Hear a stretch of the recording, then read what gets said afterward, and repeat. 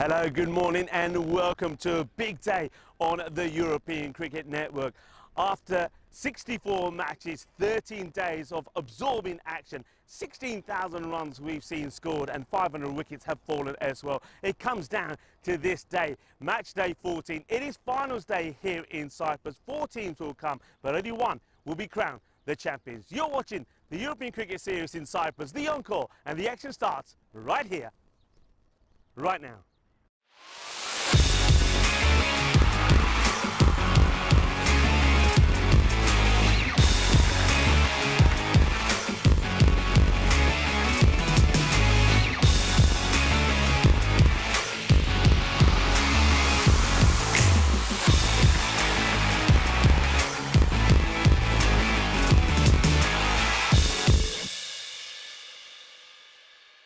This European Cricket Network event is proudly brought to you by HCL Software and Paramatch.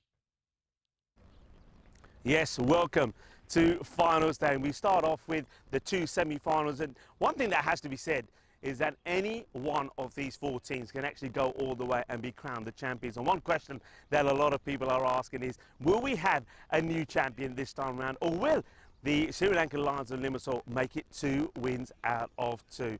We're going to start off though with two teams that showed really good form yesterday. So we have the Cyprus Knight Riders. Now this team surprised everyone with a really good win over the British forces of Cyprus. And then also we have Sher Punjab in action as well. A lot of people fancying them to go all the way. First though, let's see what happens at the coin toss. Tyron Peters, the tournament referee, has the two captains with him.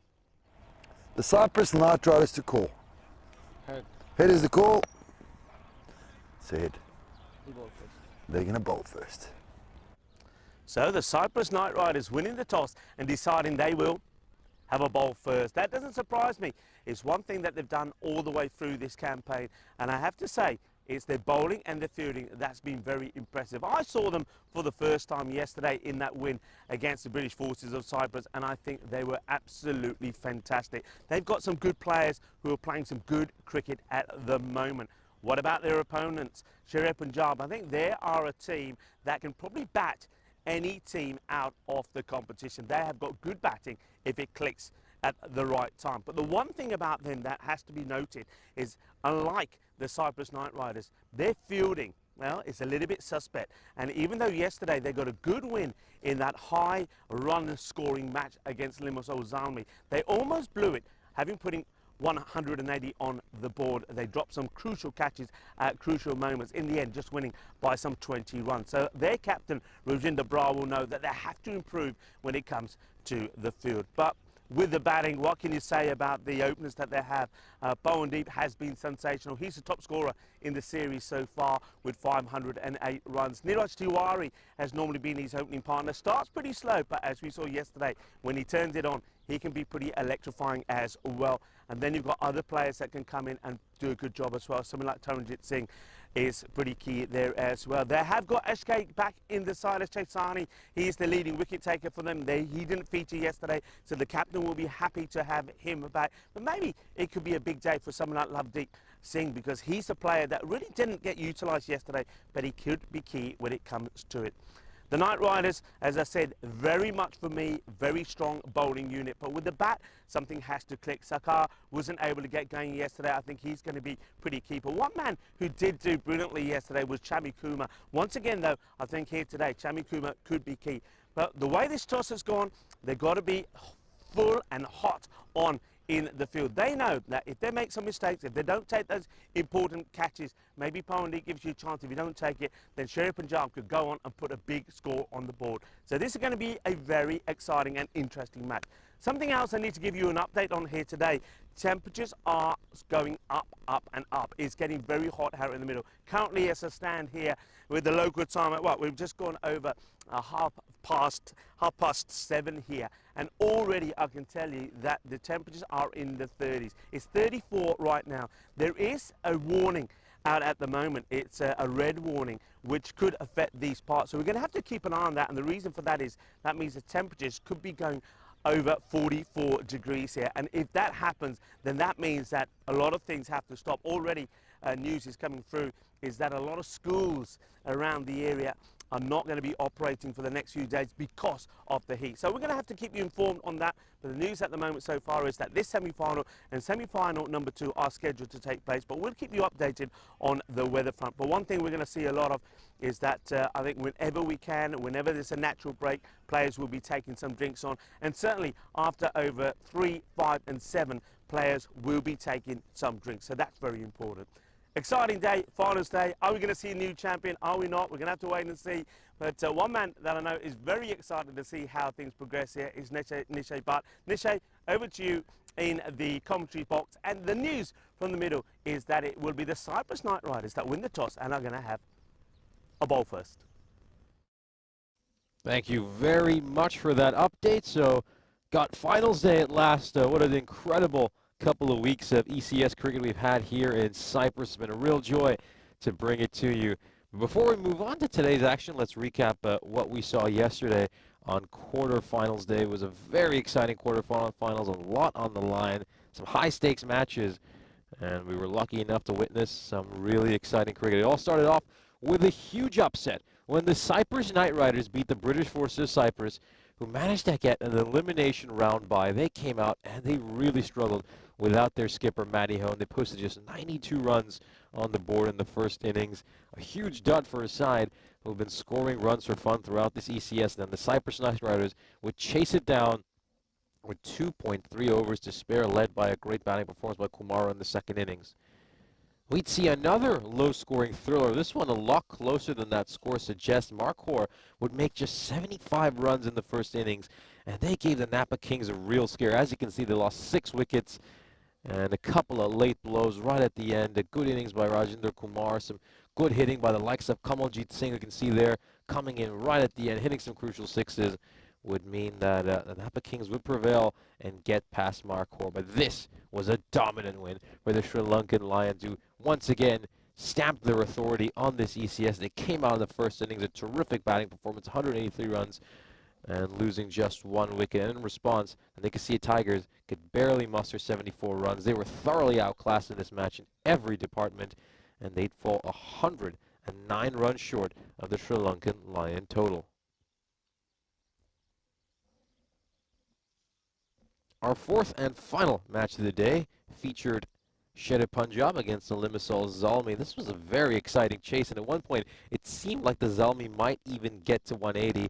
We saw some top batting in the first innings. Pavandeep once again top scoring for Sher Punjab. For the Limassol Zalmi, Salman Khan could only strike 1 boundary before he was dismissed, but Muhammad Huzaifa, as you can see, played an absolute blinder. He gave his side a chance heading into those final overs when they had to get about 15 and over, but in the end they fell short. They just weren't able to sustain the hitting, and Sher Punjab would book their place in the semi-final.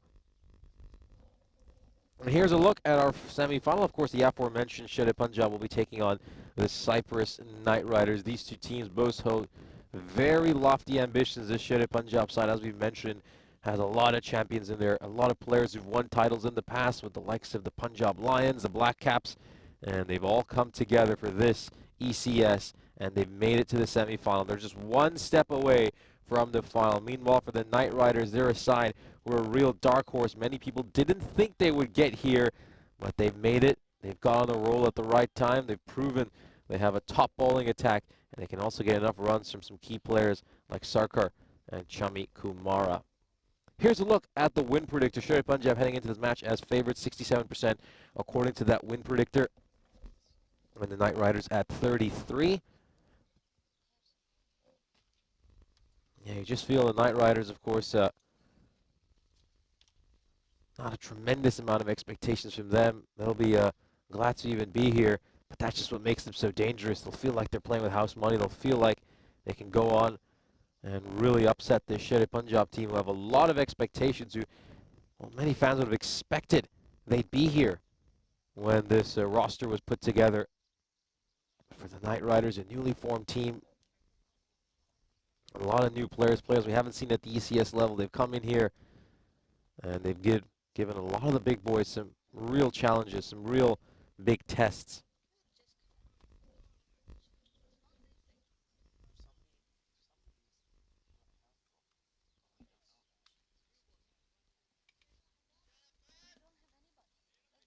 Anwar Hussain is going to bowl the first over, and here's the opening partnership for Sher Punjab. It's Neeraj Tiwari and Pavandeep. These two batters, how good have they been for this Sher Punjab side? Opening the batting,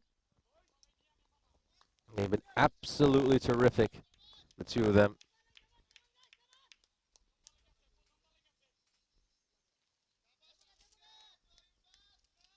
Two stellar batters.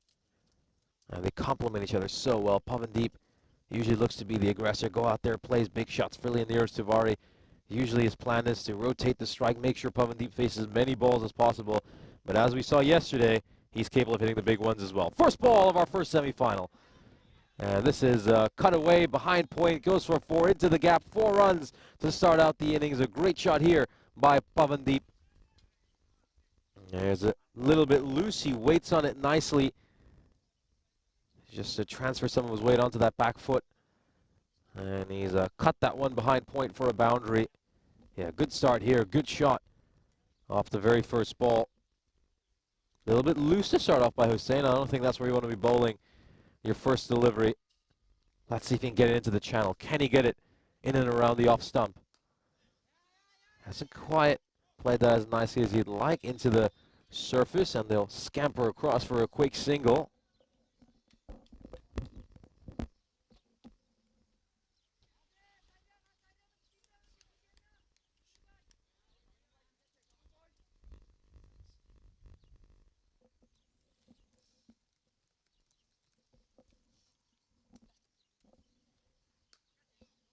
Oh, beautifully played there by Tavares, but he's picked out a fielder. That's a top bit of fielding. Sensational work by Joel Mia, who gets down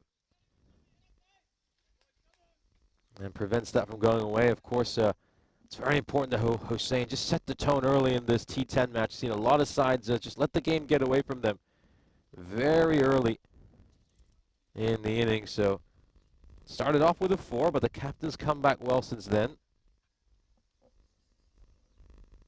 Around the wicket.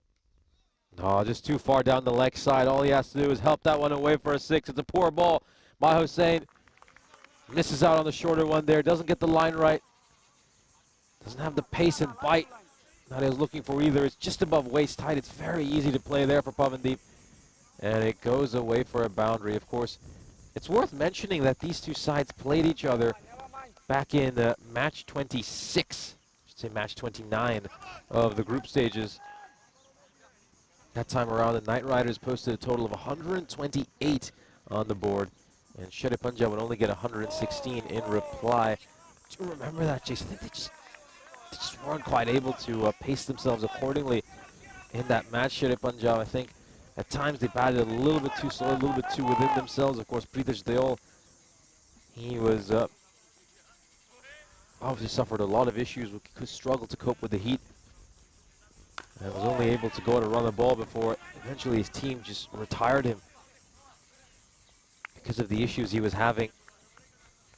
I think this time around, though, this Shere Punjab team, they're a much better side than the team we saw in match 29. They've grown as this tournament progressed, but he could say the same about the Cyprus Knight Riders. Here's a look at our ECS Cyprus Encore stats. As you can see, a par score so far on the surface has been in that mid-130s region. And we're seeing about 9 sixes hit per innings. Of course, I'm Nishay Bhatt, and joining me in the commentary box is Rico Full. Great to have you on board. Great to be here. Kalimera, everybody, and welcome to Finals Day. And of course, welcome to Peacock Friday as well. I hope you got your Peacock Friday number on. Hello to Rob Thompson, Shahab, and also to Ghulam Mustafa. Jeffrey Mobbs joins us as well. Nice to have you all with us. Good morning. Namaste, salam alaikum, sasriyakal, everyone. Welcome. He's joined the action with the bowler coming in and beating the batter. And the guy who had a good day yesterday, Danuwan Pathana. And gets one through there, Pawandeep. They know that Pawandeep is the man. They've got to try and get early. Normally gives them a good start. Yesterday we saw these two bet very well. Both of them scored half centuries in that quarter-final. That's been well hit. He's in the air, the fielder now. Oh, well, he's gone for the one-handed Jalebi catch. He wanted Jalebi baby, but he gets nada. He's going to go over. Probably goes for 6. Let's see. Gets a hand to it. Now 4 runs. Should have gone with 2 hands. And I think that's why everybody's gutted with him.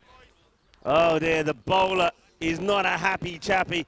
Big opportunity there, Nish, but he gets put down. No, he's made it harder than it needs to be, because all the way back, you should be able to take that catch comfortably. Instead, comes too far forward, attempts it one-handed, and you can just see the frustration Prathana has. He gave him another look right before bowling this delivery. Now it's the top edge, and that's going to go. It could be a Baximo, you know. I think it could go all the way. It will. Bullet, Baximo to the boundary. 6 runs, and, well, the bowler bangs it in short out of frustration, I think, that catch being dropped on the boundary. And Pawandeep doesn't get it out the middle, but it's got so much power that even the edges fly for 6. Yeah, that's the evolution of modern bat technology, isn't it? And those edges go flying away for 6.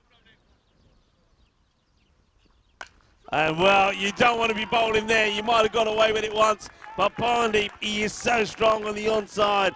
If you bowl it short, you're going to have to fetch it. And this one has been mullered. It's una grande, it's a Bisway Super 6. Oh, top shot there by Pavandeep.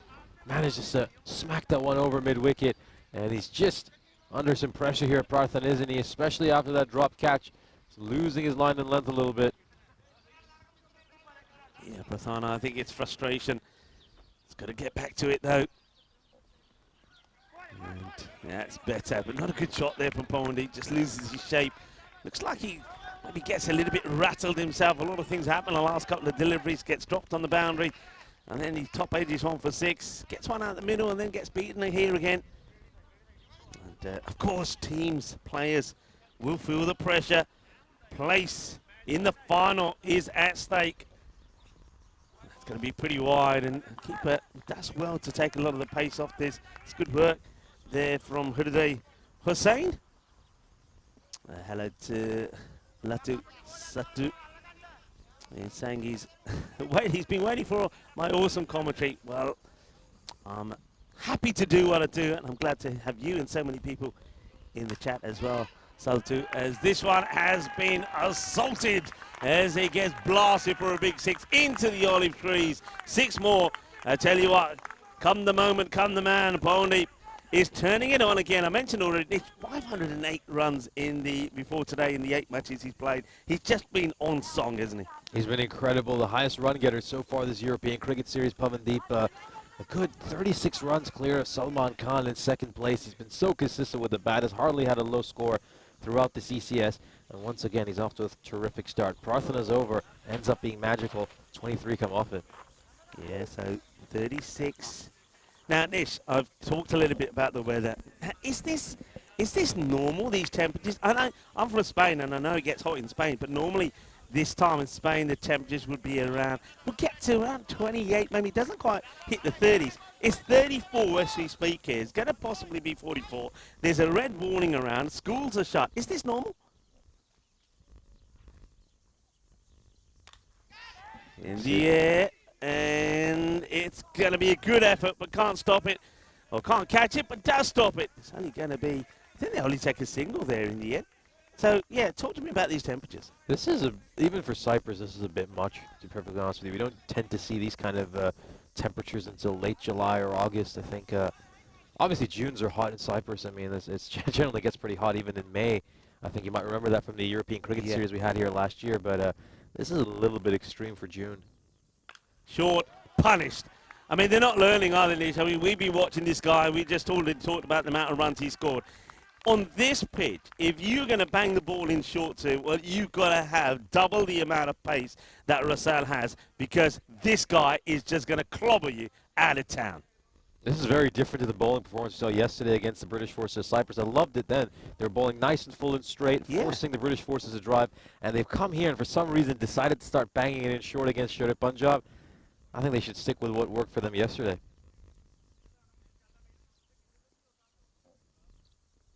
Yeah, now that's the areas. It's been corner wide. I wouldn't mind having a look at this again. I didn't initially think it was that wide. Let's have a look. And yeah, that's not a wide for me. That's a decent seed. And there, that's, as a bowler, it's frustrating because you get the ball where you should be, and it gets called a wide by the umpire. Tough call there by umpire Munib. A little bit short, gets played away, gets past the inner ring, but not the outer ring. So that's a good stop there. The fielder, Prathana, after that expensive over for 23, makes a stop. But you're right, yesterday I said to you and I said to the viewers, I was very impressed with the fielding. I was impressed with the line that they bowled to the British forces of Cyprus. They just never let them get away. It was all off stump corridor and not short. It was good length. Just lost that at the moment here. But starting to find it, maybe at the right time. So a couple of dots here. That's well bowled, that's better. And I like the way that Mohamed Russell just turns around, walks back to his mark, looks to do the same again. Yeah, this is much better. They're trying to make them drive through the offside, which has to be the plan here in Cyprus. That's the longer boundary. You don't want them hitting this straight or towards their strength, which is at mid-wicket. It's a little bit straighter here. It's an inside edge, and it's going to go away for a single. Yeah, it's been a good comeback, you have to say, by Russell after getting hit for a 6. He banged one in short that was set up nicely for Pavandeep to smack away. But he's responded well since then. He's come back well with 3 good balls. This over could have been over if that wide hadn't been called.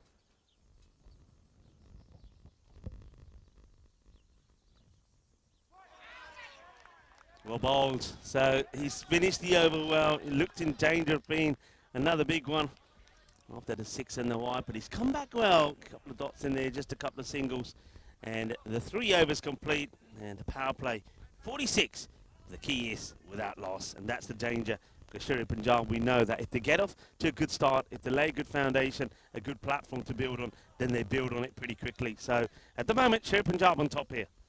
Yeah, this team, obviously, they've got so much strength and depth. There's plenty of good batters in that middle order, the likes of Taranjit Singh, Bhupinder Singh, who we saw make some valuable runs yesterday, and we haven't even had the chance to see players of the quality of Prithviraj Dayal bat that much throughout the series. So, yeah, the Sherry Punjab side, they know once they get this good start, it just relieves the pressure in that middle order, and they know they can just go ham because, my word, look at some of the names on this list. It's just an incredible, incredible array of power hitters they are blessed to have in this lineup. Yeah, Akshay Saini also didn't play yesterday. They'd be glad to have him back in the side. Of course, he's their top wicket taker. You've got Lovedeep Sandhu that comes into the side as well. So they've come here strong, haven't they? That's a team that's come here not to play in the bronze final, Nish, but to get all the way into the final and try and snatch that trophy away from the Sri Lankan Lions of Limassol. Making some changes in the field. The bowler wants to bring the third up, and I think he wants to bring third. He's not sure what he wants here, actually. Yeah, he wants somebody on the leg side. Looks like he wants a square leg. Brings third out of away from the boundary, puts him on the 45 and fine. And now deploys another man third. So, okay, he just wanted to move one round. Bowler is Nazrul Islam, who bowled beautifully yesterday. I was very impressed with him. He said it was the first time that he bowled, and what a performance it was from him. Starts with one slightly over pitched, but you know my thoughts on that. I think you're better off being slightly over pitched and getting that sort of just missing your Yorker than bowling too short. Yeah, always better to miss the Yorker a touch to Phil. Not only was he bowling for the first time on the European Cricket Network, he celebrated his birthday yesterday as well. And he certainly made a terrific impression to the European cricket audience.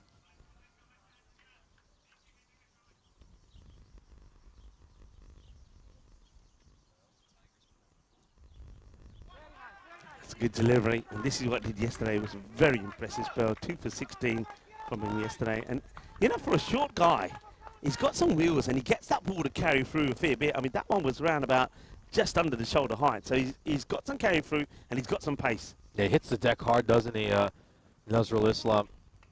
It's just a handy addition to add to your team this late in the tournament. We've seen the Napa Kings as well. They made a couple of late additions to their team, which certainly helped them in the knockout stages. Oh dear. Well, what have we done? That's a double commentator's curse, that is. Well, there you go, folks. That's the first on the European Cricket Network. A double commentator's curse. Oh, we're geeing him up, and then he bowls a gundy ball down the leg side. The wicketkeeper, Hussain, had no chance. Yeah, he's never going to get to that one. I mean, especially with this kind of pace.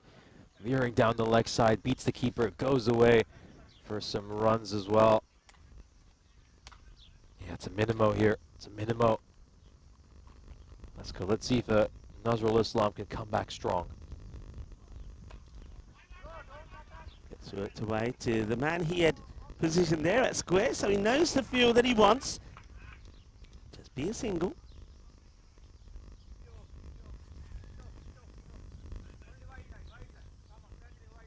Yeah, I could just hear Denman Prarthana talking to him, just saying, hit that wide line, hit that tram line. So, yeah, he's making their plan very clear. They're trying to get these wide Yorkers into nearest Tiwari.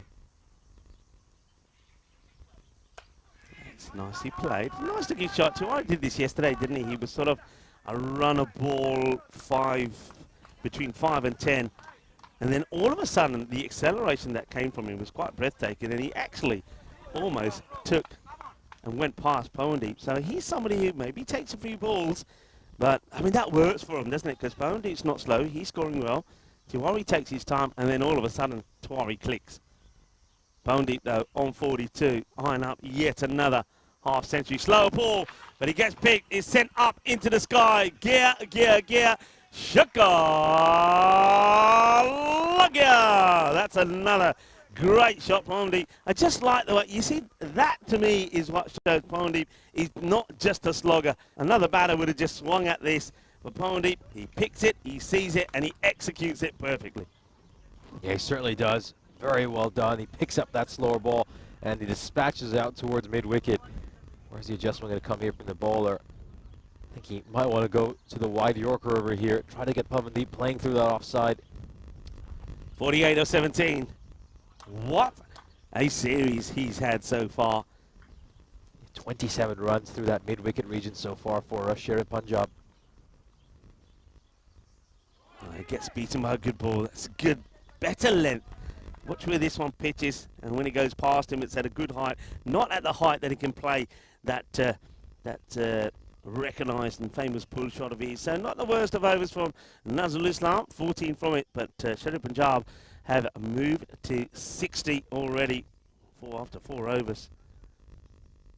Yeah, terrific start by Sher Punjab. We're getting accustomed to seeing them get off to these starts at around 15 and over, and then they just pick up the rate even more in the second half of the innings and get it up to that 20-plus run rate in those last 3 or 4 overs. We've seen that from them regularly. And the expected score right now is 156. Either way Sher Punjab are going, they'll be eyeing something once again in that 170s, 180s region. Really put the pressure on the Knight Riders in the second innings to...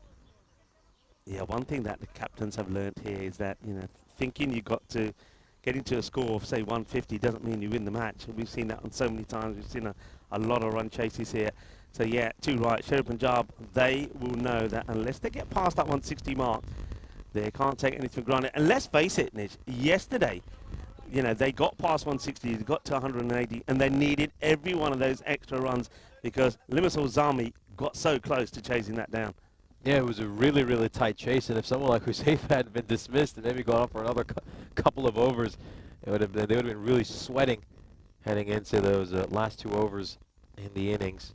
Yeah, Mohamed Russell being brought straight back. He bowled not a bad over, and that's a good delivery, good length, nicely bowled. Yeah, he's been the leading wicket taker for this Knight Riders side throughout this European Cricket Series. 11 wickets to his name, tied with his skipper.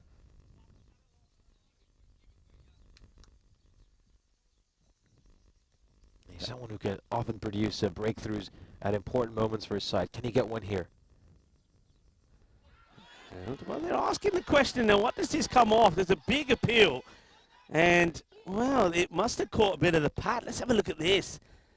It's a big appeal. Well, doesn't look like it looks like it hasn't caught anything really. Just having a look at the way the ball sort of dies as it goes past the bat, I think I don't think the umpire's got anything to go by there. So umpire says not out. And now, well, what seems to be going here? Now, oh, I don't know what's happening. It's almost like they started celebrating a wicket, and the umpire saying, no, it's not out. I said not out. Interesting sequence of events. Well, the heat is on. I tell you who's feeling it at the moment. Umpire Munib as well. You know, big shout out to the umpires this morning. Munib and Abdullah out there. Tracy is the third, and led, of course, by Mr. Horns himself, Tyrone Peters. That's a good bowling. You can see the difference here now, because Russell is bowling a good line and he's causing problems. Pawandeep is trying to make some adjustments, so he starts to walk down the pitch this time to play this away.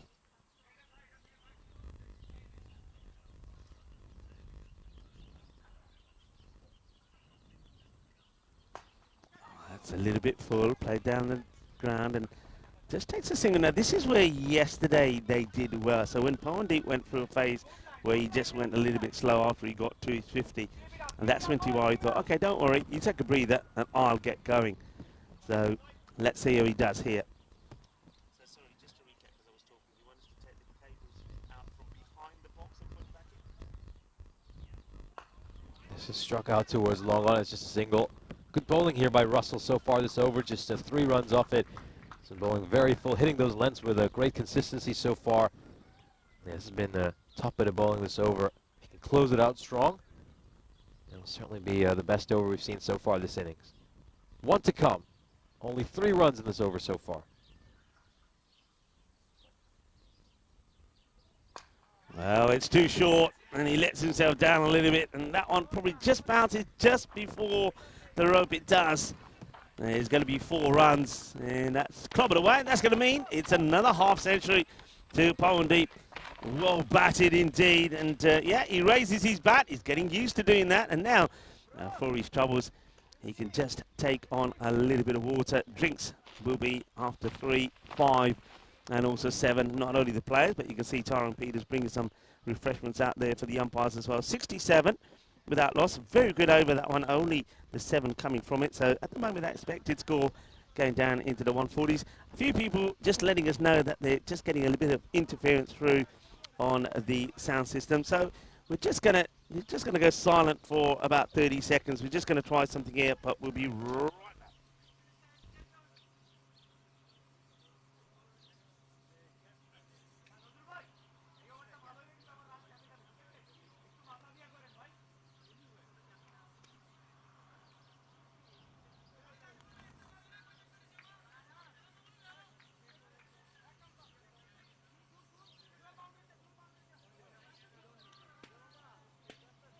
Yeah, just recapping what we've seen so far this match. It's been a really good start here for Sher Punjab. They were very dominant during that power play, managed to make 46 runs those first 3 overs. As usual, Pavandeep has got off to a flyer of a start. Neeraj Tiwari is more than happy to play second fiddle and just rotate the strike. But the Knight Riders just clawing themselves back into this game in that last over. MD Russell giving up just 7 runs in that previous over. The first single digits over we've seen so far this innings. Ace is up in the end. This will go all the way. And this is what you expect to see here now from Neeraj Tiwari. It's time for him to open up a target, just like he did yesterday. And it was a similar sort of circumstances. He was sort of just into double figures. Pavandeep had brought his 50 up, and then Tiwari thought, okay, now it's my turn to go. Maybe that's their plan, Nish. That might be their plan, and I think you can just see Nazrul Islam slightly missed the length, hasn't he? Fractionally missed the length, and he's been sent away for 6. Good comeback though. That's in that corridor of uncertainty for a lot of the batters. Gets the dot ball in. Tiwari, I think he's, for me, he's got to be a big play here today. Not just with the bat, but more so with the ball. I think we saw yesterday, Sher Punjab, the variations are lacking with the ball. So they need someone like Tiwari to be at his best. And having someone like Lovedeep Sandhu coming into the side could be pretty key for them as well. And that's in a similar area again. It's a really good shot. It's going to be 4 runs, cuatro más. And I like the way he plays this with so much time. So he's taking his time to get in. Look, he makes that initial early movement, doesn't he?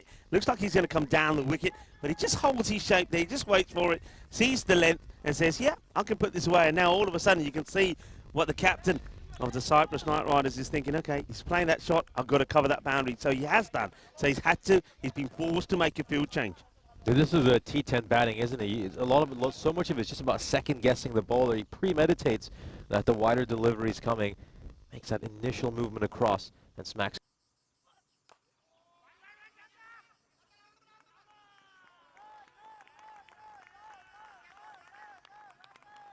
Quite right. But what's happened there? Tiwari's made and forced a change in the field. So the player that was on the boundary there mid-wicket has to come inside, so an extra cover can be placed, and then he finds and exposes that area that the field has just come from. Yeah, manipulating the field really well here, Neeraj Tiwari. The bowler, though, I mean, he was going in for that Yorker, but he knows if he misses it, the margin for error is so small, it's always going to go away for a boundary towards mid-wicket. Expensive over so far. 14 runs off, it's still got a couple more balls to come. Right, up in the air, first chance. Huge moment. And taken, really good catch. Very, very good catch. Well, he wipes his brow afterwards, but Mohamed Jahalmia takes a fantastic catch here. Goes a long way up in the air. You can see how many adjustments he's had to make to get into the right area. And then he plucks the catch and he breaks his partnership. It was worth 81, but that's the end of Tiwari. He will go. And Pawandeep is still there. That'd be interesting who they go with here. Do they go with Taranjeet? Do they go with someone like Lovedeep Sandhu? Let's see what their options are. He went for it's a much better line over there. Kept that one nice and wide. Tiwari was trying to play that towards the leg side. Maybe would have been better off looking to open the offside on this shot. It's popped up. And it's very comfortably taken. Good catch there. Well held onto, and an important one to get rid of Tiwari. But in comes the dangerous Taranjeet Singh, who's already hit a century so far this ECS. Oh, he hit the ball so hard. Oh, you could not You could not hit a ball harder than this. People, look at the time it takes from the ball to go from the bat here to the boundary. This is incredible. Look, it even looks fast in slow-mo. That is so quick. What a hit, what a strike.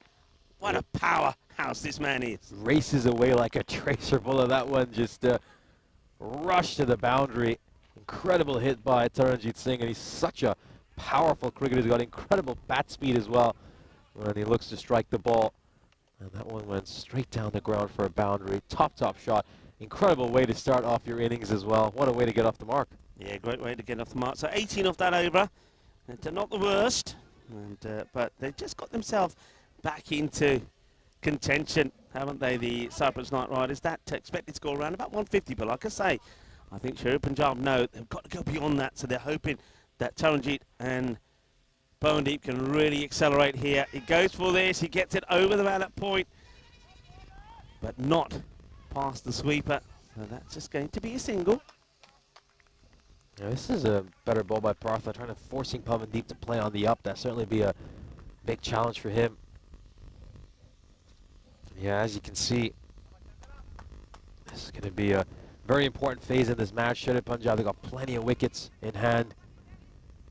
And it's a license to tee off for the remainder of this middle order. Neeraj Tiwari and Pavandeep have really set this side up well. It's a question of whether they can add the cherry on the top and go on and make that big total. Well bowled. This, bad news. The portaloos are being cleaned and the wind is blowing right at us.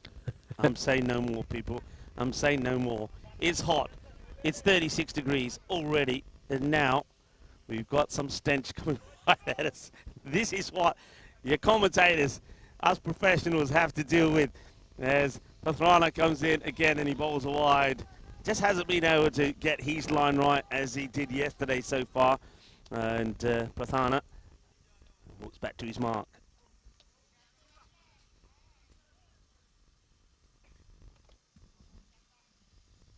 Tense moments in this match. Big partnership here. That's been hit pretty well. The fielder, yeah, well dealt with. He's bobbling around, and I'm liking the way. When you see this again, you'll see a fielder coming across to back up the man who's doing the fielding. That was Ryan Sarkar. I mean, he's got to play a big part here today, isn't he? With the bat, he didn't quite click yesterday. Bowendeep wants boundaries. Doesn't quite get it out in the middle. This is all to do with the... Oh, no. Oh, no, no, no, no, no. Dear, oh, dear. I mean, he chases this hard, does Mohammed Jalmir. But unfortunately, what he does here, he gets clonked by the ball on the knee. Doesn't get hands to it. And the fielder who's backing up has come from that area. Well, he sees it go into the vacant spot that he leaves, and that's going to be 4 runs. A valuable, unlucky 4 runs for Powendeep. Well, you don't want to be giving Powendeep runs. He can score them himself quite healthily. Yeah, his feet are just not set in the right position when he goes to field that one. Joel Mia, we saw some great fielding by him in the first over, but none there. This is hit straight towards long off, and that is a top display, an excellent display of boundary fielding. Puts the dive in, and he saved his side 3 runs. Ah, that's sensational, isn't it? Absolutely brilliant. Fantastic work. You won't see a better stop than that. And that was Shuvu right in front of us. And this one, again, not out the middle. So then trying, you got 2 dangerous hard-hitting batters out there, trying to get boundaries, trying to get the ball away, but not really succeeding. So Prathana, a much better second over from him. It only goes just for 9 in the end. Taking the score to 94 for 1 after 7. By this time, I think Sherry Punjab would have hoped to have already been in the 100. So this is a good fight back from the Cyprus Knight Riders. Yeah, great fight back by the Cyprus Knight Riders. They really slowed this run rate down these last few overs. The big trigger was M.D. Russell's 5th over that went for just 7 runs. And since then, we've seen only 34 runs scored in these last 3 overs. A big, big improvement from the 15 and over Sherry Punjab were going at the start.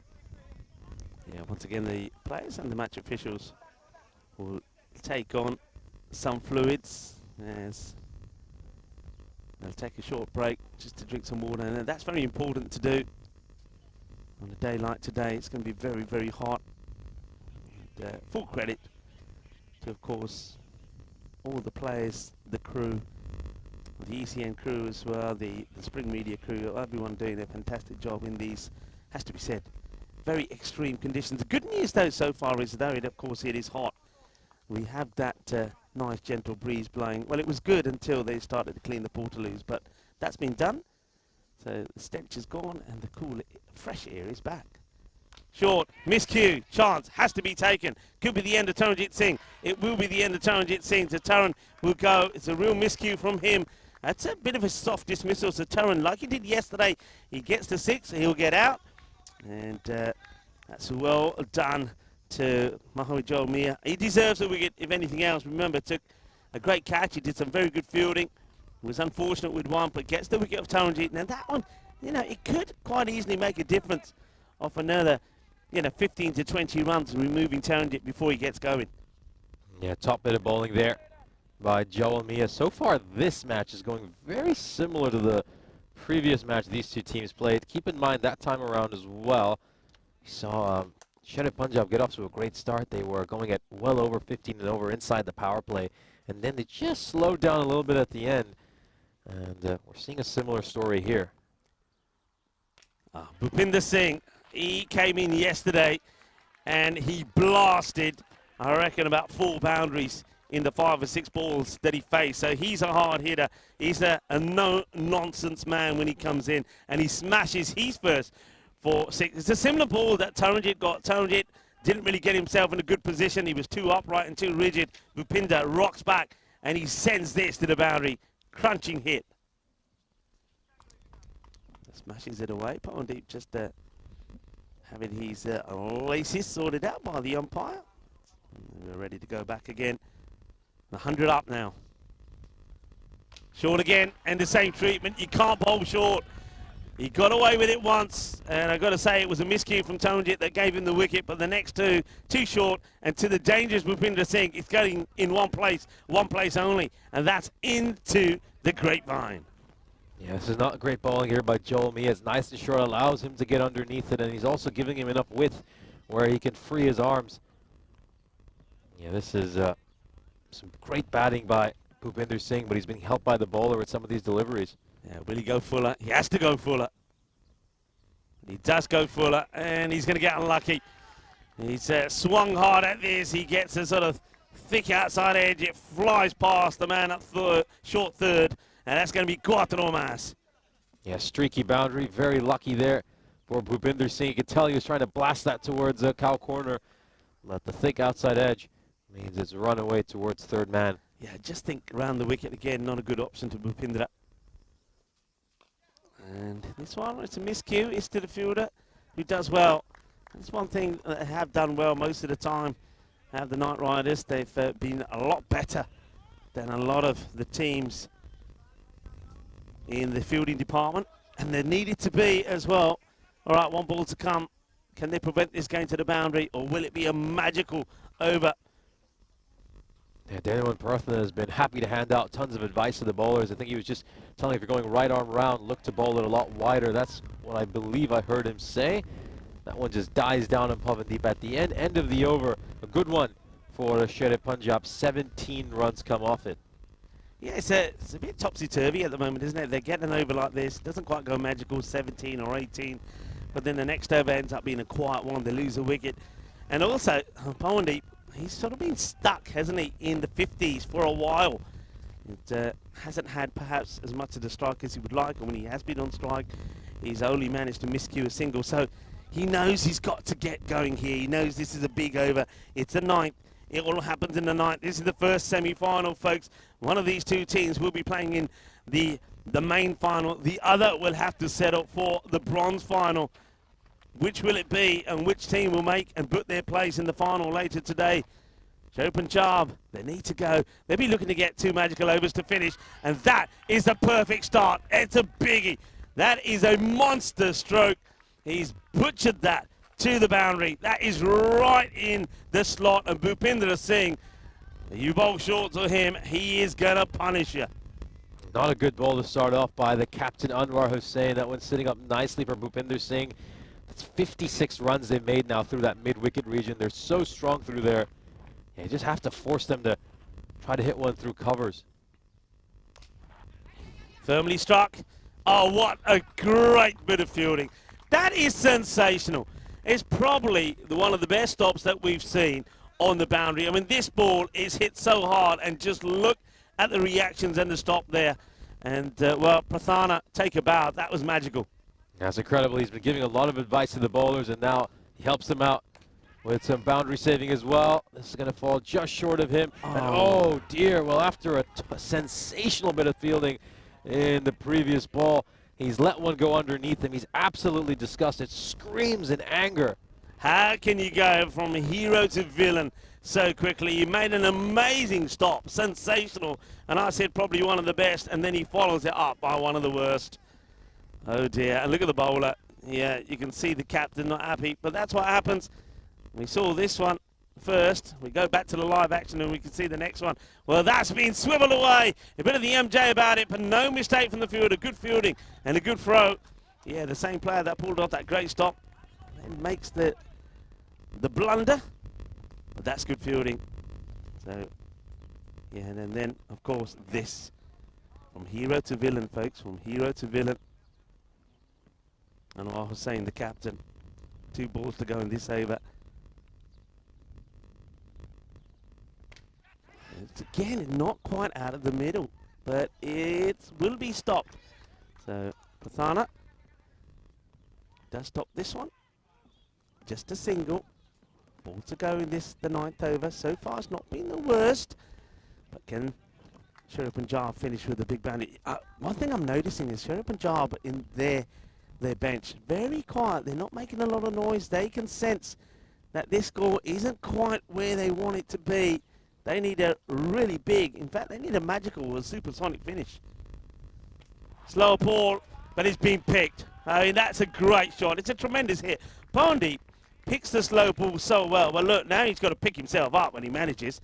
But look how quickly he picks this, goes down on one knee. It's a slog sweep for 6. That's a tremendous shot. They needed that to finish that 9th over. So 130, but they'll be looking for a magical finish here to finish on a score that's 150 plus.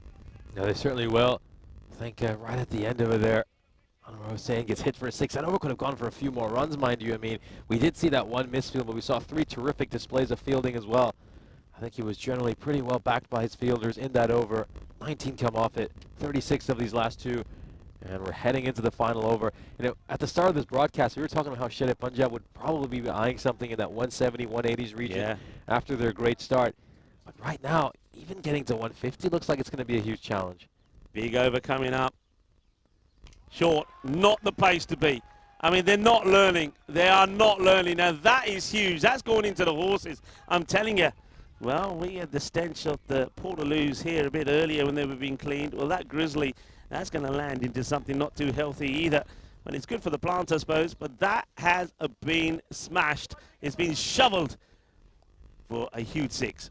And bowling a bit too short at times today, the Knight Riders. I think what worked for them so well yesterday against the British forces was the consistency with which they were hitting their Yorkers and bowling it full. This match, but a few too many short ones to the Sherry Punjab Cricket Club, and this is launched away for a 6. Another great hit here by Bhupinder Singh. What a start to the over. Back-to-back 6s. Yeah, but look where the length is. They're just not learning. I mean, if you did the stats on this, every time the ball has been pitched short, it's, apart from once, Taranjeet's wicket, every time other than that, it's going to the boundary. So this is not a good line here for Mia. 2 big 60s to start, 142. They need it to be keep going this way to Sherry Punjab. They want 150 plus. Oh no, no, no, oh no. Before it's even bowled, you know it's going to go one place. 3 on the spin, and Bhupindra, keep an eye on his score. I mean, this is quite amazing. He's into the 40s, and he's faced like 10 deliveries. 43 of 10, a strike rate of over 400. That's quite amazing. Now this over, this could be the over. This could be the over that makes all the difference. Could certainly be that. Prathna's just gone to have a word with the bowler. He's been very keen to give advice. But yeah, certainly you just feel like they've given the balls right where they want them. 105 runs through that leg side region so far. I need to force them to play something different here. It's a better ball, fuller ball. And looks like Pondeep sets off for the single. You can see there that the Bhupendra said, nah, it's okay, stay there. But that's better. That's where you got to be. So gets a dot ball in there. 2 to go in the innings. 148. You got to realize the batter, he's looking to target anything from mid-on to just in front of square leg. And as a bowler, you've got to make the right adaptations. Full toss in the air. Is it going to go to hand? No, it doesn't. Batters, take a look. They only take a single, and that's probably down to slow running there from Pondi. He goes through these periods, doesn't he? I think when he gets into the 40s, he loses his stamina a little. But can he give them the big finish? He's had a chance to absorb some energy at the other end. Now he's got to excel. He's got to go for a big one. But again, another 70 score from him. Remember, he was great yesterday. Right, here we go. And it's going, and it goes all the way. So the 150 does come up. They will finish on 155 for 2. I still do believe that they'll feel that they're probably around 20 runs short of where they would have liked to have been. Let's see if that cost them. But one thing I will say, I know that Cyprus Knight Riders in this particular innings, it wasn't their best, but it was by no means the worst. And I think other teams out there against the same sort of attack here in these circumstances could have gone for a lot more. So though they weren't at their best, though sometimes they didn't bowl the right line, they also made a lot of good saves. And remember, they brought themselves back into this because it was certainly looking like it was going to be a 170 plus score at one point. But Pondi, he does it again. He bats all the way through. It's quite sensational, really, the way that he's been batting. He made 78 not out yesterday of 34 deliveries, 76 today of 30. He was helped by Niraj Tiwari, the two openers, put a good 81 partnership together. Taranjit Singh didn't fire, but Bhupendra Singh, boy, can this guy hit it. He certainly can. I mean, this was a game of 3 phases, wasn't it? I mean, so often we talk about closing and starting strong, but in the middle overs, that they were just able to contain this run rate a little bit, the Knight Riders, between overs 5 to 7, which you're just watching right now. Managed to score just 34 runs, and they lost that important wicket of Niraj Tiwari. They started off scoring 60 runs in those first overs, and they scored 51 runs in the last 3, capped off by that 25-run final over. So it was a strong finish for Sher Punjab, and that's what has led them to this total of 155. We'll have a look at the scorecard for this first innings, and top scoring once again for Sher Punjab is Pavandeep. We're almost getting tired of saying that at this point. He's been so good throughout this ECS and leading run getter in this European Cricket Series, batting with an average of above 100 because he usually bats out the innings. He rarely even gets dismissed. An amazing player, and he has been a real joy to watch, and he's put his side into a good position to make it to that grand finale. We'll have a look at some of the other scores as well. Niraj Tiwari with 21 of 13. Tiwari doing what he usually does, which is just to look to rotate the strike, make sure that Pavandeep plays as many balls as possible. He hit a couple of good shots near the end of his innings, those 2-4s, and then he just popped one up. That was taken very well by Jalomia. Taranjit Singh, though, he get caught in ball. The wide one, or I should say skied one, that was taken by Joel Mia. Then a nice finish at the end, after finishing 44 runs of just 12 deliveries.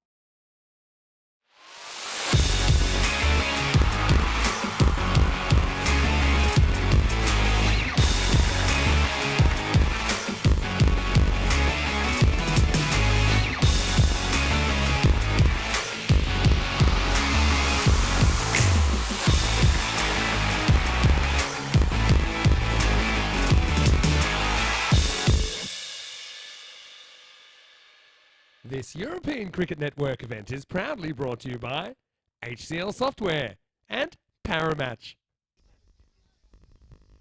Welcome back for the second innings. We are into our first semi-final of the day. Shere Punjab hosts 155 runs on the board.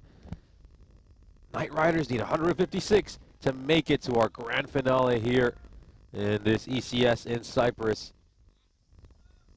Should be in for a very exciting game. And here we go. First ball of the second innings. Has it just got some pad along the way? Didn't think there was any bat involved. And it's going to be a wide, so Taranjit Singh yet to bowl a legal delivery. So we got Shuvo and Kumara opening the batting for the Knight Riders. This is interesting. I think maybe they've gone with Shuvo just because they think he's a good power play hitter. He's someone who could maybe hit a few big shots, get a few expensive overs in for Shere Punjab. Yeah, not a bad delivery though from Taranjit, was it? He got good lift, and they made a change here, going with Taranjit. Now Rajendra Bra, and now he gets this one to swing too much away. So, but getting movement, and I think that's why they've gone with Taranjit, to get that early movement, to see if he can get that early wicket. Yeah, I think Rajendra Bra, the way he's bowled these first overs throughout the European Cricket Series, I don't think he should risk it here in the semi-final. A lot on the line here, lots at stake. And I think he's not proven himself worthy of bowling this first over so far, to say the least. Plays this one with soft hand. Shuvo, they'll come across for single. Yeah, that's the important thing to do, isn't it? Just to get things started. I mean, he's always very tempted to try to go big straight away and then give you a wicket away. They don't need to do that. I mean, they're needing to go at just over 15. So it's something that you would think, from what we've seen already this series, the amount of runs that we've seen, over 16,000 runs. Quite amazing, actually, the number of runs that we've seen there.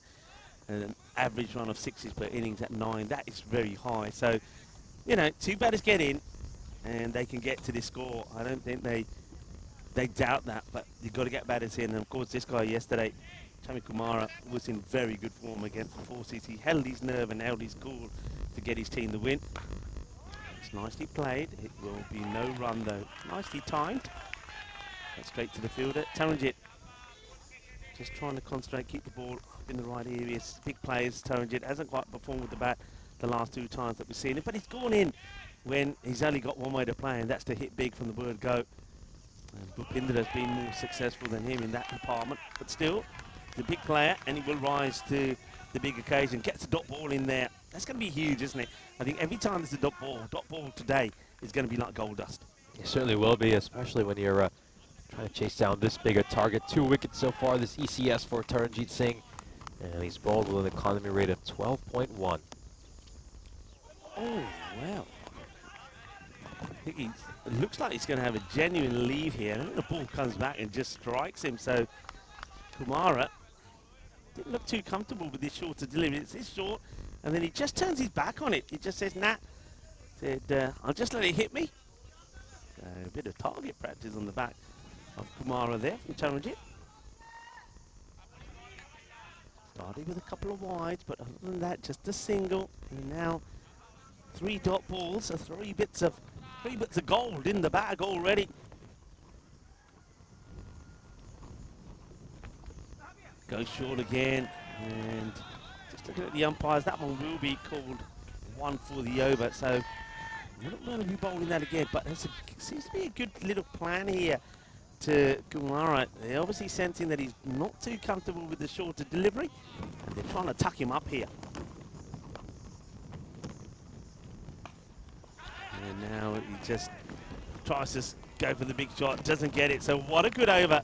Started with 2 wides, but after that, just the 1 single and a lot of dots. And that is the perfect start, really, for Shere Punjab, but not so much for the Knight Riders, because that is going to accelerate that.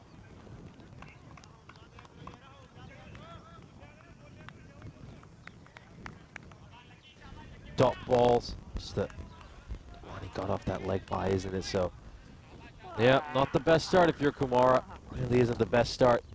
Made just 4 runs the last time these 2 teams played each other. Right, now this is going to be interesting. Looking forward to see how this goes. So this is a guy I haven't seen too much of myself, Akshay Saini. He wasn't playing yesterday. He's their leading wicket taker with 11. And he gets given the ball straight away. So another good over here. And look at the way that every so often, we'll go back to that in a moment. And gone, gets a wicket straight away. Welcome back. Akshay Saini gets it outside the off stump. It's a big swing from Shuvu. Needs to go big, needed something to happen. The catch taken. Look at Rajendra Brar. He is absolutely full of joy.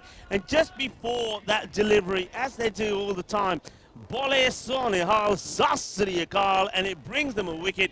And it's also good to see, Nish, something we were talking about yesterday. Pitaj Deol behind the stumps takes the catch. Yeah, it's good to see. I mean, obviously Pavandeep would be pretty tired after that long innings. He played, batted through the whole innings. And they brought in the fresh wicketkeeper, Pitaj Deol, who hasn't batted much this ECS. And he can just focus on his wicket-keeping here. Great bit of bowling by Akshay Saini's 12th wicket of this European cricket series. I mean, his strike rate's incredible. It's around 4, so he's getting a wicket every 4 deliveries. Yeah, it's quite amazing. All right, Ryan Sarkar didn't quite perform yesterday. He has to today. Oh, well, he almost finds a feather on this as well. Good bowling. That's the length, though, isn't it? I mean, he's shown strength.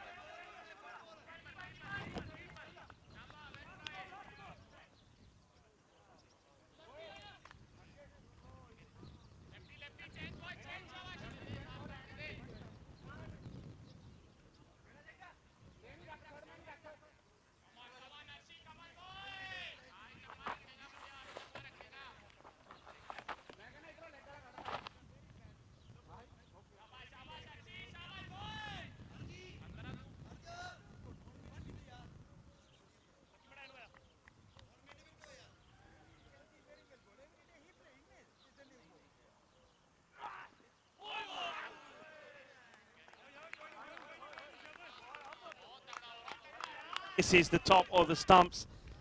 Good over. What an over. What a start. Only 4 on the board. 1 wicket down. 2 overs completed. And that means that rate has soared up to over 18.5 required per over. Yeah, they come out with a really good plan here, Shere Punjab. Clear idea of trying to force this Knight Rider side to play it through the offside. The Knight Riders, well, looking to heave all these wider deliveries towards mid-wicket, and well, they're swinging and missing so far. They managed to make just 4 runs in 2 overs. All right, somebody's coming on here now to prove you wrong. The one thing I will say about this is this. Rajendra Brar, the captain, who has just been bowling runs, if he's going to come on to bowl and he needs to get an over in, probably now is the time when there's only 4 on the board after 2 overs, 1 wicket down. Here he is, Rajendra Brar, Mr. Economical. Well, he is for the batters. Let's just leave it at that. I'd rather he bowl the power play. I mean, outside the power play, I should say. I mean, considering some of his bowling, but well, yeah, he does have a knack of picking up some wickets throughout this ECS, so maybe he can grab the second one here for his side. Who will be celebrating? The batters? Will they get their first boundary? Or will Rajendra Brar be doing his trademark send-off?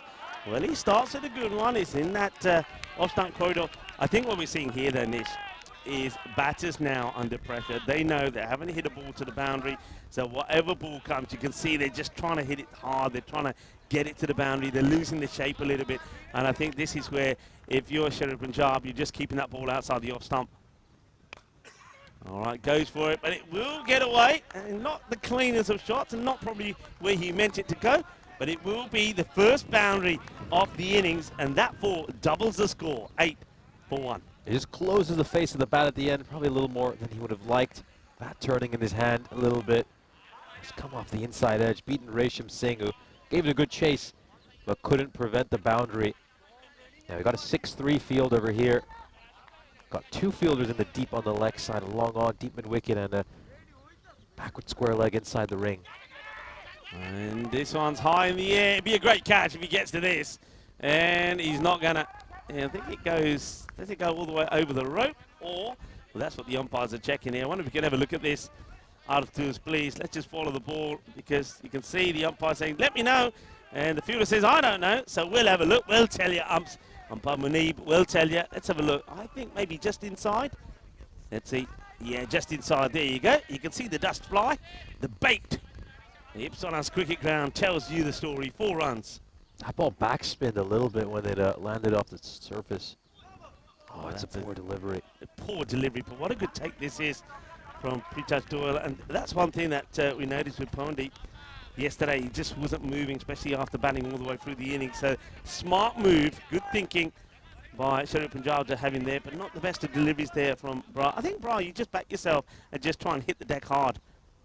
And he's gone wide here now as well. So after going down the leg side, he gets this completely wrong, goes too far on the offside. So the runs are starting to flow, and once again, it's Rajinder Bra, that is the provider.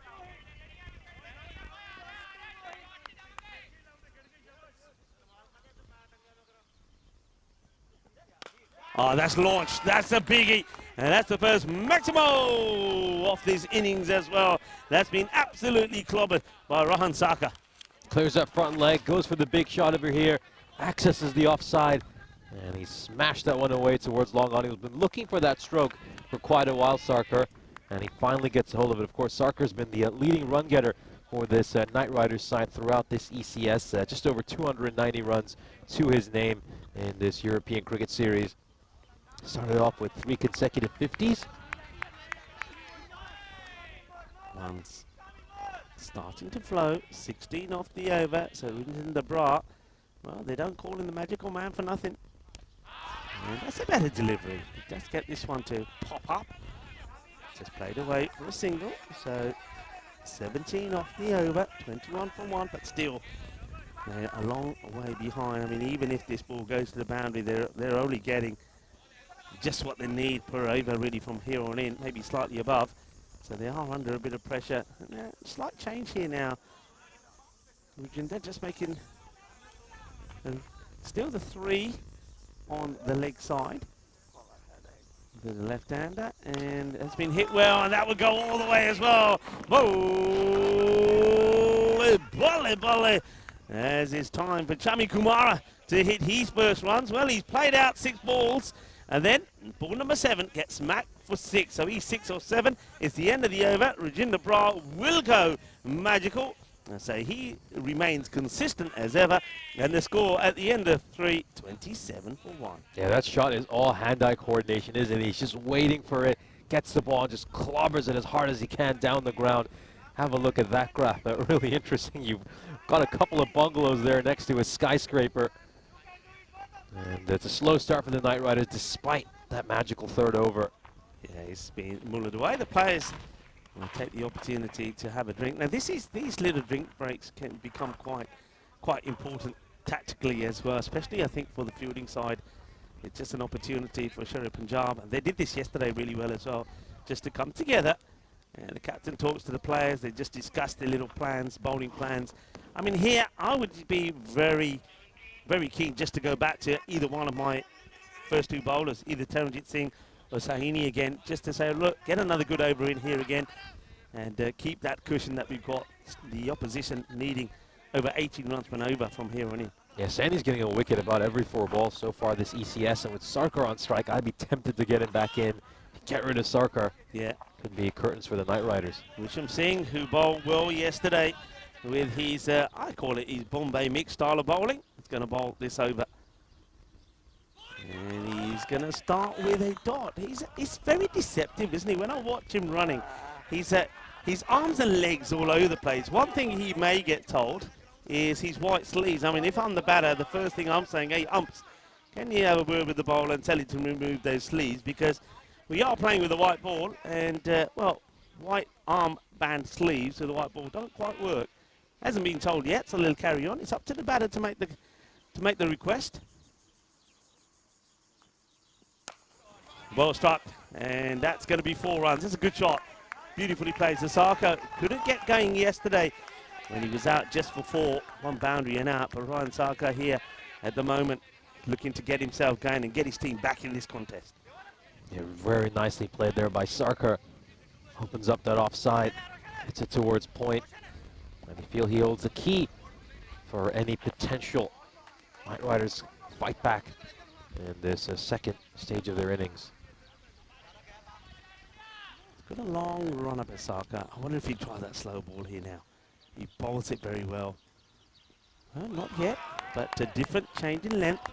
Yeah, he's really come on a long way. I know that you were telling me yesterday how you've seen him from you know, playing from about 2-3 years ago, and how he's developed. And I can see that he's a bowler who thinks about what he's doing, changes his length well, and his pace as well.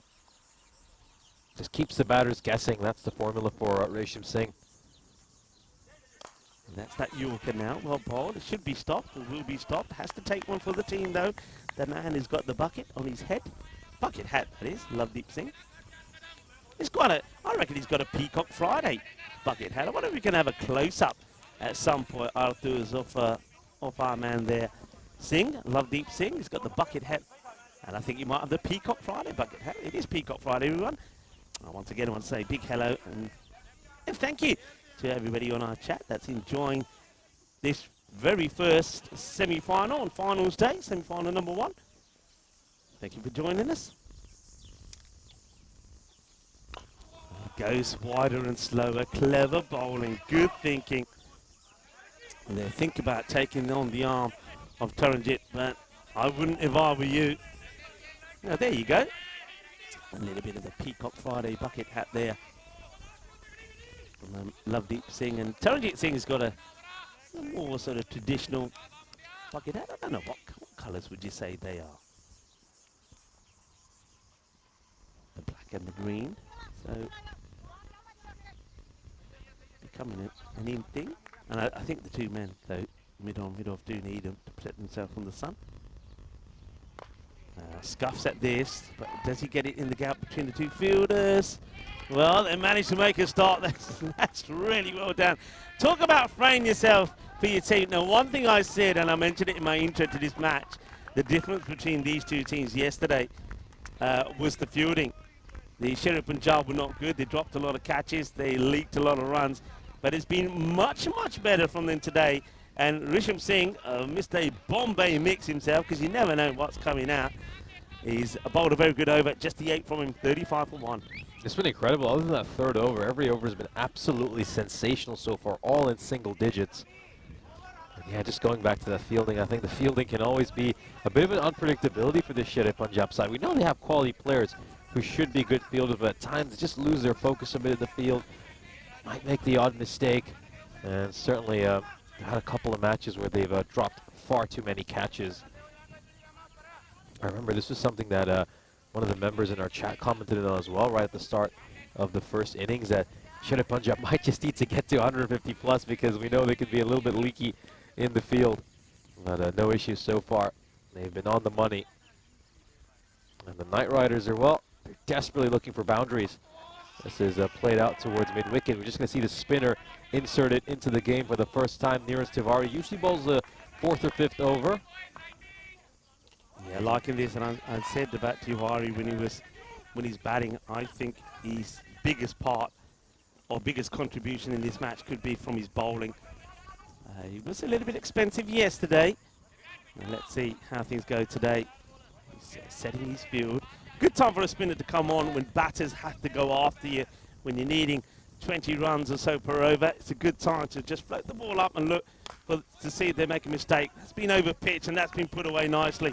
That's good timing. It's just a bit of a full toss, though, and he gives Saka the room that he needs. Saka puts it away. So while he's there, game is on. Remember, Kumara Yesterday was very much the same against the British forces Cyprus. He was there for a while. He wasn't doing much. A bit of a Tiwari knock really from him as well. And then all of a sudden he just unleashed and scored runs quickly. So these two, we know they are capable of getting that acceleration that's required in. It's going to be a wide. Sees the batter move early, so decides to push one through. Well, I think he was, that's clever thinking. I think he thought the batter's going to come down the track. The only difference is here, pitchers do a little bit like Pondeep yesterday, not standing up. Yeah, I think Sarkar really should be looking to use his feet a little bit more aggressively because of how far back British Dale is. Dale, though, has got to get the helmet and stand up to the spinner. I think not going to get too many stumping standing as far back as he is. License for Sarkar to come forward and really look to attack some of these deliveries. That's the ball. That's for me. Look, when you know the opposition are needing more than 20 and over, that's the ball you got to bowl. Just fly it up there, take all the pace off it. And the batter, if he wants the boundary, he's going to have to commit and he's going to have to give it somewhere. In the air. Oh, that is sensational. Oh, that is sensational. Taranjit Singh, you're not worthy. Is it a bird? Is it a plane? No, it's Taranjit Singh. What a catch. What a moment. And it comes in the semi-final. You do not see better than that. That is a sensational catch. There is no doubt about it. And we've witnessed another magical moment from Taranjit Singh. That is just superb. Incredible. An exceptional display of fielding. Sarkar, he had to go for the big one. Taranjit Singh has done an exceptional job of patrolling that long off boundary. Takes a brilliant low catch. Look how low he gets his hands down, takes the catch comfortably. He's made it look a lot easier than it really is. And that is going to be the end for Sarkar, the in-form batter for the Knight Riders, their top run getter this ECS. What a moment. What a moment. There's a saying, isn't there, in this sport, catches win your matches. They don't come better than that, and that, being that it's the wicket of Sarkar, could also be the match. There's Tiwari. Well, oh, that's brilliant. Now Taranjit is to the left, to the left, to the right, to the right. Well, somebody will get there. There's a man wearing the Peacock Friday bucket that does in the end. But what a good stop that is as well. Well, Risham Singh this time. Mr. Bombay Mix himself comes across and makes a stop. Well, that's just outstanding. The difference between them in the field today and yesterday has been outstanding. We're at the halfway mark. The score 42, 2 wickets down. And they've got a long way to go here. 114 required in 30 deliveries, meaning they have to go at over 22 per over from here on in. They certainly do. Huge task over here. I mean, we know the Knight Riders, you know, they're a side that tend to pride themselves for their bowling and their fielding. Obviously couldn't get the job done in that first innings, and they've got a mountain to climb in the second half of this innings, just going through their card. I mean, where are these runs going to come from? Obviously, I think they might turn to the likes of Prarthana later to try to score a few runs, but yeah, this is just starting to look a little bit bleak for them, isn't it? Yeah, they need something. It has to happen quickly. And I mean, look, Sherry Punjab, we know that sometimes they are a team that can give away a lot of runs. They sometimes lose their discipline, they lose their shape. But there's something about them here today in the field. They look like a different team. Well, Taranjit's coming this way now. Taranjit, Taran, bahut badhiya catch. I just said to him, what a wonderful catch. It was sensational, and we've captured that so well on the camera. And the other thing about that catch, Nish, is to take a catch like that. And this one is going to get away. That's going to be 4 runs. It's a streaky one. Hussain gets his first boundary, but just taking a catch like that on this outfield, you're already resigned to the fact that if you're going for this catch, you're going to do some damage to yourself. You're going to cut yourself. You're going to get cuts and grazes all over the place. So he put it down for his team. He put it on the line, and he pulled off what could be a match-winning catch. Yeah, that's why they've had to wear some of these sleeves. I mean, despite the heat, just to save their elbows from some of the bumps and bruises and scrapes they're going to get. Well, I tell you about, you're talking about bumps and bruises. Have a look at this. Well, this is the batter, Hussain. He gets tucked up. He gets one in the gut here, doesn't he? This knocks him out. There we go. In the belly. There he goes. He's down, but he's still there. Hussain. Good comeback from Verma. Right, in the air. Taranjit again. Oh, this time he just can't get there. And it stops just in front of us. Taranjit, I thought he was going to pull off another incredible catch.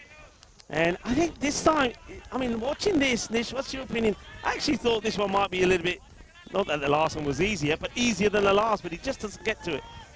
It looked like it was going to be a big challenge, and I think that's the gamble you're taking when you're trying to go for the other wicket, because he knows if he gets a third wicket here, could have really buried this Knight Riders side, but in the end, it's 4 runs. Oh, look at the energy in the field. These guys are throwing everything at it, Sherry Punjab. They're backing each other up, they're talking to each other, they're encouraging the bowlers. They're a different team in the field here today, Nish. They're a different team. Yeah, they're a different team. They're locked in, they're focused. Been no mistakes so far. They're really suffocating this Knight Riders side.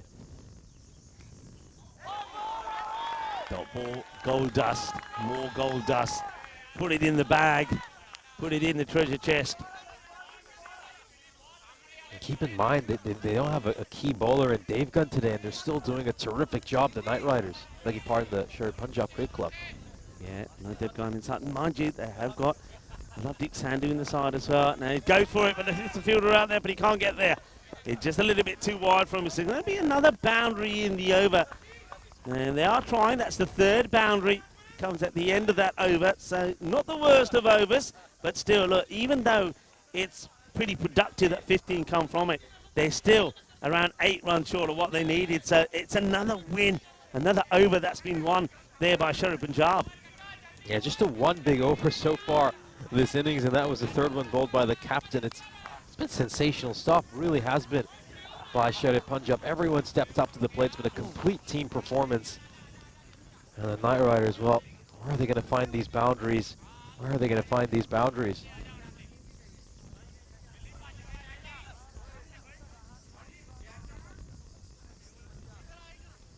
A lot of talk about getting this field right. I like that. They're taking the time. They believe that they've got the time. Getting it right, that's the important thing, as Niraj Tiwari will come back on. And I like to see him just, I know he's got that quicker ball, and that's probably why the keeper doesn't want to stand up, but I like to see him float it up a bit more. That's the ball. Now look, wicket keeper. Come on. Mahat, the door kick area. You got to stand up, Richard Doyle. Put the lid on. You got to say to Niraj Tiwari, look, this is what this game needs. Float it up. No quick balls. I'm going to stand up. Batters will come out. I'll take the barrels off. But I do like this by Hussain. He's actually willing to use his feet and look to attack the spinner. I was stunned when Sarkar was sitting nice and deep in his crease, and there were plenty of flighted deliveries. He could have come down the ground and looked to smack for a 6. Yeah, I think you've got to take advantage of the fact that the keeper is so far back if you're the Knight Riders. That's clipped away nicely, and he's going to find the gap. No, fielder comes across. I thought for a moment he's going to find the gap between those 2 fielders that have been put out there, but it's a 1 bounce grab, so no boundary. Wari, it's been good.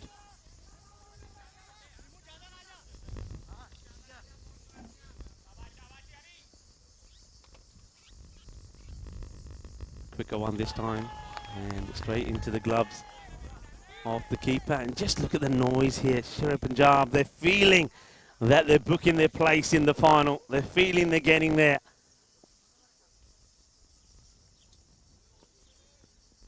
Okay, that's that slow ball. It should be an easy catch. Taranjit Singh, surely not. Yeah, no, he takes it. His 2nd catch. This is probably the easiest of catches that Taranjit will take. Is another wicket. And Niraj Tiwari, well, I did say, float the ball up. And that's exactly what he does. He floats it up and he gets the wicket. And that's going to be the end of Hussain. Another one bites the dust. Another tremendous over so far here from Niraj Tiwari. And just as I was saying when he was with the bat earlier, that I think his biggest impact in this match has to come with the ball. Well, he's proving that to be. Yeah, great variation there by Niraj Tiwari. Sabir Hussain has to wait an age for that ball. And in the end, he isn't quite able to make the contact he'd like. Hasn't middled it, hasn't timed it. And it's gone up to the fielder. And it's very well taken by Taranjit Singh. No real timing on that stroke.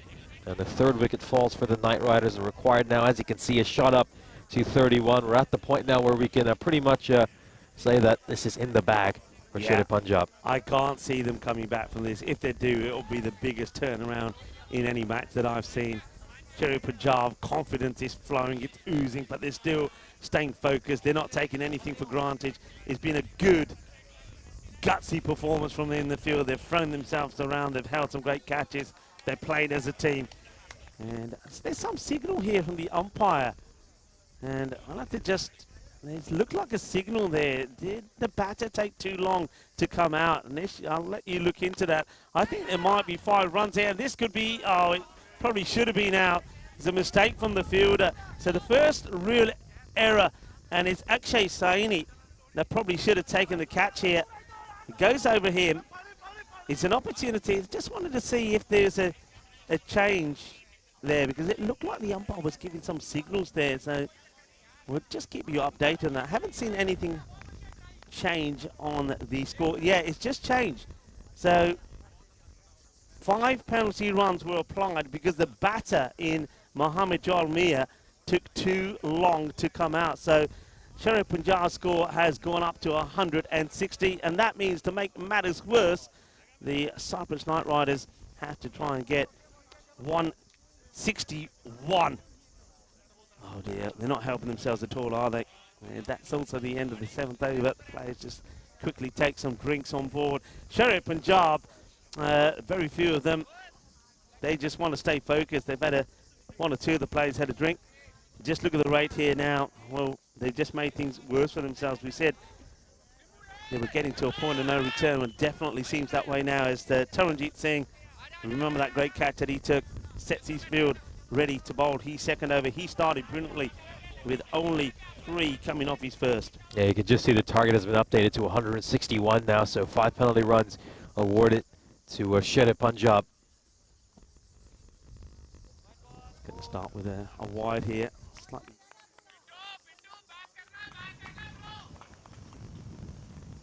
Isn't afraid to dig the ball in deep. Chami Kumara is probably wondering what's going on here. He's losing partners. He hasn't had a lot of the strike, and the strike that he's had, 12 balls, he's only scored 13 from it. What a Yorker that is. Just gets blocked out. Is another dot ball. And, well, the reaction, I don't know, we just saw the reaction there, the non-striker. Jalmia is very, very frustrated that Chami doesn't want to take the single there. Yeah, considering Jalmia just smacked the 6 off his very first ball, I'd be rushing to get him on strike. Well, this is going to be 5 wides, you know. I know exactly what Taranjit's done here, but unfortunately for him, the line doesn't move with the batter. It's one rule that I don't like, I must admit. I don't like it. I know it's one of our regulations, but you see where the batter ends up there. And Taranjit thinks, well, okay, if you're going that way, mind you, me as a bowler, I would have just gone full and straight at the stumps, but Taranjit wants to try and sneak it in. He wants to play cat and mouse with the batter, and he's going to be 5 wides, the minimum. He would have never been able to reach to his leg or middle stump. I think you've got to go for glory there as the bowler. And it's up in the air, but don't go anywhere. Just easily drops and goes to the fielder, just the one. So for all he's moving around, Kumara, he hasn't managed to achieve too much. He just gets a single. And now Mohammad Jalmia, who was seething that he couldn't get on strike. Let's see what he can do. Not a lot, as he gets tucked up by Taran. Good bowling, good performance. Got to say, take nothing away from Sher Punjab. I mean, I know sometimes in the field they've let themselves down, but this has been a top performance from them today. Taran again, slightly slower. It's in the air, it should be taken, and it will be taken by Rajinder Brar. He needs 2 attempts, does the captain, but he holds on to it. Taranjit Singh gets another wicket, a little gentle in-swinger. And, well, Mohammad Jalmia, his eyes lit up. He thought, I'm going to send this to the boundary for sure. Not to be. Skies it up in the air. And the captain, Rajinder Brar, takes the catch, and they send another one back to the hut. Yeah, gets the catch there, Rajinder Brar. Another wicket falls for the Knight Riders. We're now staring at defeat. You can see that required it, so well above 36 now, so even a 6 off every remaining delivery wouldn't do it for them from here. Hussain comes out to join Kamara. They'll be very disappointed with this, I think, the Knight Riders. Firmly struck. Should be looking to take it on the bounce, and waits for the second bounce this time, doesn't Risham Singh, but makes the stop. They're playing in the very first European Cricket Network series, so they've done well to get into the semi-finals. They've put in some great performances. I think yesterday's performance in the field with the bowling and the fielding against the British forces of Cyprus, probably one of the best that we've seen here. And they'll be disappointed that they couldn't quite match that performance in the field, but their batting really has let them down here today. They just haven't really got the start that they wanted. It doesn't help when the first 2 overs you only get 7 runs from it and you lose a wicket. Yeah, they certainly do agree with that. I think, you know, they've just come up short today here, haven't they? They've been outclassed by a very, very strong Sher Punjab team. I think they'll be very happy with this campaign in general, though. We'll have a look at this graph over here. As you can see, Knight Riders are well below that required rate, nowhere near it.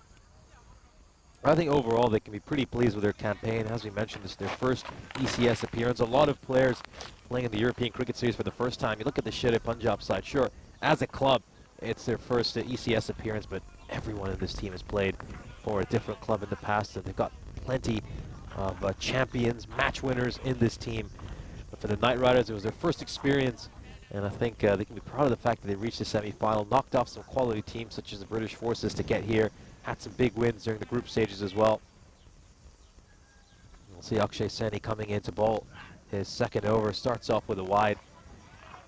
I think losing Iftikhar Jaman as well was a big blow for them. Obviously, he's an important bowler, fields out at long off and long on as well.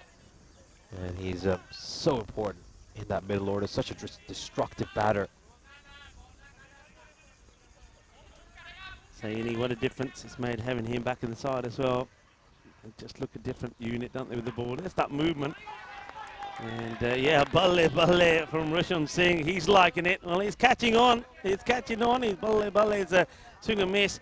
I think if you're a bowler here, I said this before. I said it when Taran was bowling. If you're bowling here to Kamara, you're just thinking, all right, you're going to move around. I'm just going to get that. I think you said it, certain ish. Just get that leg stump Yorker in.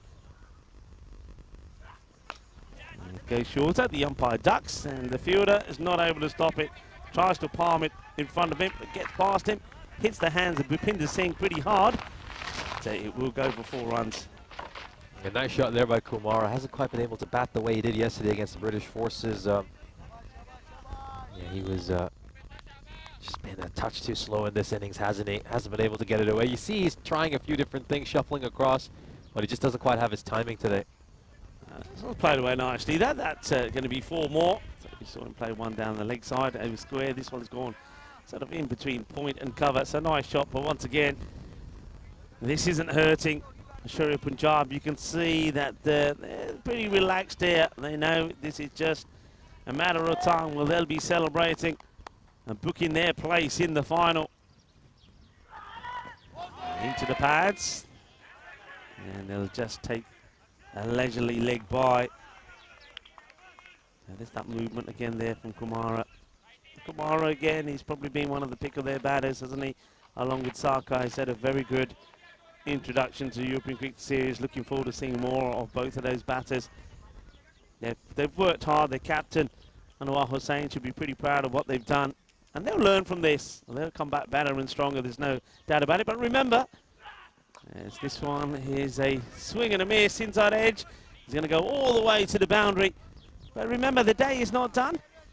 Though they fall to defeat here in this semi-final, it means that they will have one more match to play, and that will be in the bronze final. So there is still a possibility that they can come away with some medals from their very first campaign on the European Cricket Network. Yeah, the Knight Riders, of course, won the first matchup between these two teams in the group stages, and Sher Punjab, though, they've grown so much since that game. I mean, keep in mind the side started off with 2 consecutive losses in their campaign, and they just picked up their performances. They've started to come together as a team. They figured out their batting lineup. This one's struck down the ground. It's just going to be a single. I think I even said this after their first 2 losses, that I still felt like this side could maybe go on and win it all, because you could see the quality there. I felt those first 2 games, they were to blame for those losses. They shot themselves on the foot, and it just felt like once they could click, once they could find that right bowling combination and sort out their batting order, they were going to be a very dangerous team. And they're now moving on to the final. Yeah, and the other thing is about a lot of it is about discipline, isn't it? I think the Sheriff Punjab could be a team sometimes that lose their shape, lose their discipline, could get to a point when under pressure that is more than one captain on the field, which doesn't help. And we haven't seen that today. We haven't seen that in this semi-final. And the captain has led well. The bowlers have performed well. The fielders know where they've got to be. They've put themselves on the line for the side, and it's worked. And this guy, Risham Singh, well, I think he's been stand out in his bowling performances in all the matches that he's played so far. And his variations, even yesterday under pressure, when that run chase from Limassol Zami was on, it was he that came on and made a difference with a couple of good overs. So he just shows how the team has grown. They've grown as well as he has. And that's been hit well. It's on the up. That's going to go all the way over the man who's at cover. So big hit, 6 runs. The same double T score. Just a little bit too short this time, Risham Singh.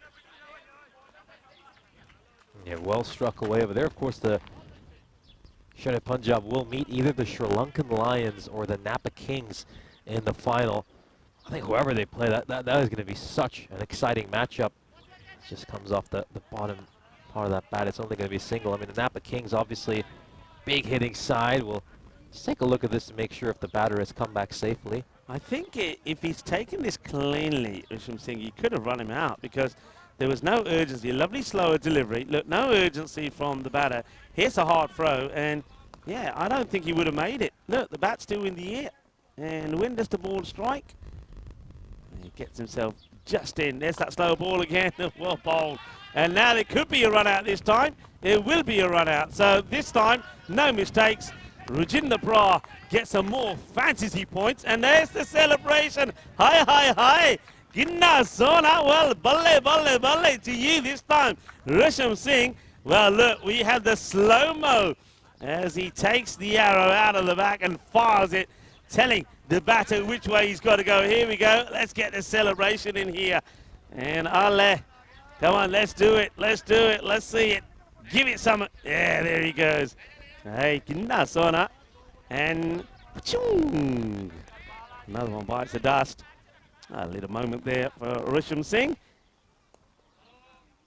Oh, gives them a send-off there, Risham Singh, really enjoying this victory that they're about to pick up to send them to the final of this European Cricket Series. Slower ball there again by Risham Singh. That's the thing about him, you know, he just keeps the batters guessing, and it makes their job so much harder because so much of T10 batting is about premeditation. It's about knowing, trying to second-guess the bowler. You can't second-guess him. Yeah, top performance from him. Just basically underlying what I've said about him. He's come a long way, hasn't he? And this time gets the quicker one through. It's another dot. So just a ball to go. And it's going to be Sheriff Punjab that are going to put their place in this 2024 Cyprus Encore final. The question is, who they're going to meet? Semi-final number 2 coming up right afterwards, starting in about 20 minutes' time.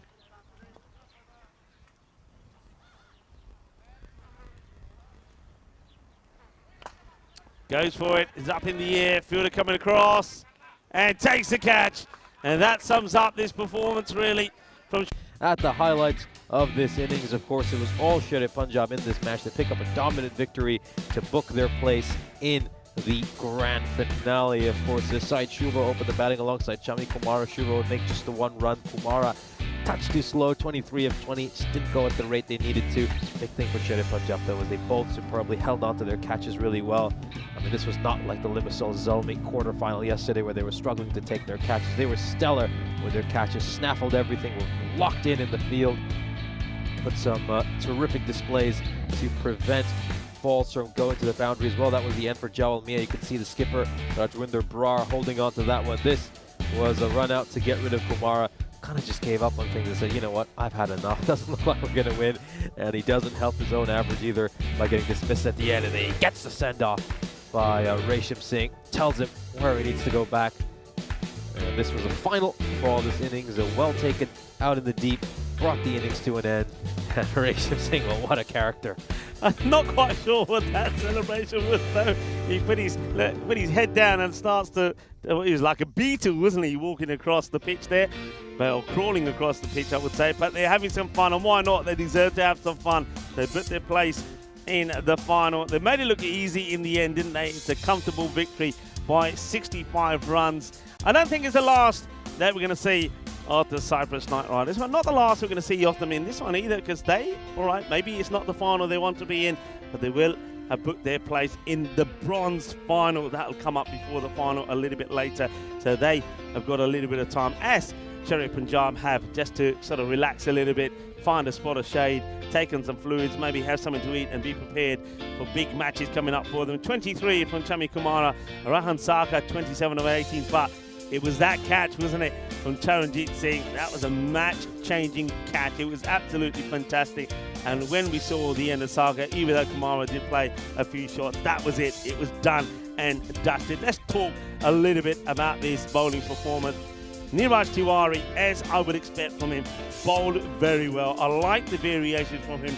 A few more slower balls from him today, Nish, that he tossed up, which made a lot of difference. 2 for 15, but then also good performances, really, from all the bowlers. There's nobody that you can look at there and say he was expensive, apart from one man. Yes. Yeah, apart from one man, the skipper decides to come in to bowl the power play. We know he loves to bowl inside the power play, but this time around, he didn't give himself the first over. In the end, Cherry Punjab booked their place in the grand finale with an impressive win against the Knight Riders. They take this one by 65 runs. Join us again in just over 15 minutes when we'll bring you our second semi-final, an absolute classic between two sides who have plenty of history, the Napa Kings and the Sri Lankan Lions.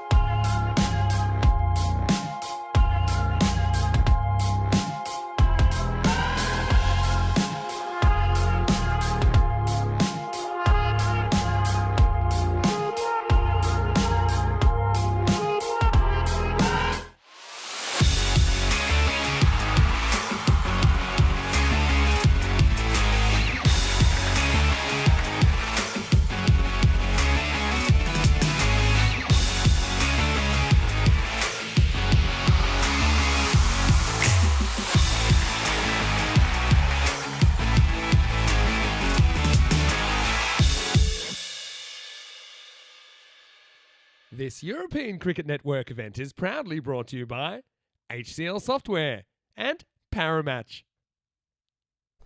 Semi-final number 2, the Sri Lanka Lions of Limassol taking on the Napa Kings.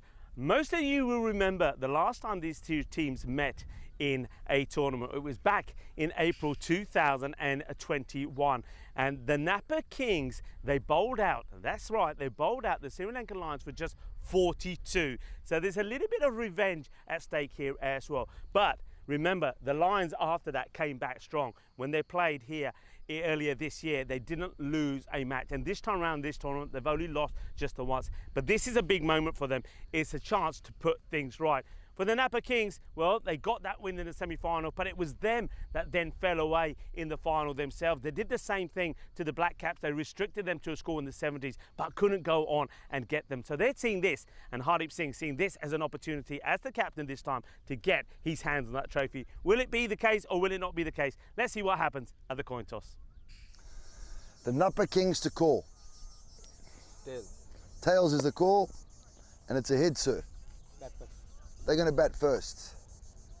Nalin Patharana winning the toss, and of course he is going to bat first, and he knows what he's got to do.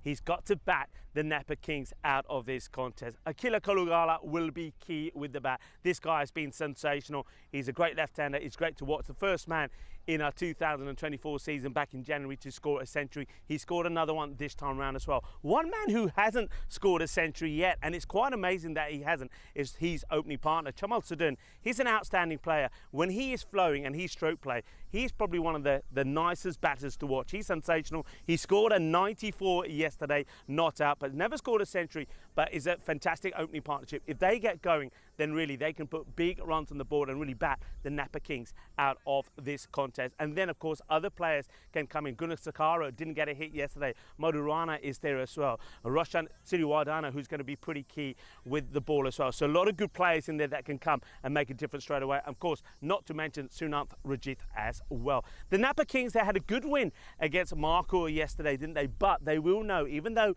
they bowled and fielded very well and restricted Markor to a low score, they made a meal out of getting those runs. For them, it's quite simple. 3 players come to mind. I think Gurdeep Sharma is going to be at his best, Ali Khan as well, and Munzur Ali. Those are the key players. They're the key all-rounders. If they perform well here today, then the Napa Kings could pull off another surprise. So this is going to be an absolute cracker. The heat is on and it's getting hot in the middle as well. Nish, over to you. The news from the middle is that the Sri Lankan Lions will have a bat first.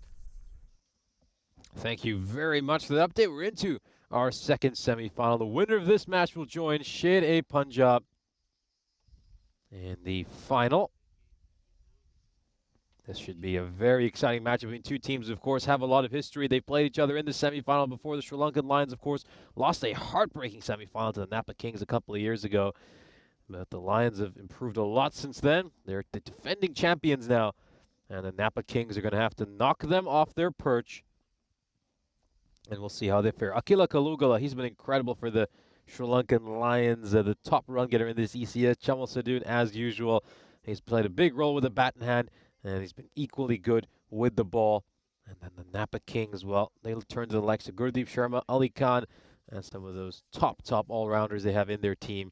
I'll look to guide them with the bat and ball in hand. Here's a look at the win predictor. The Sri Lankan Lions heading in as massive favorites according to the win predictor, 85%. Keep in mind, they've lost just one game this calendar year. They started off this calendar year with 15 consecutive victories. That was, of course, snapped in the group stages of this European Cricket Series. But I'd give the Napa Kings a greater than 15% chance. They're a quality side, and on their day, anything can happen. T10 cricket, after all, it is the shortest format of the game. It's the fastest format of the game, and anything can happen. You never know. Have a couple of bad overs, and the match can turn on its head. It's a format in which really 5 minutes can totally turn a side's fortune.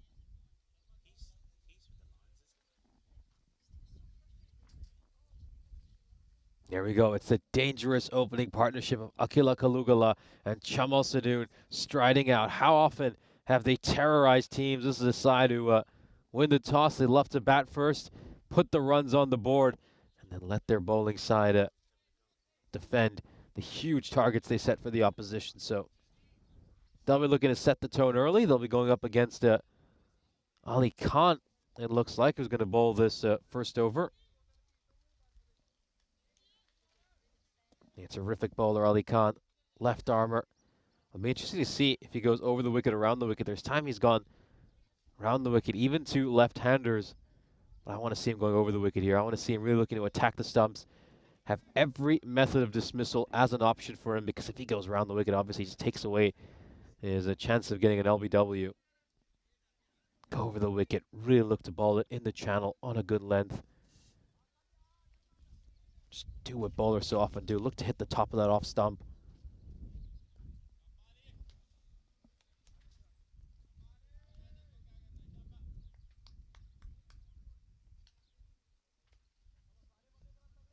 So we're going to start off with a long off in place and a deep cover. It's the power play, so only 2 fielders allowed outside the ring. You can see a short third man right there at the top of your screen. Here we go. First ball of our second semifinal. He's looking to play this one away towards mid-wicket. This is not a too convincing shot. There was a chance. There was a chance for Sarabjit Singh. And if he had held on to that, what a start it could have been for the Napa Kings. Akila Kalugala. He's trying to work that one away towards mid-wicket. He hasn't played that as nicely as he'd like, and it's a huge moment there. Sarabjit Singh. Boy, if he holds on to that, the Sri Lankan Lions could have been under a bit of pressure to start off. Kalugala will breathe a sigh of relief. Gets away with one there. Oh, there it was, the first ball chance. And this time he's going for a big heave towards the leg side.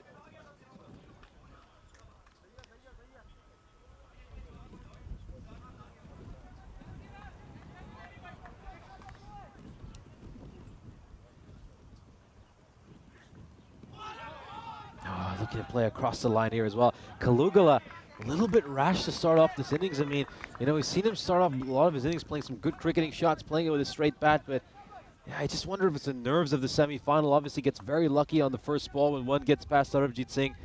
And these last couple of strokes he's played haven't been too convincing. And see, Sadu's just gone to have a word with him. And it shows you that even the best, well, the nerves can get to them. Outside edge, and oh, it's just gone past the fielder, a short third man. He was there to take those kind of catches. Oh, he's living dangerously here, Kalugala. He's living dangerously. That was a huge chance. That was a huge chance. Ali Khan, you got to credit him. He's on the money to start off.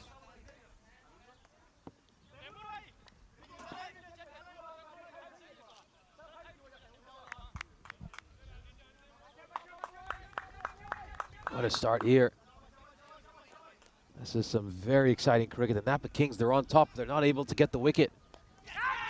And this is just, he strays onto the pads there. Ali Khan gets this one wrong. The first one you have to say he's got truly wrong. And it's going to go away for 4-12 runs here for the Sri Lankan Lions. I'm Nishjay Bhatt, and joining me in the commentary box is Rico Full in what's been a very electric start. Oh, what a start. A couple of opportunities. I think probably 2 half chances, I'd say, to remove Kalugala. They haven't taken it, and that hurts you. And, well, you heard me and Nish talking about the last time these two teams played in the semi-final. It was back on the 23rd of April, 2023. The Sri Lankan Lions were bowled out for 42. And this one has been hammered away. He gets a swivel on this. A little bit of the, oh! As this one gets blasted away. A little bit too short this time round. And that is an amazing strike. Gets smashed away. And yeah, they were out for 42. Hard, deep swing on that day. The captain took 4 wickets for only 3 runs. And of course, the Napa Kings went on and won the match. Only Srinath Rajith scored 25. Everybody else fell short there. Kalugala was out for 4. Chamal Sadun also out for 4. And nobody else really got past 4. It was a real collapse. It was a low point in their career, really, the Sri Lankan Lions. But they came back strong, didn't they? Next time we saw them, they won everything in January. Didn't lose a match. Only lost once here this time around to the Nicosia Fighters. They're looking to get back into the final, and they're looking to retain and regain that crown of the champions of Cyprus. It's not a good delivery. He's down the leg side. So 16 off the first, and this first one from Pervez is wide. And Pervez, a handy addition to the Napa Kings side, of course. Made his first appearance of this tournament during the knockout stages. And he's bowled really well these last couple of matches. Another left arm option, and that's the thing about this Napa Kings side. Got multiple left armers in their attack. Not something too many teams have. Sadoun just reaching out at one. It could be half a chance for a run out at the non-striker's end, but Caligula will get back in time. You think this is a little bit nervy start? Caligula certainly looked nervy the first few balls. He maybe settled in now that he's got a few runs to his name. Sadoun also, he can be a little bit nervy when he gets going.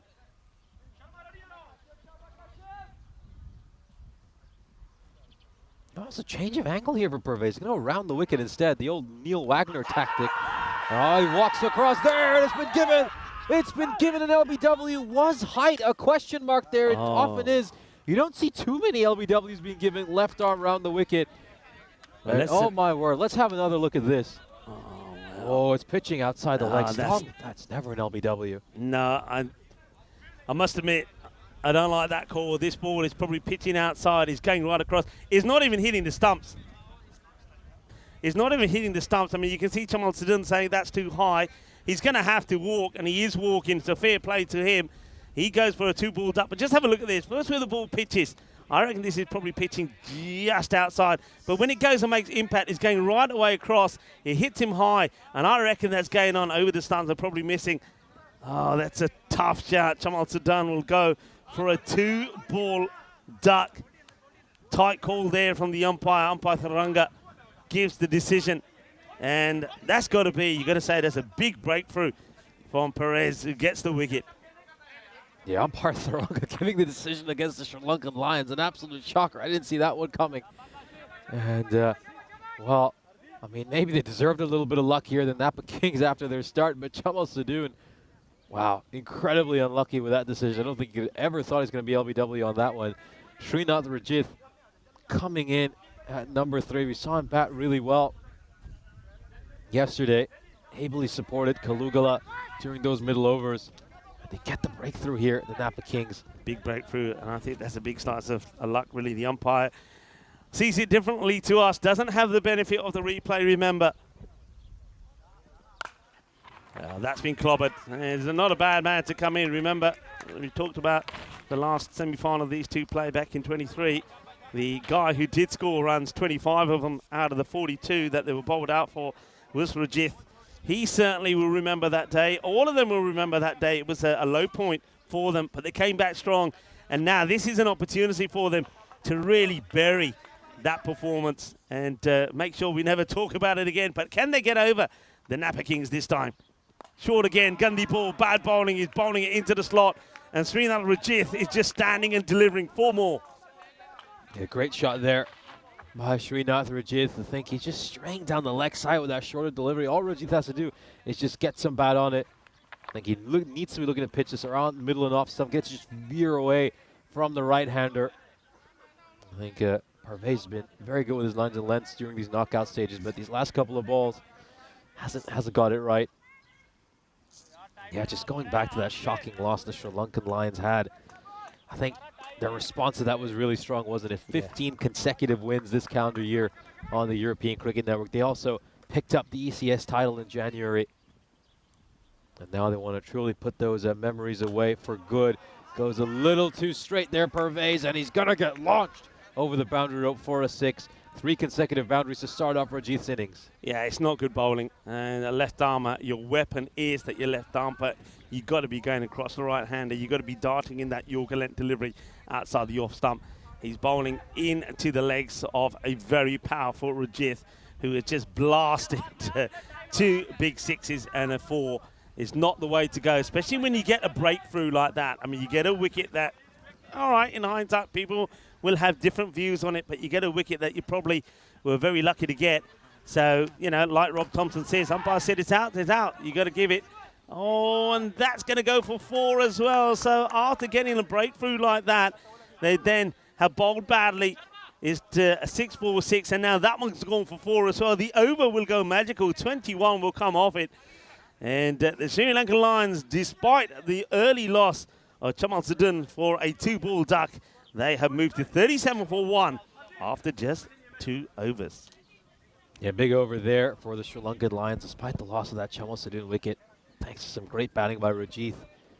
They make some big runs, of course, the Sri Lankan line side.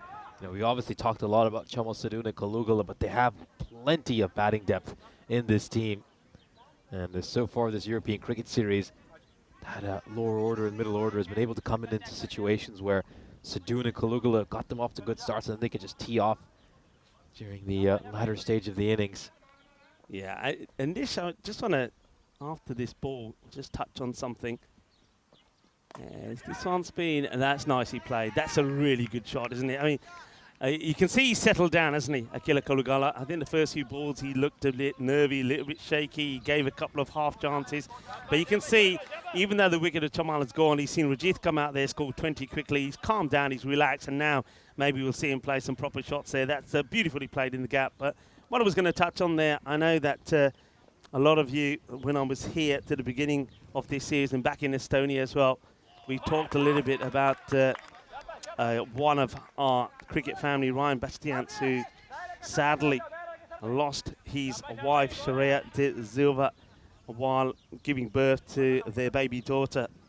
And I know that a lot of people got involved in helping Ryan Bastians out. And at the end of 3 overs, we will have, of course, the drinks break. And I want to share a message with you that Ryan has sent to us all. So I want to take the opportunity of reading out the words from Ryan Bastians. Of course, obviously all still thinking about him, but of course the cricket community around the globe came together, and especially all the cricketers in Malta and at the Marsa Cricket Ground to help Ryan and his family through a difficult time, losing his wife literally hours after she gave birth to their baby daughter. So I want to read a message out after this over. It's a bit of a full toss, and that's going to be put away as well. So Gurdeep Sharma is bowling runs here at the moment. He's trying to get that Yorker going, but he just hasn't been able to get it right. That's probably the slightly slower one. Rolls his fingers around this, but it's a full toss, and it gets put away. The timing now of Kalugala is coming together. Yeah, certainly is. I think Gurdeep Sharma, we know he bowls a very good Yorker. He's missed that one by quite a bit, and that's been punished by Kalugala, who started off his innings a little bit nervy and a little bit shaky. But he's certainly got rid of those nerves now. He's going to go through that cover boundary again. Leaping effort by Munzer Ali to try to stop that from going for a 4. You've got to credit him for that. That was a top effort, but it's going to beat him, and it's going to go away for a 4. The timing is to perfection at the moment here, and well, you just saw there Gurdeep Sharma just putting his hands out saying, well, what am I supposed to do? He's bowling outside the off, but he's just giving the likes of Kalugala a little bit too much room. But they're still not making a change in that area of the field, are they? No, they still aren't. They're keeping the field setting as it is. I think, you know, the kind of field that the captain has set for him, should be bowling a Yorker around middle and leg. He's bowled the same delivery again, and in fairness, this time Kalugala has missed out on it. So that will be the end of the over. So teams are going to take drinks here, and I just want to read this out. So this was from Ryan Bastians.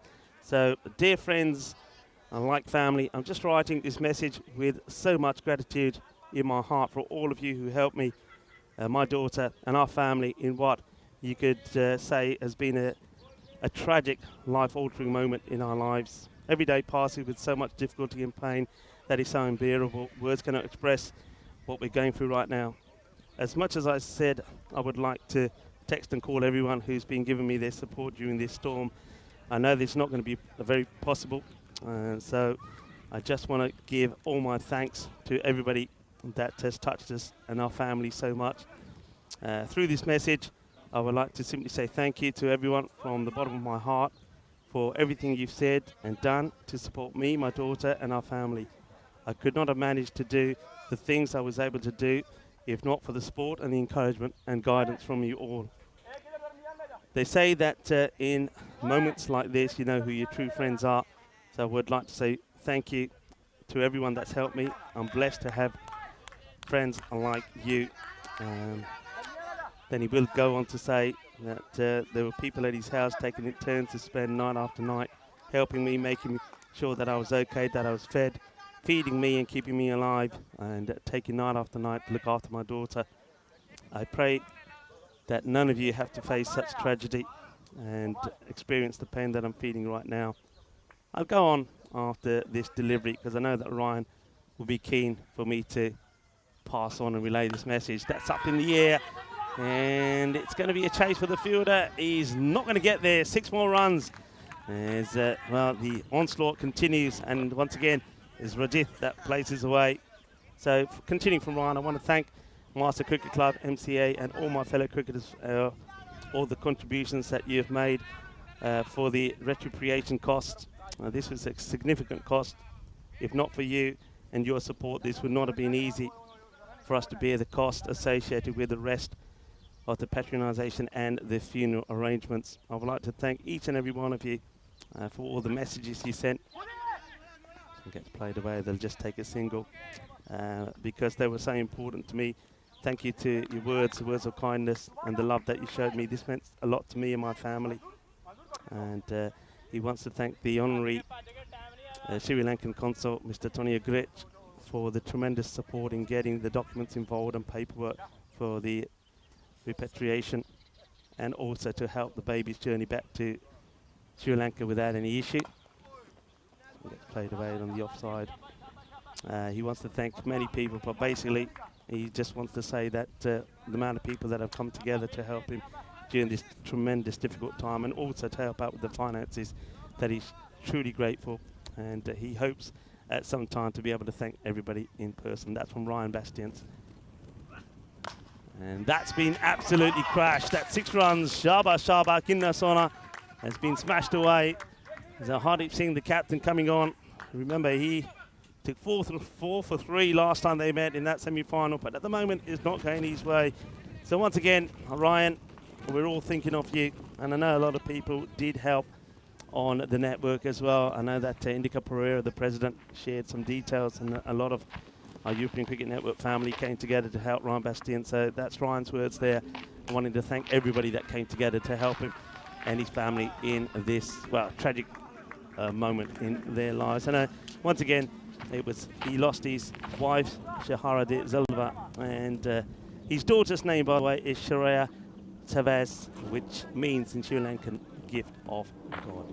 So just a message there from Ryan to everybody. And thank you on behalf of Ryan, and also I think on behalf of the ECN, for all of you that helped Ryan and his family in their moment of need. There's a snick here. Yeah, there is. So that's a wicket. They get the breakthrough. Hardeep Singh gets the wicket of Rajith, who's swinging hard here, gets the edge. Catch gets taken. Srinath Rajith will go for a quick fire. 39 of 9 deliveries. You can see Rajith, he's looking to smack this one straight down the ground, cross-batted towards that short boundary. Gets a little edge through to the keeper. Good bowling here by Hardeep Singh. And certainly needed that breakthrough. As we'll just have a look at the replay of that wicket. 73 for 2, the Sri Lankan Lions. It's been a very solid start for them to this innings, despite losing those wickets. Obviously lost Sadoon to a shocking decision early, but they're still going at about 18.2 and over. As you can see, the expected scores around the 173 range. Certainly what they'll be eyeing. And the dangerous Mangala Gunasekara has just strode out to the middle. 200 runs so far this European Cricket Series in the 5 innings he's batted in. And he's batting with a strike rate of 230. Not a bad guy to come out of this moment. So another left-hander. So 2 left-handers out there at the moment. So that was the end of the over. 73 for 2. Here comes Manzoor Ali. Well, this one I think might have caught a bit of glove on the way through. I think it gets past Kamaljit. Well, leg byes have been signalled, so it's caught something. And looks like it might have been the side of the body. So that's going to be 4 leg byes. So even though they have picked up those 2 wickets, runs are still coming pretty swiftly. And Akila Kalugala is still there. Yeah, Kalugala's still there, the danger man.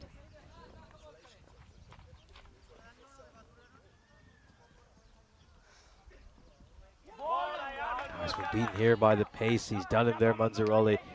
Nice ball that goes through. Good carry through to the keeper as well.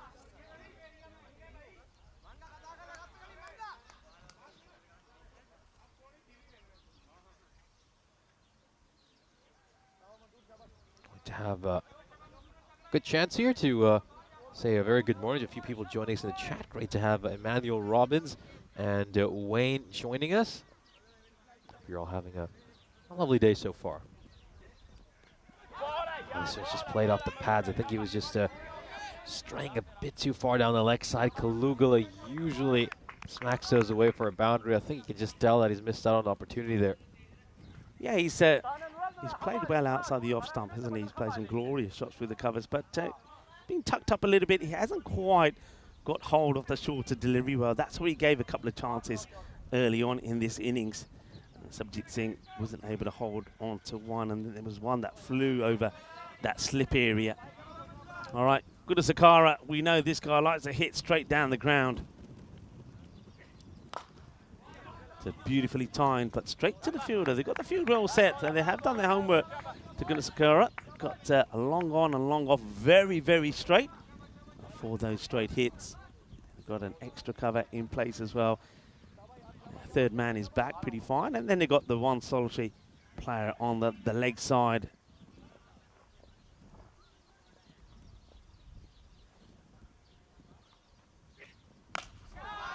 Great pickup. That has gone a long way. What a lovely shot. Well, Kalugala, I said he's been, well, not at his best on this shot. And he get that one right, though. That has been crunched. 6 runs. Great shot there by Kalugala. He loves that mid-wicket region. He's so strong through that area. And this time he gets hold of one and sends it all the way. Yeah, that would give him a lot of confidence because it felt good off the bat as well. He moves to 40 of 17, 85 for 2. So on course, well, at the moment, for around 170. Played out. Fielder has to get the hole. Well, he gets very lucky here, the fielder. Very lucky because that one ends up hitting Pervez. I don't think he knew too much about it. He sort of shied away from it. He took his hand away from it, and then the ball luckily strikes his leg. He doesn't allow the ball to go to the boundary. It's the 5 overs that have been completed. The players will take on some fluid very quickly, as at the halfway point hit 86 for 2.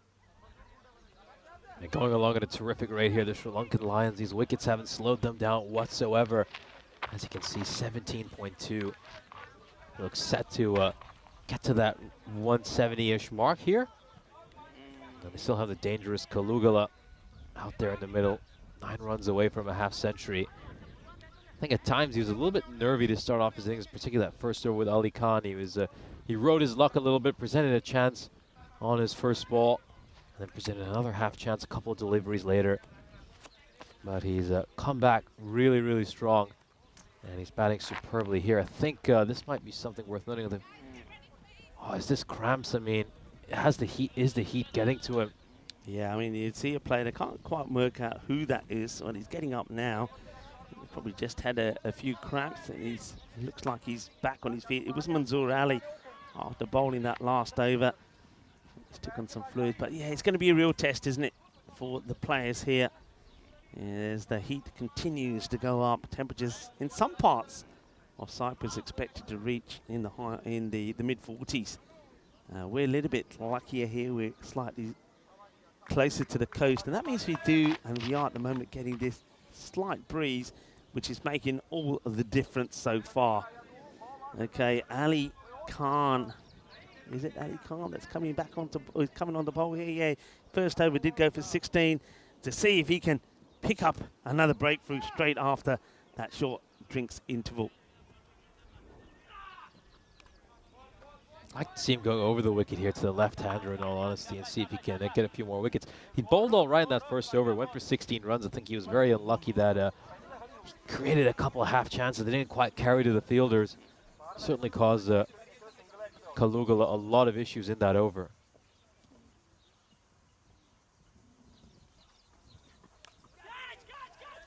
That's gone straight to the fielder. This time one does carry.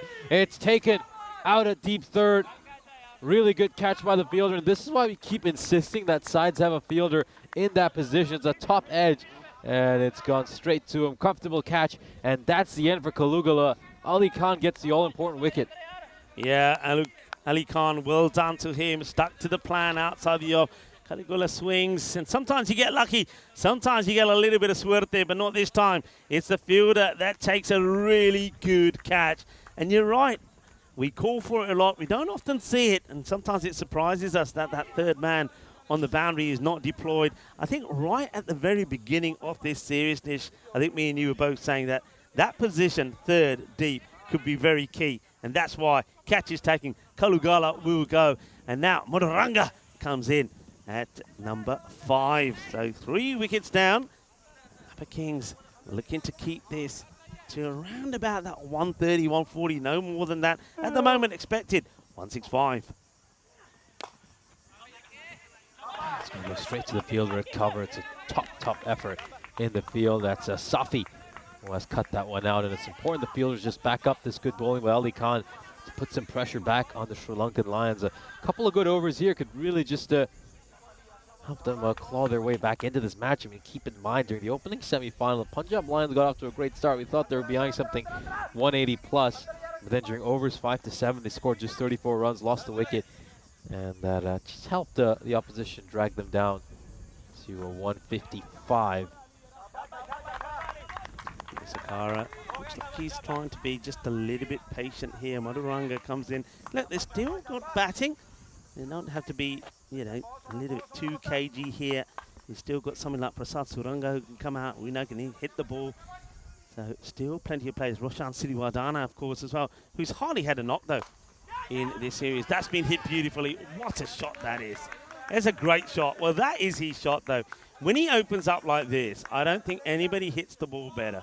He gets lovely shape. And just look at the way the bat comes over the shoulder. It's a sweet hit. It looks good. It is good. And he gets him the maximum 6 runs. Time to perfection. Goes all the way. Now Gunasekara loves to hit it towards those straight boundaries, shorter boundaries here in Ipsanas.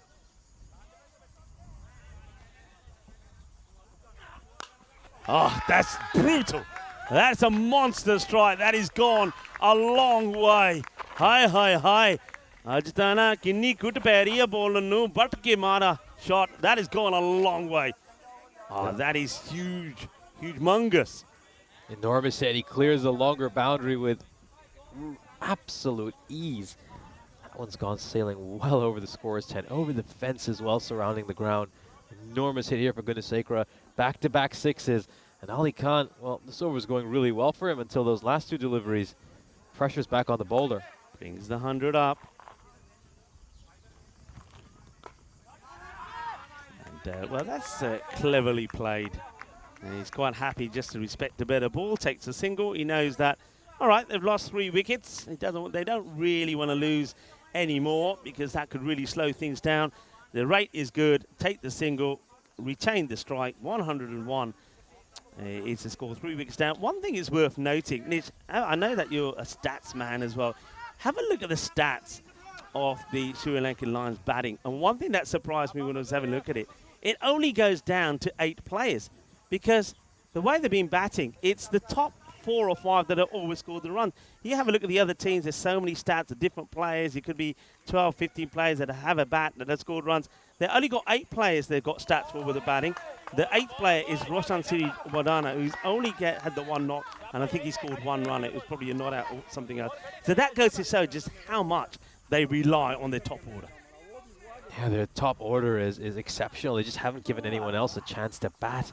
That's been the incredible thing. Just as you mentioned, just 8 batters have even had any time out in the middle for the Sri Lankan Lions in the European Cricket Series. That's a powerful hit. And that is his shot. Gunasekara plays this so well. I don't think anybody hits the ball better than this in that area. Anything from straight down the ground to that extra cover area. He just hits the ball so well. And he's got so much power. And when he's in this sort of groove, he is dangerous. At the moment, Modoranga is, well, he's got the best seat in the house, isn't he? Just stood at the other end, just watching Gunasekara do his work. Well, this one's up in the air. Gear. Shaka Lagia gets over us. Hits the fence and goes back out to the fielder. So 6 more. Looking dangerous.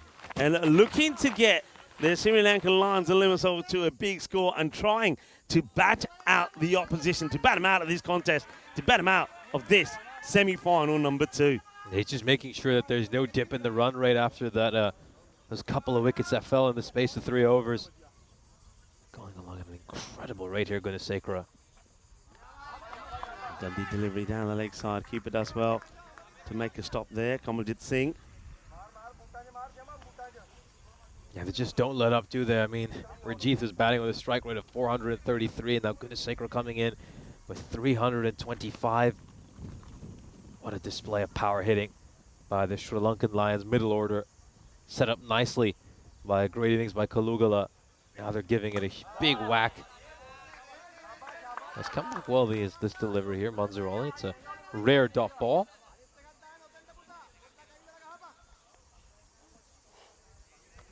Just 9 dot balls so far this innings. 2 to come in this one. They'll be liking to be around the 120 mark at the end of this over the can. And, well, Manzoor, if he doesn't get his line right, it could quite easily be that. Give credit to Kamaljeet there. He's made a couple of good stops there down the leg side. And the freebies coming in handy here as well.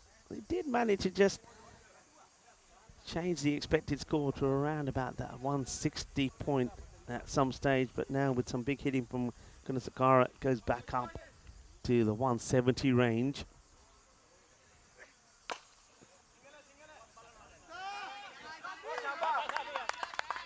Great stop over there. That was a fantastic team effort. Safi's been incredible in the field. This is the second boundary he saved this side in the space of a couple overs. Saw him previously when he was fielding at cover to the right-hander. Did a great job of coming across and cutting out a boundary. We go big here, Madhuranga towards the onside, and it skids off the surface, but the fielder's done a terrific job in the end to ensure that it doesn't get past him. Ali Khan with the save over there. End of the 7th over. 16 runs come off it. Yeah, they don't quite get to that 120 mark that they were eyeing up there, but Manzoor Ali, yeah, it's 16 of that one. Slack lines with this partnership. I'm hoping that can stay there.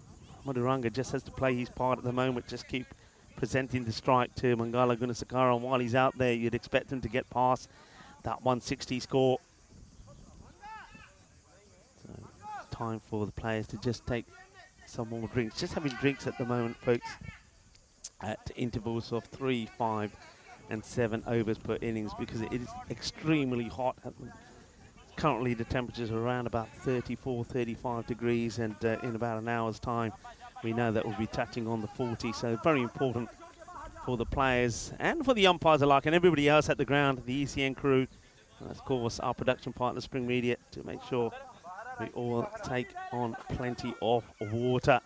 It's been a testing time this series for all the players and the crew, the umpires, and everybody's done a remarkable, marvellous job. And, wicket. Good deep comes back and he hits the top of the stumps, and Madhuranga will go. I said before that maybe his role was just to try and keep one end going and hand the strike over to Gunasekaran, but that's not the way he plays. As Madman Madhuranga goes for the big shot. It's a good delivery though from Sharma. This is what Sharma was doing early on in this series. He was bowling well, bowling a good line and hitting the top of the stumps, and he comes back with a good one. Gets a bit of in-swing here as well. Madhuranga, he swings right around this and he will lose his stumps. Another wicket goes down. So once again, a wicket straight after the little drinks break. Yeah, big wild swing there by Madhuranga, obviously trying to smack that one towards square leg. Cross-bat it, completely misses it, and it crashes onto his stumps. 4th wicket falls here for the Sri Lankan Lions. Madhuranga departs for just 2. Well bowled for good saying. That means Roshan Sriwadana comes out now. Now Roshan probably is a good batter who probably could keep one end going for Gunasekaran. Let's say he plays, but as we just already seen, hasn't had too much time with the bat, has hardly been required. And he plays this one away, and he does just that. He gets a single straight away, so Gunasekaran gets the opportunity to now face. He'll be hoping the majority of this over from Sharma. But Sharma, after that wicket, just seems to have a new bounce of life in his action and in his bowling. And let's see if he can get the big wicket here. I mean, this wicket of Gunasekaran could mean the difference of a score being 130, 140 as opposed to 170. That's played away beautifully. That's a really good shot. He knows that this is slightly wider. He adjusts to it well. It's a safe shot to play. There's nobody out there. And that's nicely played. He's got full control of that. That's not an edge. That's a perfectly played and perfectly executed shot. Yeah, well played there, by goodness sake. A really good stroke. Just runs it down towards third, where there is no fielder. Oh, that. How much longer can Gunasekra keep going? I think, as you mentioned, if he departs early, then yeah, it could certainly maybe cost them a few runs in their final total. Gurdeep Sharma has just missed the Yorker over there, and it's going to go away for a 4. It's consecutive boundaries again for Gunasekra. Beautiful shot. Just, it's a joy to watch, isn't it? When he's in flow like this, it's a joy to watch. You could say that about a number of the batters here of the Lions. We all know about the Stransa Lugala. He went relatively early by his standards, 41. They lost Chamal Sadun, unfortunately, to, well, some people will say a bit of an iffy LBW decision. Rajith played some nice shots. He's a brutal hitter of the ball. But Gunasakara, he's a very classy left-hander, and he hits the ball so well. And sometimes even the miscues like this end up sailing over the fielder's head for 6. He's absolutely clobbered it. It doesn't come out the middle, but still, he gets a 6, and he just seems to be in control, doesn't he? Doesn't seem to be flustered, just gently walks back to his mark and says, come on, bowl me another. He's not looking to overhit the ball either. It's just pure timing so far. Walks down at this one, and it's too hot to handle for Hardeep Singh. Takes an awful Tortuga bounce as it goes towards him, and it beats the fielder. So 19 off this over so far. We still have a ball to come. Yeah, I mean, that one's a genuine Tortuga, wasn't it? I was about to say Tortuga. Well, I know it's been away a little while, but come on. But yeah, we ain't seen one in a while, but Hardeep Singh, yeah, he almost gets his nose taken off there. So end of the over, 136 for 4. 2 overs to go. They're going to be looking at that 170 over there. I think they'll believe the Lions. They've got to be in a score between 160 and 170 to play it safe. Because let's face it, they've had issues with their own bowling.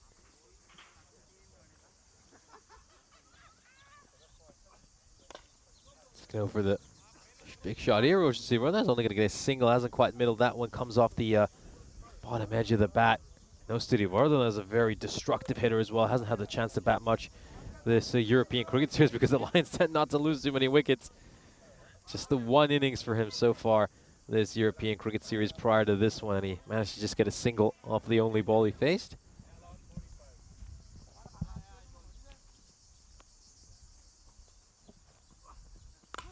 Now short and wide, but it's going to find the fielder in the deep. So it's another single, couple singles to start off the over. Not too bad a start for Hardeep Singh. Yeah, it's not bad. He's bowling to his field at the moment. But no, the ball has been played nicely, stroked nicely. The fielder's making the stop. So Hardeep, good start from him so far. And he'd be happier that he's bowling to Roshan Siriwardana than Gunasakara. That's a wide over there. You can see what the plan here is for Hardeep Singh, trying to force him to hit this one through the offside. Not a bad idea. We know Siriwardana is generally targeting an area from around long on to mid-wicket. That's where he likes to hit it. So a good wide line wouldn't be a bad idea against him.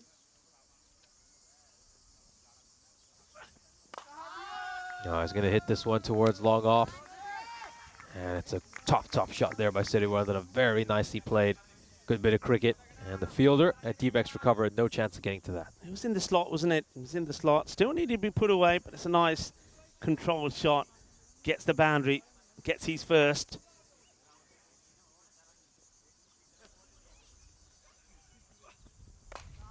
Oh, as he got a hold of this one, yes, it's going to beat the two fielders who are actually very tightly packed together at a sort of wider long on in cow corner. It somehow managed to split the gap between the two of them.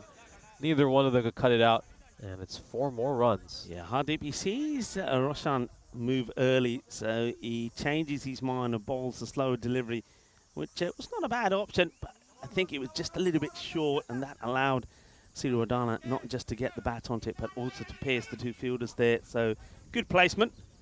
Eyeing up 150 at the end of this, the 9th over.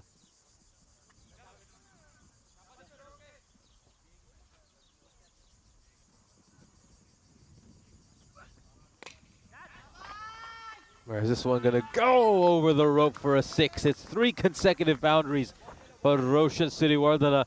Oh, he's had to wait a long time to finally get a decent chance to have a knock out in the middle, and he's making an impact. Well, I tell you what, this is a classic example of really winding yourself up into the shot. And he really did. He wound it up and he hit it big. He gets a boundary.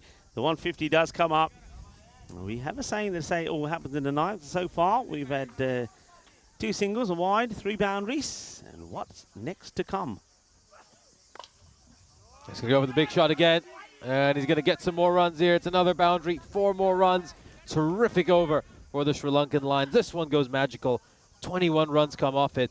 Roshan Siriwardana had only faced 1 ball prior to this innings in this entire European Cricket Series. Gets a chance to bat in a crucial semi-final. And this is the great strength you have as a batting team when you've got that extra depth. Someone like Siriwardana can step in, someone who hasn't played much throughout this series. And he comes in here, makes 16 runs of the 5 deliveries he's faced.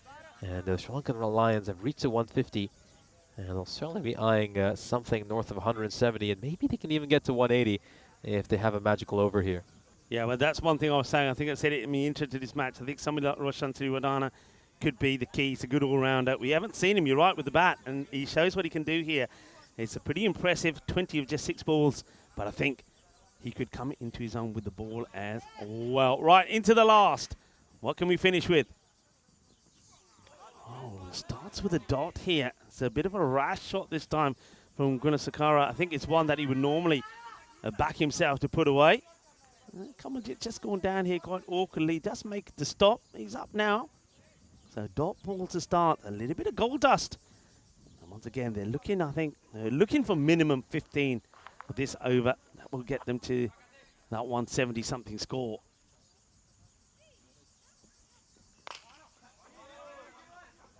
Straight towards the fielder long off, and Gurdeep Sharma handled that one well in the end. It did take a slightly odd bounce as it went to him. Snaffles that one comfortably. And Pervez, 1 run off his first 2 balls so far. We know he's a terrific bowler. It's been a very handy addition to the Napa Kings side. It was a little bit expensive in his first one.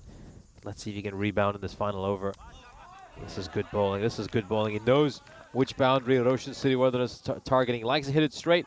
Likes to hit it towards mid-wicket. Oh, dear. Oh, dear. What's happened here? They just gifted a run to the Sri Lankan Lions. Now, I wonder what the umpires say here. Did they say that this is a... Yeah, I think they've said, no, you can't. The ball is dead. Yeah. It does take a while.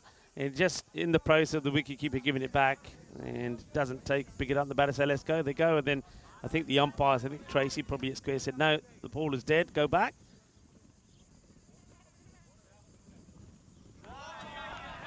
Very good bowling, very good bowling.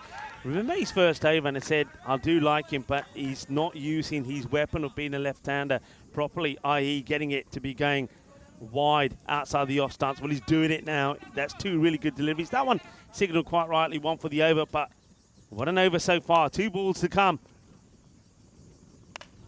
And it's in the air. There's nobody back there at all, and that's going to be 1 bounce 4. So the left square leg open, gets a swivel on it, gets the boundary.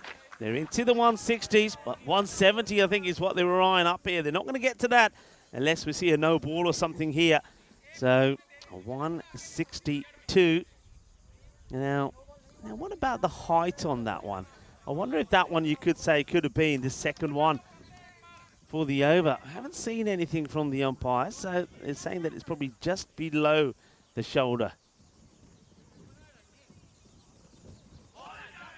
And that will be that. So it will stay at 162. So I guess there's a little bit of a comeback there from the Napa Kings. The 170 doesn't get posted, 162. So I'm just going to say this, that I reckon that door has been left slightly open there. The Napa Kings, if their main batters, i.e. Gurdeep Sharma, Munzir Ali and Ali Khan, can get clicking here, then this game is very much still alive. They need to go at just over 16 and over to get the win here. Let's have a look at the highlights. It was a superb batting performance by the Sri Lankan Lions. They got off to a flying start, but that first over was really nervy. Akila Kalugala just provided a few half chances. You could see one going past Sarabjit Singh. I mean, if that one had been caught off the first ball, how different could this match have been? I mean, Kaluga will go on to make 41 runs of 19 deliveries. This was a dismissal of Chamal Sadoun, a very, very controversial decision. He would be out for a duck. I think a lot of people had a few question marks about whether that one was actually an LBW. Srinath Rajith would come in at number 3. He batted superbly. The pick of the batters for me. Strike rate of 433. Managed to make 39 runs of just 9 deliveries. An incredible display of power hitting.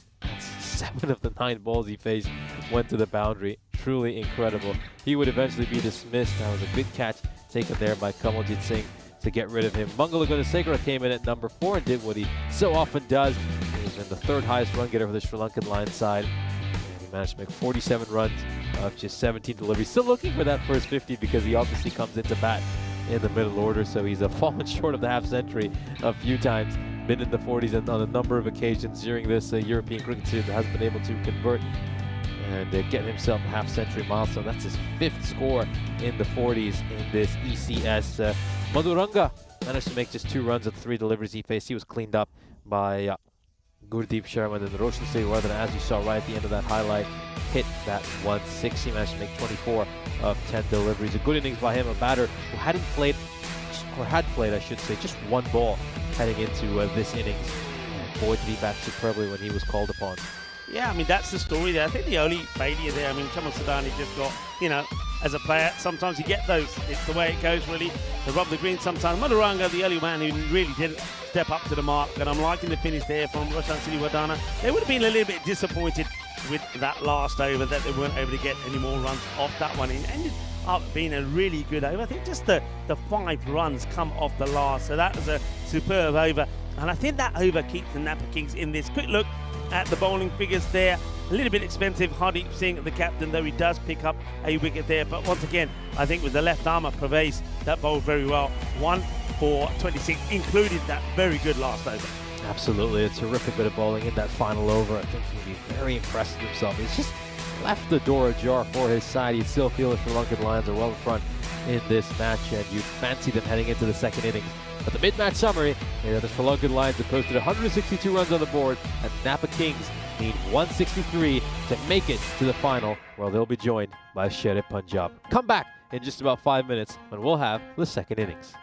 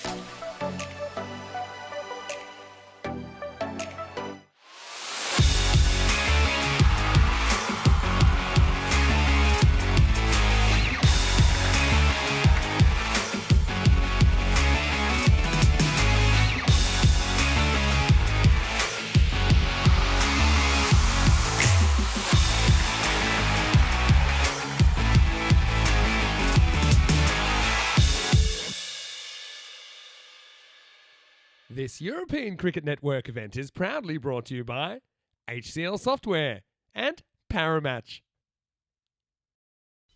Welcome back for the second innings of our second semi-final. The Sri Lankan Lions put in a stellar effort with the bat in hand, scoring 162 runs in that first innings. And Napa Kings, well, this is going to be a challenge for them, but we certainly know they have the batting quality. Here we go, first ball.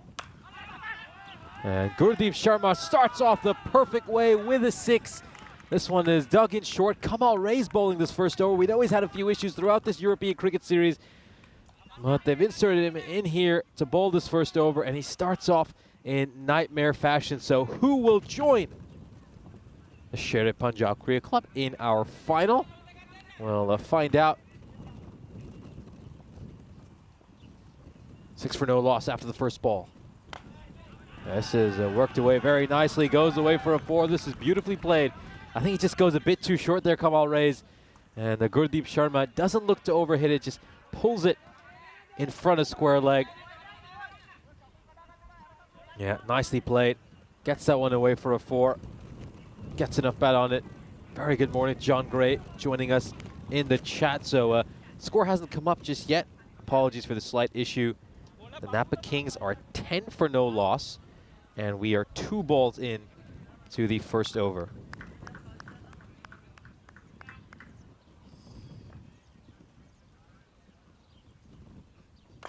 He's going to go big here. Has he gone the distance? He certainly has. Gurdeep Sharma starts off with 3 consecutive boundaries, 16 for no loss after the third ball. Over pitches this one, Kamal Ray's. You know, he's trying different things. He's going over the wicket, he's going around the wicket. Nothing is working for him.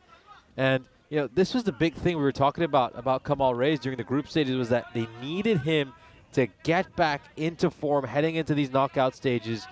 We know he had a really difficult group stage. I mean, this is a guy who's a very experienced bowler for the Sri Lankan line. He's been one of their star performers for so many years, but he's had the yips throughout this ECS, and it looks like he hasn't been able to overcome them here either. You saw Roshan Siddhiwardene just running in from what looks like to be gully to have a word with him. Another boundary here.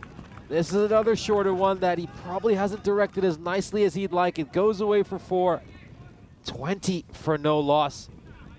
And we're 4 balls into the first over. Isn't played too convincingly by Gurdeep Sharma. It's very risky to go with that length. I think he needs to look to jam in a Yorker ball. Nice and full. It's been given the 1 for the over as well.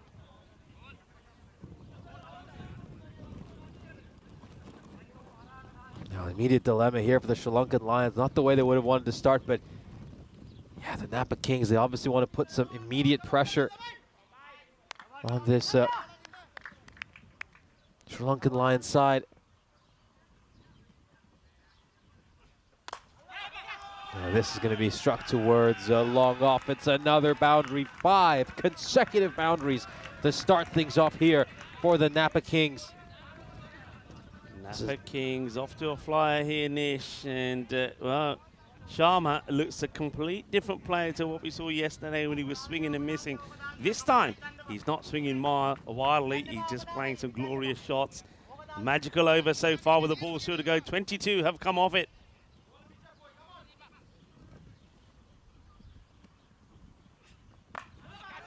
And this is going to be worked away behind point. It's going to take a bounce before going over the rope. So 6 consecutive boundaries to start off the innings.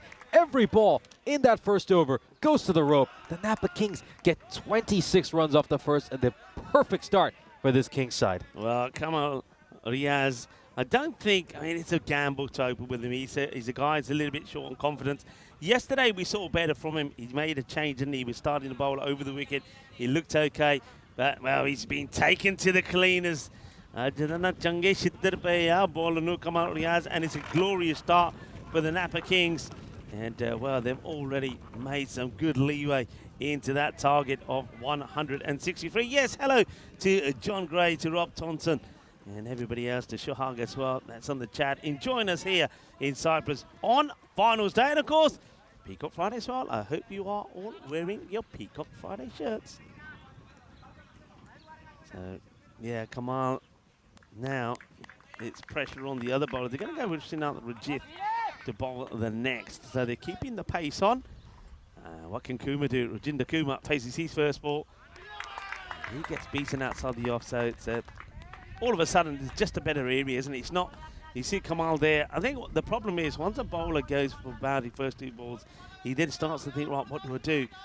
And it tries different lengths, tries different options, tries to come back over around the wicket. By then, he's already lost the game and is already the batter in control. Rajith, though, trying to restore some normality to this. Going to go too wide this time. So wide from signalled. Need to come back with a good over here. Yeah, I would have personally opened the bowling with Rajith. He's bowled with good pace throughout this European Cricket Series, been very consistent with his lines and lengths as well. I think he's been a very underrated bowler throughout this ECS. Bowls well in tough situations for his team. For me, he'd be the opening bowler bowling the first over. That's another good ball, and I like this by him. He's keeping it nice and wide. You know, he knows all these batters in Cyprus are always looking to hit it towards mid-wicket, maintaining a good line, forcing them to hit it through that cover boundary.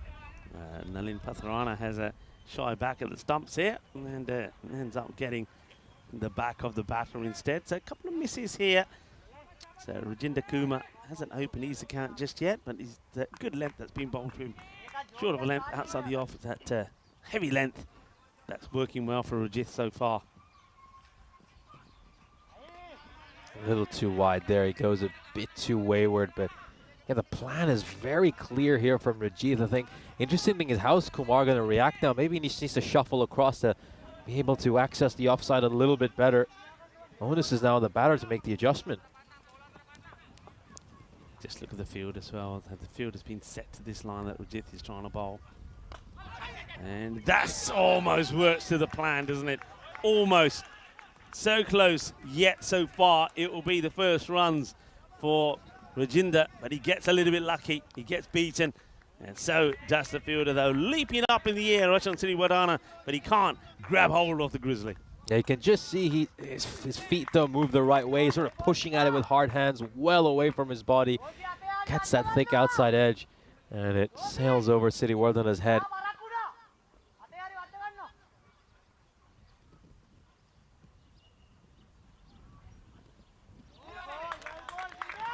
Ooh, a late wide decision here is given by umpire Tharanga. Nish, I would be fuming. How is that a wide? That is ridiculous call, really. No wonder Rajith is not happy about it. That's not a good call. Umpire Tharanga maybe a little bit under pressure. Remember, he gave the LBW decision as well. So not having his best moments out there, the umpire. That one maybe is. A fair play with that one. It probably does just miss the line, but the one before, certainly not. Yeah, but with the new rules, it just needs to catch a bit of the line, and then it's a legal delivery. The entire ball has to be on the other side of that tram line for it to be a wide. I think as my opinion, maybe a couple of harsh calls here.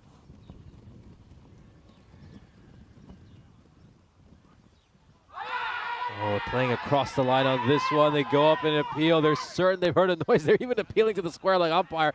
She can't give it, Tracy Pasquille. Where has the sound come from?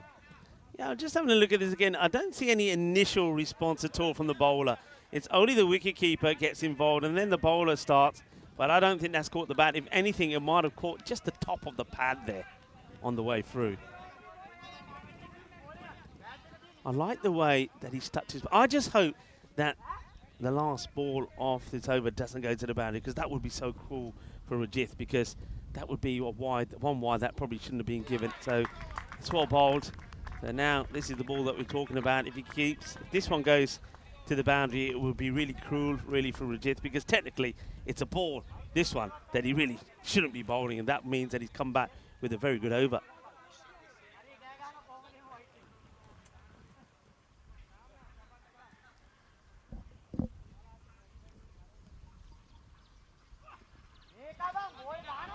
It's a little bit too wide again, so sticking to his plan, sticking to his guns. I mean, I think that's 5 wides in the over. That means that 9 runs have come for him. But still, even when you consider that, one of those we know were a bit harsh.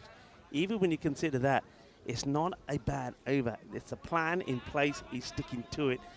Chaman Sudan just runs over and has a little chat with him about something. And It's up in the air. Zidane chasing. Will he be able to make the stop? Yeah, he will. They think about 2. Oh, but that's the throw you don't want to be taking on. It's just going to be a single, so it's a long over. It almost ends up being 2 overs. Time could be pressed on here as well because of the length of that over, but only 10 come off it. It is 36 for 2. 36 after 2, I should say. No wickets down. Yeah, about 8 minutes and 40 seconds to get through those 2 overs. Kumar, I don't think it's a bad outcome for the Sri Lankan Lions if he stays on strike, considering the way he has been batting so far. John Gray saying it's been over 10 minutes. Just want to remind you, John, I think it's now 35 minutes to bowl the innings, and then a minute is added every time the fielding side gets a wicket. So yeah, just keep that in mind. It's not like last year where you had 40 minutes for the innings. Yeah, that's one of the changes that we had, and also one that you touched on earlier in that over about the wide line. It used to be any part of the ball that touched the line was a wide. Now the ball has to clearly miss the line or be outside that line for a wide to be called.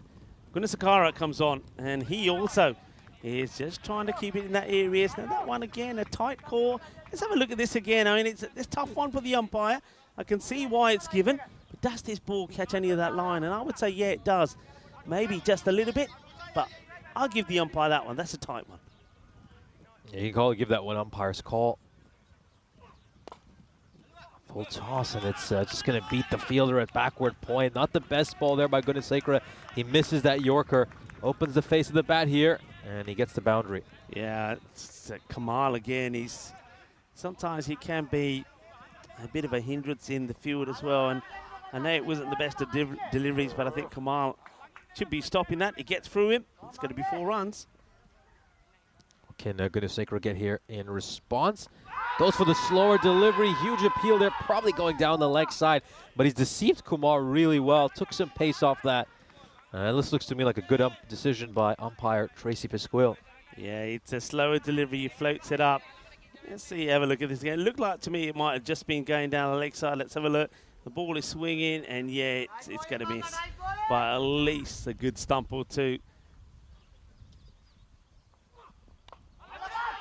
Oh, it's gone up in the air, and it's going to go to that fielder out at deep third. It's been good to see both these sides keep someone back at deep third. You can see he's looking to work this away towards square leg, gets the leading edge. He never looked good in this innings, to be honest with you, Kumar. And he's popped one up. The first wicket falls for the Napa Kings, and they've slowed down massively after that mammoth first over. Yeah, big time. 26, remember, came with the first, and Rajith, even though he bowled 5 wides in the last one, kept it just to 10. And this one, yeah, the ball just creeps up on him, and this is what Gunasakara can do. And it's clever bowling from him as well. Remember, the ball before was a slower delivery. This time, puts a little bit more into it, comes up more than what the batter there, Rajinder Kumar, was expecting. And he gets the back of the bat, and the catch gets nicely taken. And no issues at all there from the fielders. So the first wicket does fall. Kumar caught there by Suranga. And Gunasakara gets the breakthrough. Gets the breakthrough.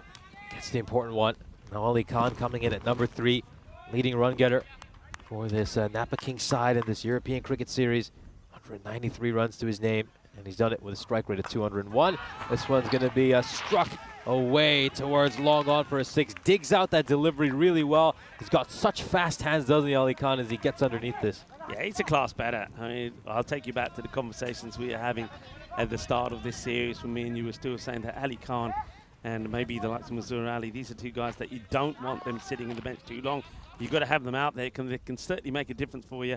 Gurdeep Sharma, I know he's been good, but Ali Khan and Mazur Ali, they've got to come out earlier, and this is the reason why. Ali Khan, he is just a unique blend of cricketer, and he plays this format really well as he puts another one away with ease. And that's 2 balls, 2 sixes. Thank you very much. The 50 comes up with the ball to go in the 3rd.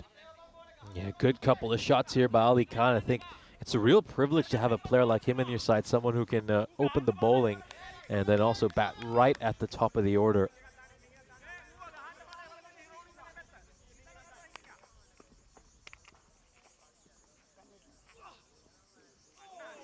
Oh, good variation there by Gunasakara. Khan had to wait an age for it. He's looking for that wide call, but I think the umpire's got that one right. End of the power play. Napa Kings are 53 for 1. A decent start for them. This is just what they would have wanted. They're going along at a nice rate. Yeah, you want to know the rate? I'll tell you the rate. If we see the next graphic, you'll see it. Both teams on exactly the same score after the 3 over mark. 53 for one and 53 for one. Well, could it be? Could we have a golden ball in this semi-final number 2? There you go. That's your confirmation. It's like for like at the moment. Yeah, it certainly is, as these players just have a few refreshments. Get a drinks break in on what is a very hot day here once again in Cyprus. Chance maybe for the Sri Lankan Lions just to reconsider a few tactics here, maybe outline what they'll do over these next few overs. This middle over phase that's coming up is going to be so important. So often matches are won and lost between overs 4 to 7. At the moment, this is very similar, isn't it, to the quarter-final that we had yesterday between the Sher Punjab against the Limassol Zami. Sher Punjab got that 180 on the board, and Limassol Zami made a cracking start. They sort of won the battle of the power play. They won the first 5 overs, but then afterwards it all went a little bit pear-shaped, so that's what they're looking to do here.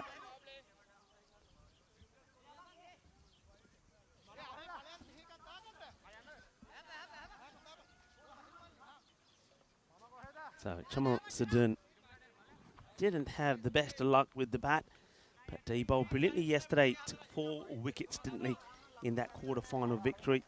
And we thought we might have seen a 5 or 4 for 6 he took against the Tigers. And he could start with a wicket straight away. And he will start with a wicket straight away. Chamal Sadun gets the wicket of Gurdeep Sharma. It's a big wicket.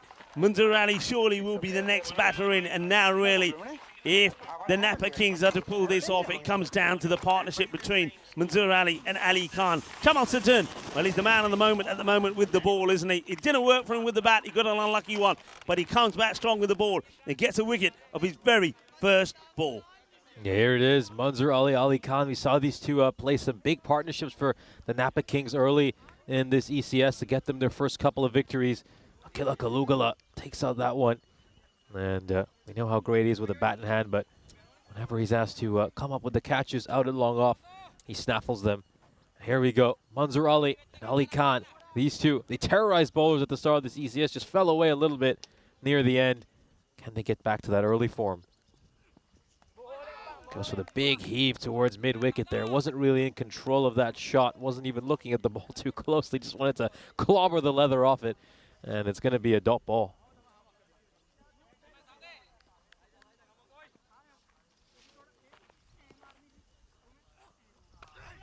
Takes some pace off that delivery there. Sadun is struck out towards midwicket. It's going to be a single. Ali gets off the mark with 1 run.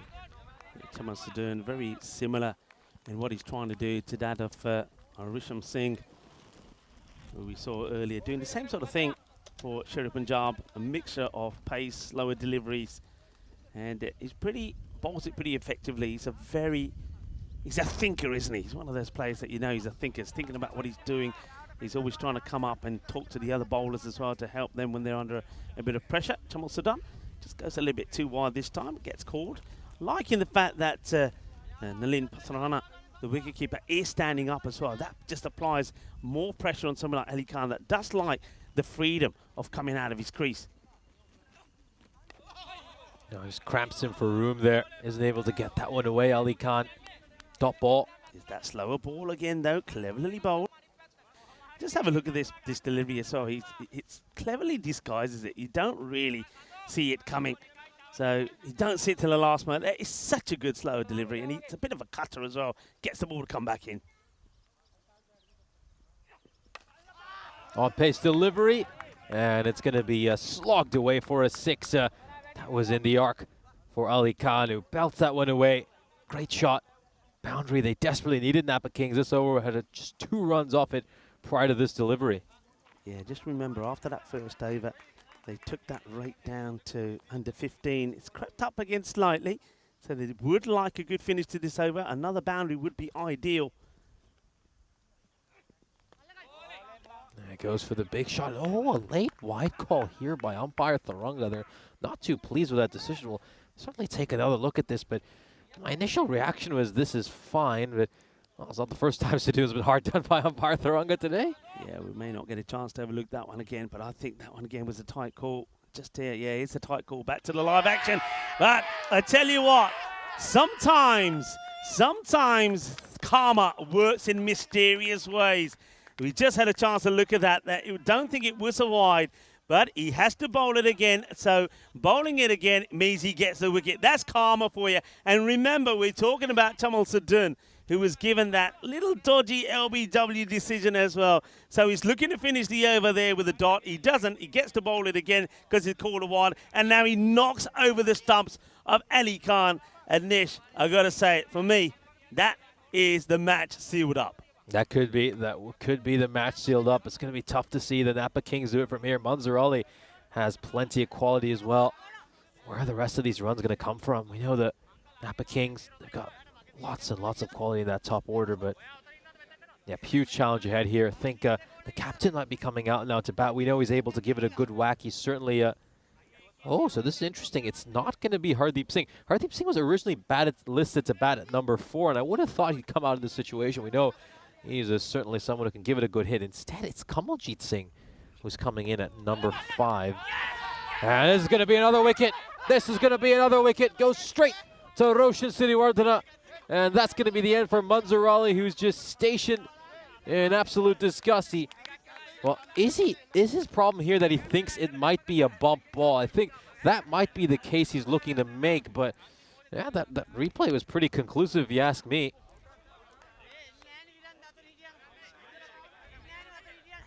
We'll take another look at this. Yeah, clearly not. There's no question over there. That's carried straight to the fielder. You can just see his bat gets underneath the ball. He ramps it up for a comfortable catch for Roshan Siriwardena. And they go bang, bang here. 2 wickets and 2 deliveries. Of course, it's not a hat-trick ball since the previous wicket was taken at the end of Chamal Sadun's over. But the Roshan Siriwardena gets it done off his very first ball. And now you just feel this game is really slipping away from the Napa Kings. The Sri Lankan Lions, they can just eye that final. They can just taste their place back in the final. And the defending champions, well, someone's going to have to come up with a miracle to knock them off their perch here. 2 new batters out in the middle. Oh, terrific Yorker there by Siriwardena. Gets some nice late movement as well. You could just see that ball start to straight and just tail back in to the left-hander. Great bowling. I'm loving what I'm seeing here from Roshan Siriwardena. And I did say he's the all-rounder. I think could make a big difference in this semi-final. He scored valuable runs. And now, look, he's just getting the ball. He's bowling a length that a lot of the other bowlers have struggled to do so. He's bowling a top length, isn't he? He's keeping it nice and full and straight, keeping it very simple. Has a very short run-up, Roshan Siriwardena. Doesn't look to bowl it too quick. Looks to keep it on the stumps and challenge the batter every single delivery. Yeah. Hardeep Singh, the captain of Napa Kings at the non-striker, saying what must be going through his mind. It's nicely played away, and the fielder can't stop it. There's going to be 4 runs. That's good timing there from Kamaljeet Singh. So the 2 Singhs out there in the middle. Kamaljeet flicks this off his pads beautifully. The fielder trying to get to it, can't. So that's going to be 4 runs, valuable runs. Yeah, Hardeep Singh, remember, he was the captain. It was the Napa Royal Kings they were called when they played in 2023 and got that win. And then, of course, his joy went to disbelief when in the final they couldn't get the victory, could they, against the Black Caps after doing such a great job and restricting the Black Caps just to a score of 76. They fell 2 runs short, so a heartache for him. He was hoping to get another chance this time, but it looks like it's going to be revenge for the likes of the Sri Lankan Lions. But that day, back on the 23rd of April, 2023 is the day that really hurt them. They really felt, and every time I saw them since then, at the start of January, they were still talking about the hurt of that defeat. So this is time for sweet revenge. And no, Roshan is charging to get there to see if he could get another wicket. He can't, but it's a brilliant over. Only 10 to come from it. He takes the wicket of Manzoor Ali. Manzoor Ali and Ali Khan both gone pretty cheaply. And it is the Sri Lankan Lions of Limassol that at the moment are well in front here. The rate starts to climb. It goes to that point of 18 now. Not quite the point of no return, I think, especially on this pitch. But certainly it's more or less done, especially when you think of the batters that have departed already. 71, 72 for 4 at the end of 5 overs. Yep, certainly is looking very difficult from here for the Napa Kings because of all those wickets they've lost. I think if they still had at least someone like Ali Khan maybe still out there, he would have given them a chance. But I think these first couple of balls, though, Singh's played a few good shots, and Hardeep Singh is able to give it a good hit. So, well, let's just see if they can hang in there, string together a few good overs, give their side a chance. The win predictor has the Napa Kings down to just 6% to go to the final.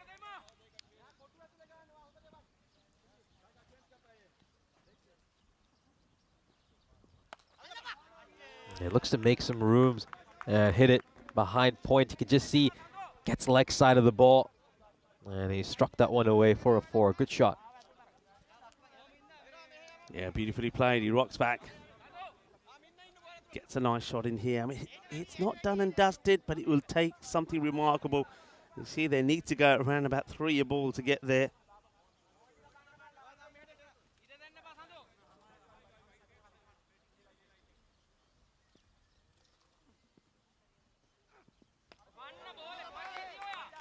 And once again, just backing away from the ball a little bit there. Singh and Sadoon will sneak in another dot ball. Yeah, dot balls right now. Each dot ball, you'll just see that run rate shoot up.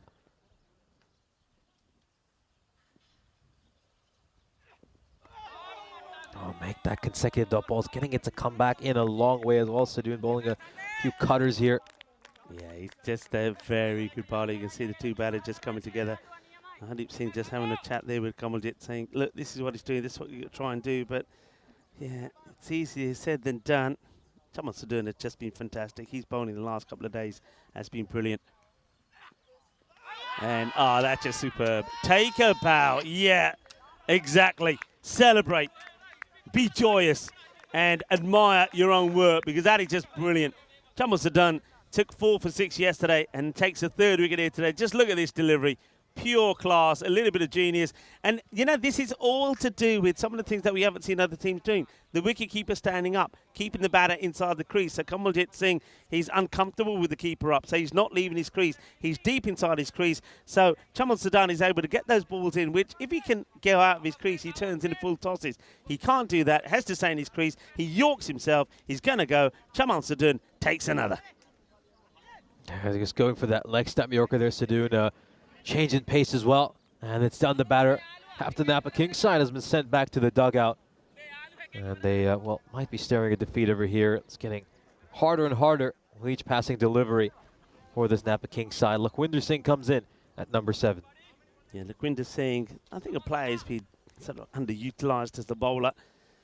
I think he's played more role with batting than he has with bowling. Well, that's not a bad start from him, as Lakhwinder sends this one away for a big 6. But I know that Lakhwinder Singh is a man who is blessed to have a lovely wife, Mohandeep, that makes some glorious, delicious parantas. Well, maybe he had a few parantas this morning before he left for the cricket, because he's played a stunning shot to open his account. 6 runs. Yeah, a few Sherry Punjab players hanging around as well. He got a big cheer from them when he gave that a big belt, didn't he, Lakhwinder Singh?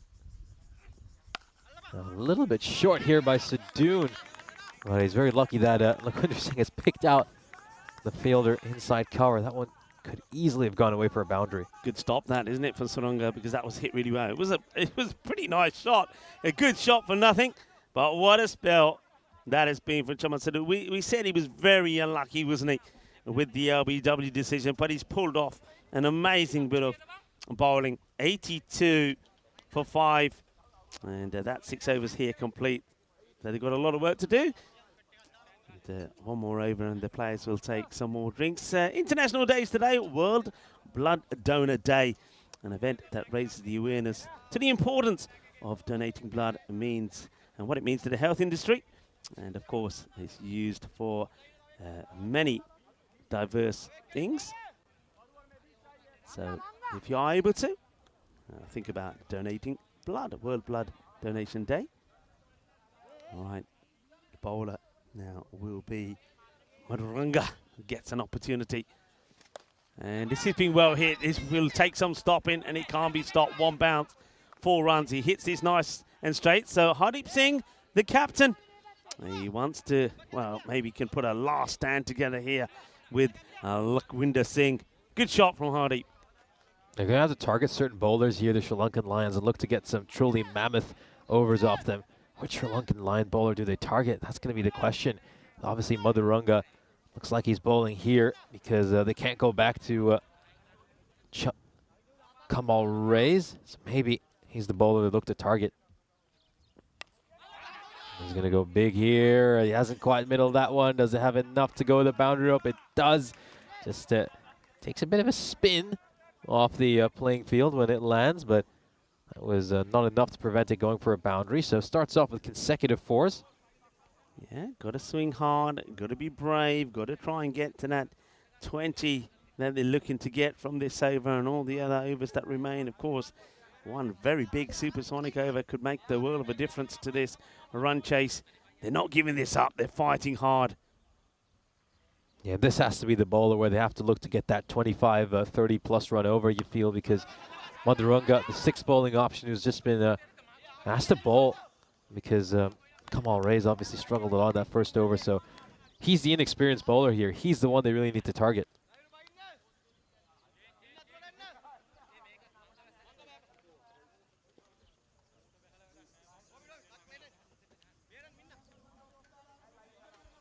Lakhwinder Singh back on strike. He smacked his first ball for a 6.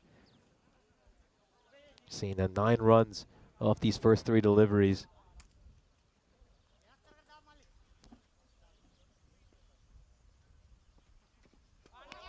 Oh, it's a dot ball. Pitching this one outside the off-stump, Maduranga. Lakhwinder Singh looking to hit this towards the mid-wicket boundary, but he's completely missed that one.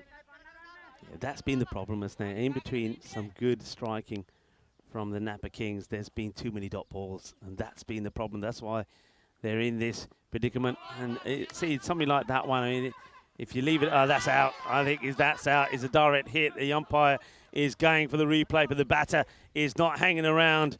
Hardeep Singh knows his fate. He starts to walk. He knows his fate, and maybe with that wicket, he knows the fate of his team, trying to get into the final. He's running hard, but it's a direct hit. Look, he's not in the picture at all. The umpire wants clarification. Hardeep Singh knows he's gone. We know he's gone. He goes. Another wicket goes down. He's going to be the 6th to go. Hardeep Singh will go for 10. And with that, I think any hope of the Napa Kings getting close to this 163 is going to disappear. Let's just take a look at that sequence again. They're trying to just sneak a quick single here, and it's a good throw there by Maduranga. He's rebounded well after going for a couple of 4s in his first 2 deliveries. Just 1 run of his last 3 balls. Gets that run out as well.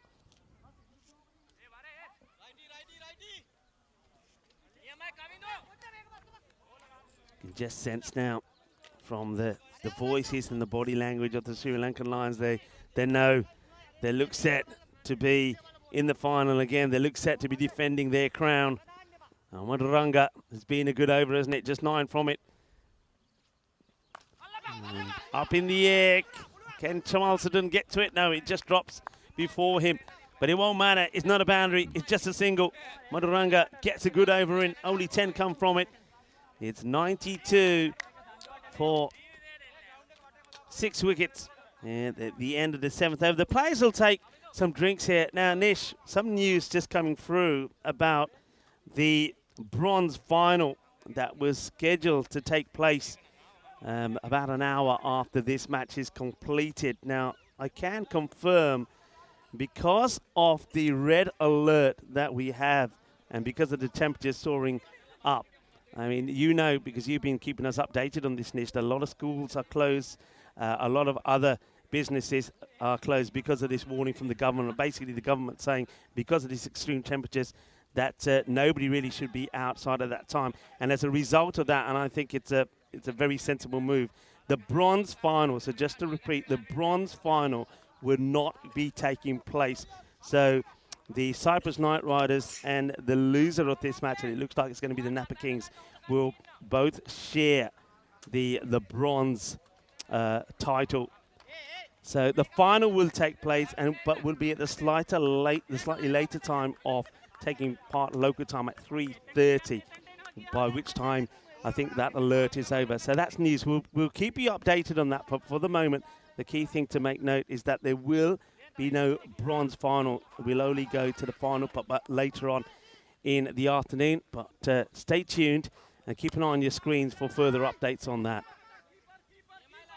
And this is going to be a singles. Yeah, of course, schools closed a lot of parts of Cyprus. I think they were told to stop all lessons at 10:45.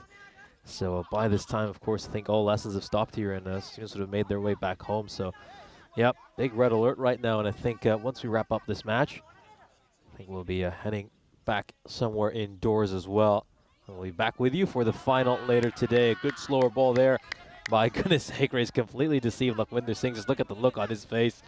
He's having a bit of a chuckle. He knows he's been done by that one.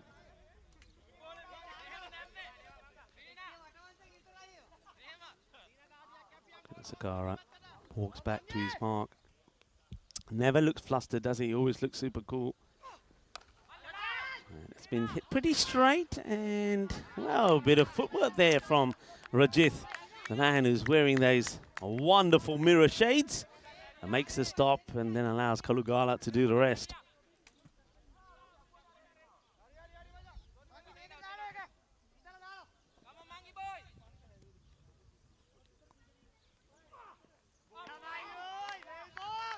Yeah, nice ball there by Gunasekara, back of a left delivery. It's going to beat Safi. Yeah, Kroom is just saying, yeah, no bronze match, but he understands that, yeah. And also, one thing I can say, talking to some of the players that played that very first semi-final, I think they are, by the way, that's very important to note, they are both in agreement, both the captains, both the teams. And speaking to some of them, they've already said that playing that first semi-final has already whacked them out. So it makes sense. It also means that, of course, that the teams playing in the final have a longer break after this one as well. Not just the teams, but the umpires, the ECN crew, the production crew as well. I think it's very important to understand and acknowledge exactly how hot it is at the moment and how much strain that is putting on everybody's bodies. Yeah, absolutely. Difficult conditions to play with, and you have to commend the players for soldiering through some of these very tough conditions throughout this European Cricket Series. But even based on the heat we've had for much of this ECS, this is even more extreme. As we can just have a look at the graph over here. The Napa Kings just trending in the wrong direction.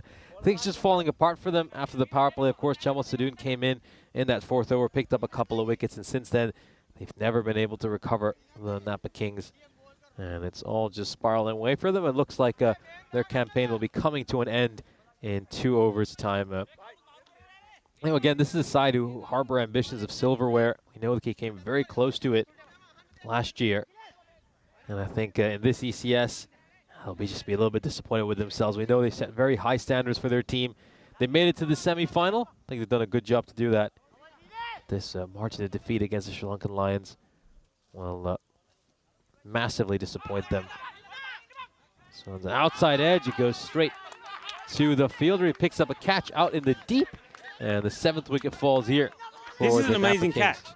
This is sensational. I mean, I never saw this happening. He has come across, and that is, can you believe it? Kamal Riaz, who hasn't been able to stop a ball, let alone catch a ball, had just pulled off a remarkable catch on the boundary.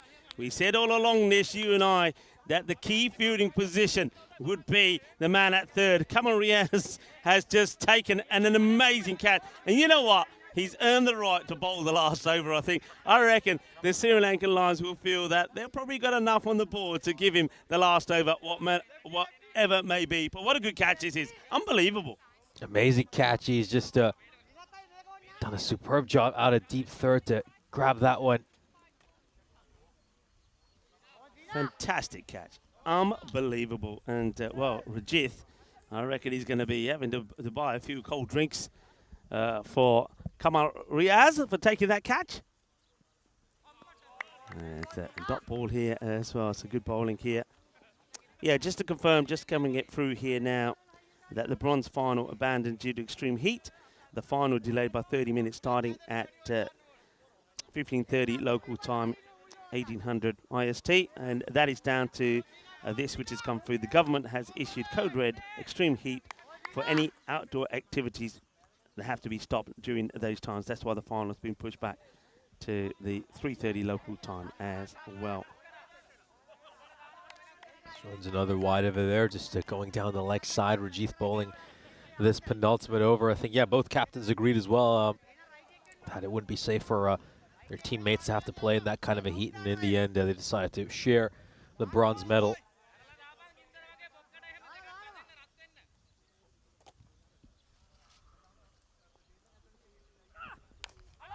This one played up in the air. Kalugala is coming underneath it. And so is Mangala Gunasekara. And in the end, it's a bit of it's yours, it's mine, and in the end, it's no one's. Mangala is the guilty man. He turns away and says, it wasn't me, it wasn't me. Yeah, it was. That was Kalugala's catch. And I don't know what Mangala is doing here. And I get the feeling he's walking away a little bit coolly, but I reckon that ball has smacked him on the knee when it's come down. So Mangala spoils a chance of another wicket for Rajith.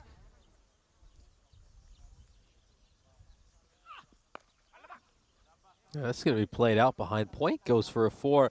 And some runs here for Pervez. And yeah, wearing a very nice looking hat there, isn't he, Mangala Gunasekara? For a second, I thought I was mistaken and thought it might be a cowboy hat, but he hasn't gone quite that far. It's got a bit of colour on the inside of it, hasn't it? Maybe we should get him over here and have a look at this cap. He probably wasn't want to come this way because he knows we'll be talking about these his mistake there. But it's a mistake that won't cost him. Nice shot there played by Pervez, who's shown that he's got a few shots as well. Goes for another one, and that one is going to go away, and that's nicely fielded by Russ. Part of the ECN crew, Russ, Andy O, Suleiman Saeed, Nilkesh Patel, and Madagooch, all doing a fantastic job, as well as Tyrone Peters, the tournament referee. Outstanding work from them all the way through this series as well. And also to the likes of Martins, who's now left us, and Arturs, and Oleg. And also Martha Maria. This one has been smashed. That is big. That's a wonderful shot. Well, Pervez is making the most of his opportunity and getting a nice few shots in here. That's a lovely shot. I love the way he's used his feet. He gets to the pitch of it and he's blasted away.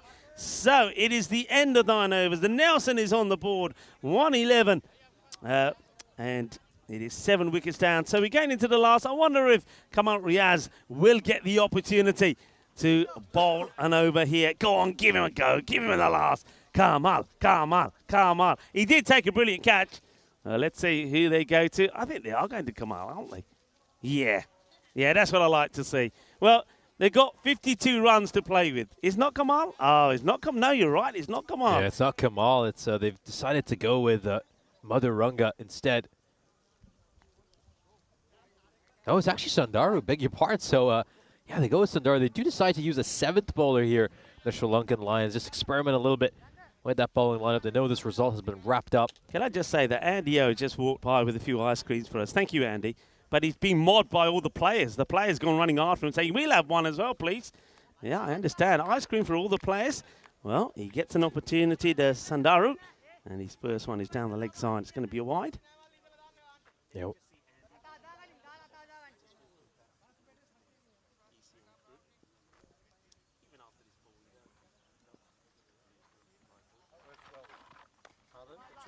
This is played out towards a mid-wicket. It's just going to be a single, and 5 balls left in, of course, the Napa Kings European Cricket Series.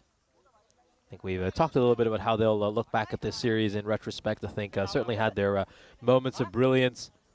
Certainly showed some real flashes of excellence, but in the end, they'll come up short against a familiar foe in the Sri Lankan Lions. Of course, they knocked out the Sri Lankan Lions in the semi-final during the last ECS they were involved in last year. This one has been popped up. And Sadoon's coming underneath it, and he's going to fail to take that. A rare drop for Chamal Sadoon. But unfortunately for him, it's not going to hurt his side too much, and he's you can just tell he's really disappointed with himself. He can laugh about it now because this game is in the bag for the Sri Lankan Lions. I'm sure Sanduru would have liked the wicket, though. Thomas Sudan goes to take that in his trademark way. It's the way he always takes his catches. He likes to take them low down, but he just, mistimes it, really. Yeah, it's a dot ball. And meanwhile, of course, shifting our attention to this Sri Lankan Lions team. They'll go on to play Shere Punjab in our grand finale for a side who came into this ECS with so many expectations, the defending champions, had 15 consecutive European Cricket Series wins in this remarkable year for them. They're going to be going back to the final, and they'll be one step away from defending their title. That should be a very exciting match. I think two sides who do have a lot in common. You know, they've both got plenty of batting depth. They've got a terrific opening partnerships. Of course, Sri Lankan Lions, you got Sadoon and Kalugala going up against Neeraj Tiwari and Pavandeep. I think that's just going to be such a good stylistic matchup. Both those teams will be looking to pick up an ECS crown, and of course both those teams also have plenty of championship pedigree. Of course, this Lions side are defending champions. That Sher Punjab side, even though it's their first ECS, we know they have several players who've been there and won it, with the likes of the Black Caps, the Punjab Lions. Well, it's going to be a real heavyweight clash to decide who's going to win the ECS here in Cyprus.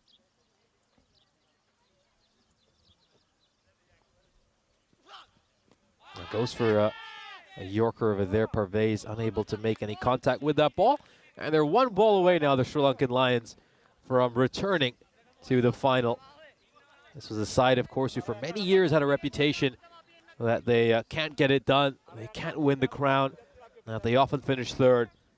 And they won it earlier this year. They dispelled those notions. And they're now going to be one step away from making it back-to-back titles. And they'll be heading to the final against Sher Punjab. This one is going to be a dot ball, and the Sri Lankan Lions are heading back to the final. It's been a spectacular title defense for them so far, and Sher Punjab are now standing in their way for making it consecutive titles. What an incredible ECS so far for this Lions team. They came in with so many expectations, and they've done a terrific job. That man there, Nalan Pathirana, who is in the center of your screen, he's done an outstanding job as the captain, led his side well. He's been tactically spot on, and he's had that gold touch so far. Let's have a look at the highlights of this innings. Of course, it was a great start for the Napa Kings. They got 26 runs up that first over. They were going along superbly in the power play, 53 runs at the end of it. They were matching their opposition, the Sri Lankan Lions, and they just started to lose their way during that middle over phase. I mean, how often do we see that games are won and lost between overs 4 to 7? You look at overs 4 to 7, just 39 runs during those overs, but then they also managed to lose tons of wickets. They lost 4 wickets during that phase, and for the Napa Kings, that would be the phase that would just take this game away from them. Yeah, victory in the end by 47 runs, so well done to the Sri Lankan Lions and Limassol. They will once again be in the final and taking on Sher Punjab, and there's a few players from Sher Punjab that we're looking forward to being back in the final again. The likes of Taranjit Singh, remember he was playing for the Punjab team last time when the Lions got the victory, so maybe they can get a bit of revenge themselves. But at the moment the Lions are looking good. They get their revenge over the Napa Kings, don't they, to book their place in the final.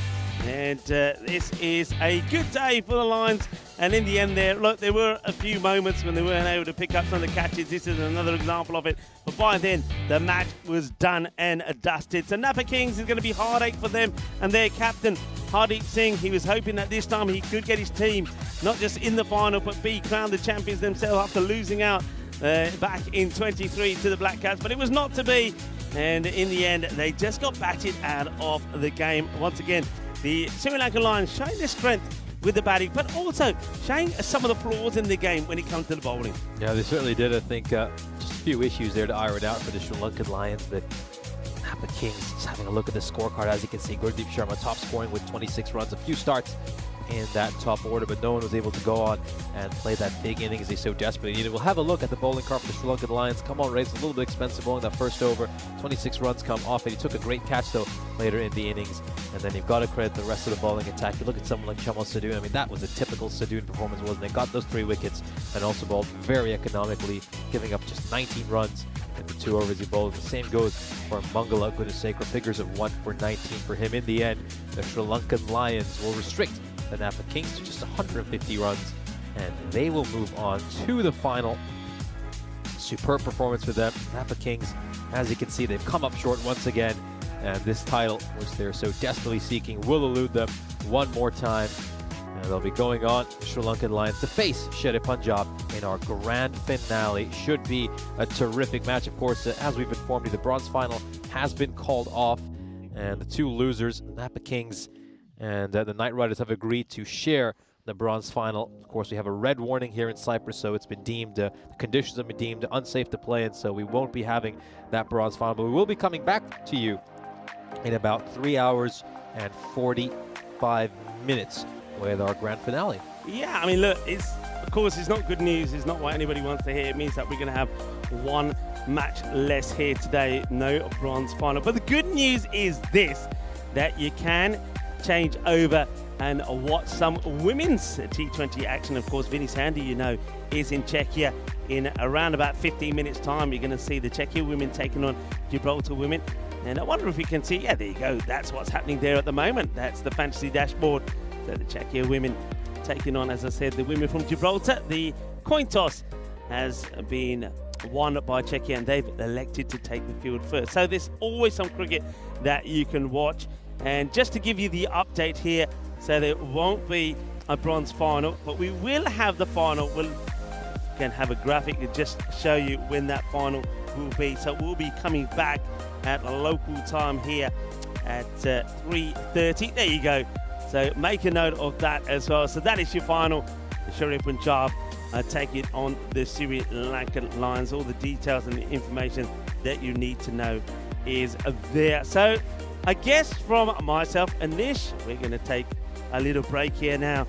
And I can tell you, I've mentioned international days. It is an International Day of the Bath. And I tell you what, I think we're going to go back to base and fill our bathtubs up with ice and sit in there for an hour and two. But we will be back, and we'll be back in time to talk you through the final later on. So bear with us, go and enjoy some of the women's action there, which will be starting. So the Czechia women taking on Gibraltar, and it's going to be Gibraltar they're going to have a bat first. And say hello to Mr. Maximo from us. But remember, join myself and Nish Bhatt when we return a little bit later to talk you through the final, when the Sri Lankan Lions, the reigning champions, will be taking on Shere Punjab. Bye for now. See you later.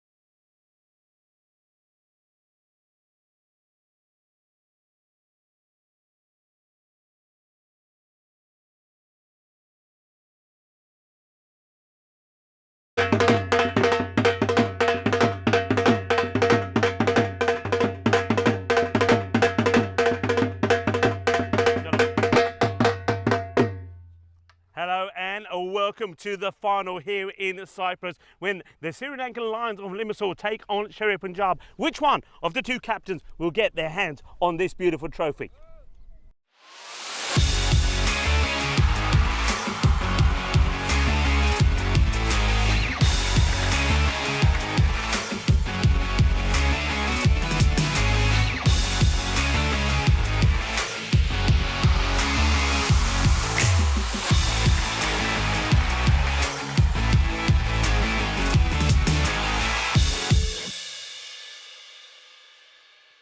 This European Cricket Network event is proudly brought to you by HCL Software and Paramatch. It is time for the final, the big one, the last match here at this Ipsonas cricket ground, and it will be the Sri Lankan Lions of Limassol taking on the Sher Punjab side. Two teams, great players, good batting. For me, it's the team that performs better in the field that could be crowned the champions of Cyprus. Before we start the match, let's see what happened at the coin toss. The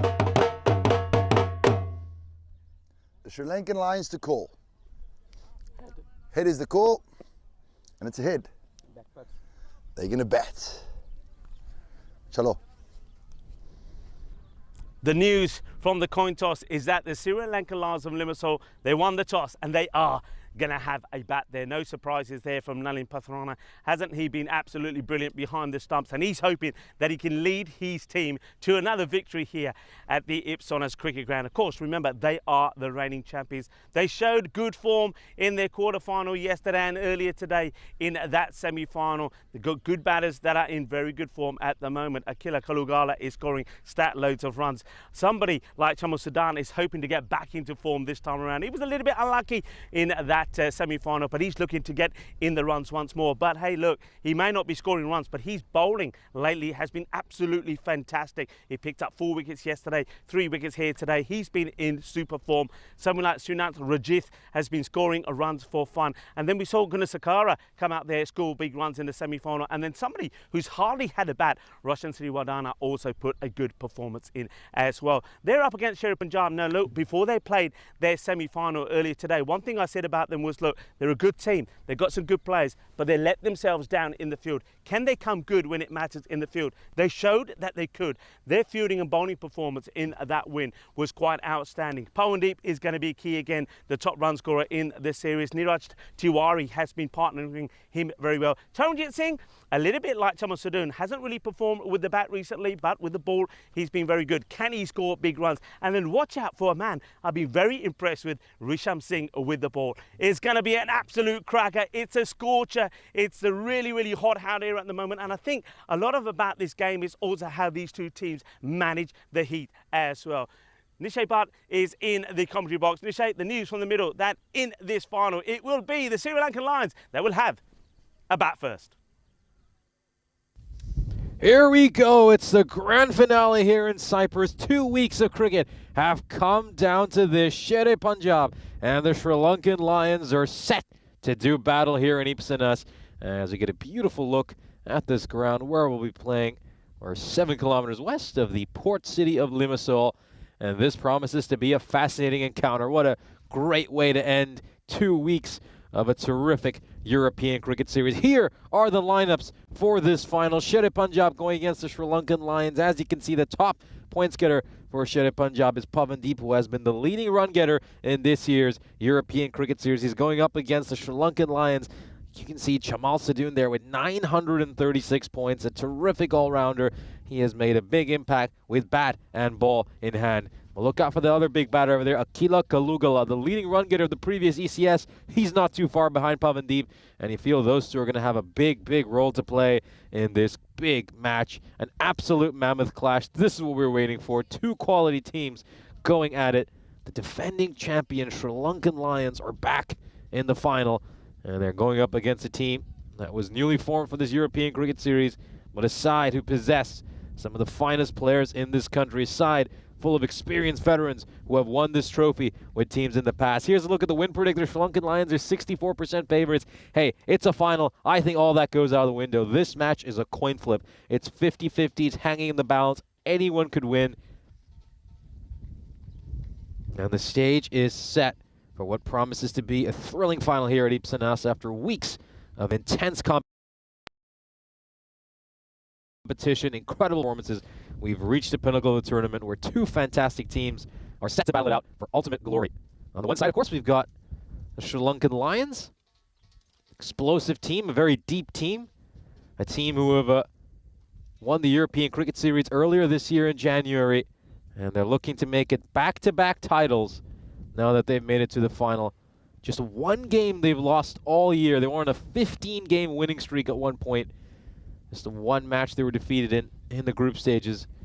And mind you, they haven't been involved in too many close games. They've been winning these games with ease. They've been brushing aside their opposition with absolutely no problem. Some standout performances from their top order, the likes of Akila Kalugala, Chamal Sadoon, Mangala Gunasekara, have aided them throughout this European Cricket Series. And here they are. Chance to make it back-to-back titles for them. Then they're going up against a Sher Punjab side, a side who have grown better and better throughout this European Cricket Series. Started off with a couple of losses, but they've grown with each match. We know they have championship pedigree. They've got match winners all over their lineup. They got players who've gone out there and won a European Cricket Series with the likes of the Black Caps, the Punjab Lions, and the Nicosia. And now they want to do it with the Sher Punjab Orange.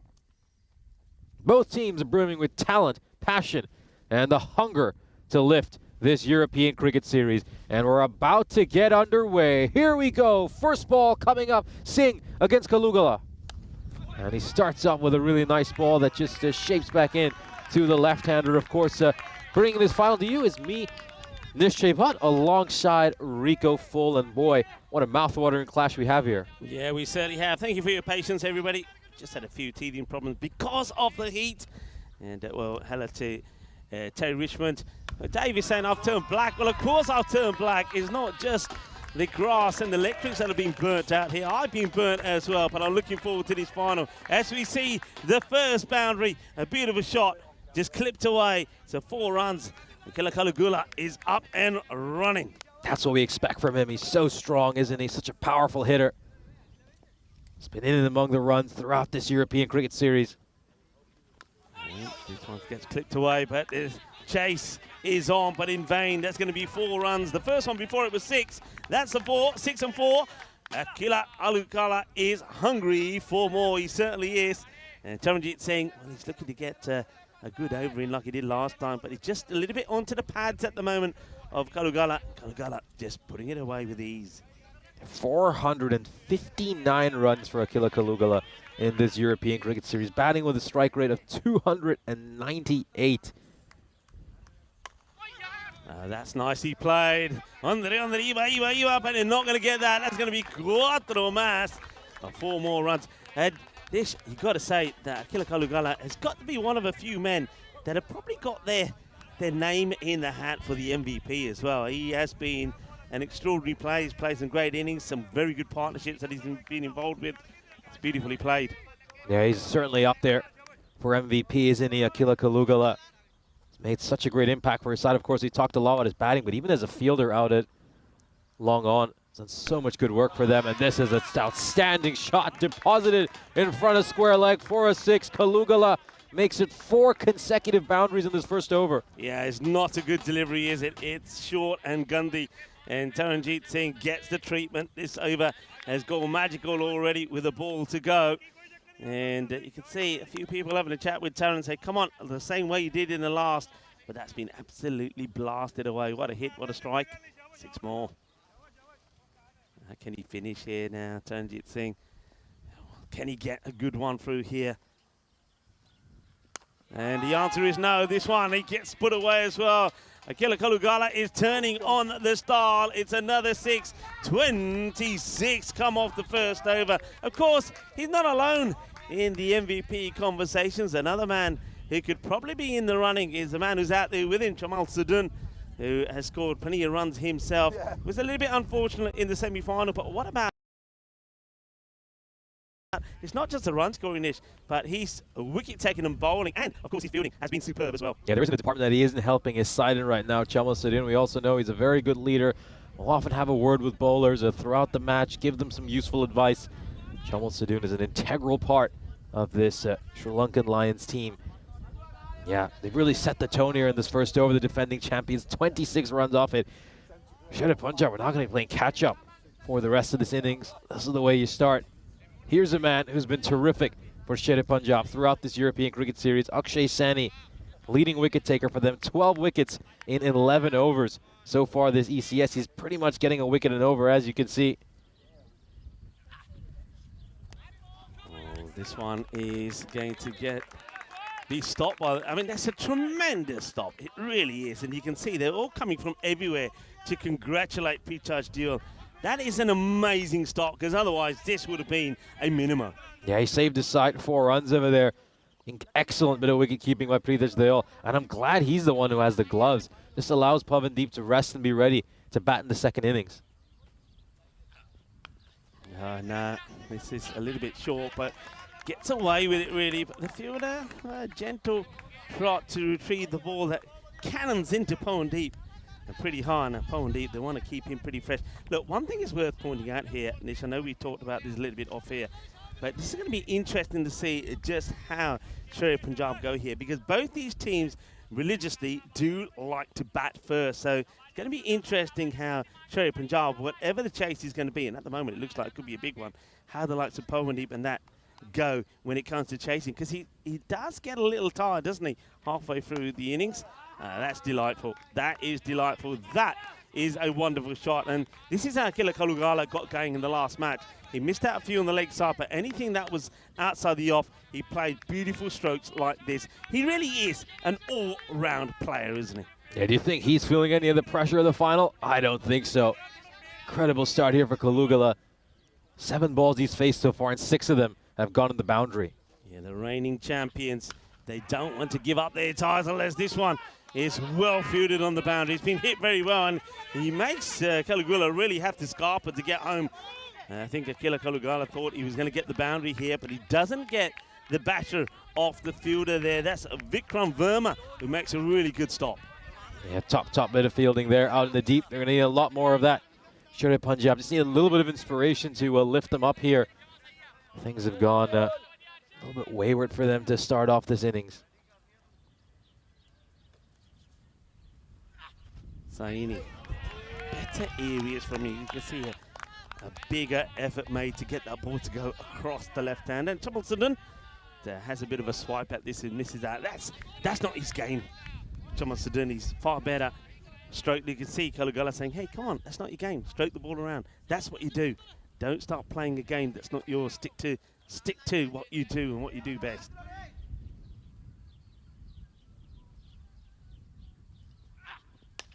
Oh, he goes down the ground.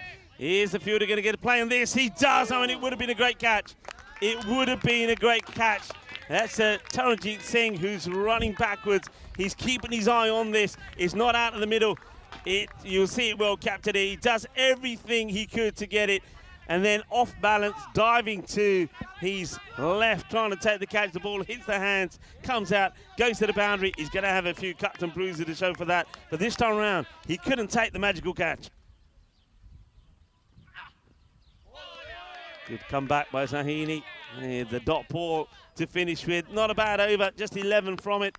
But the Lions are 37 without loss. I say the Lions. One thing we should let some of our viewers know as well. Sri Lanka Lions of Limassol, Shere Punjab. We know that Sher in Punjabi means lion as well. So you can see that this is probably the battle of the Lions.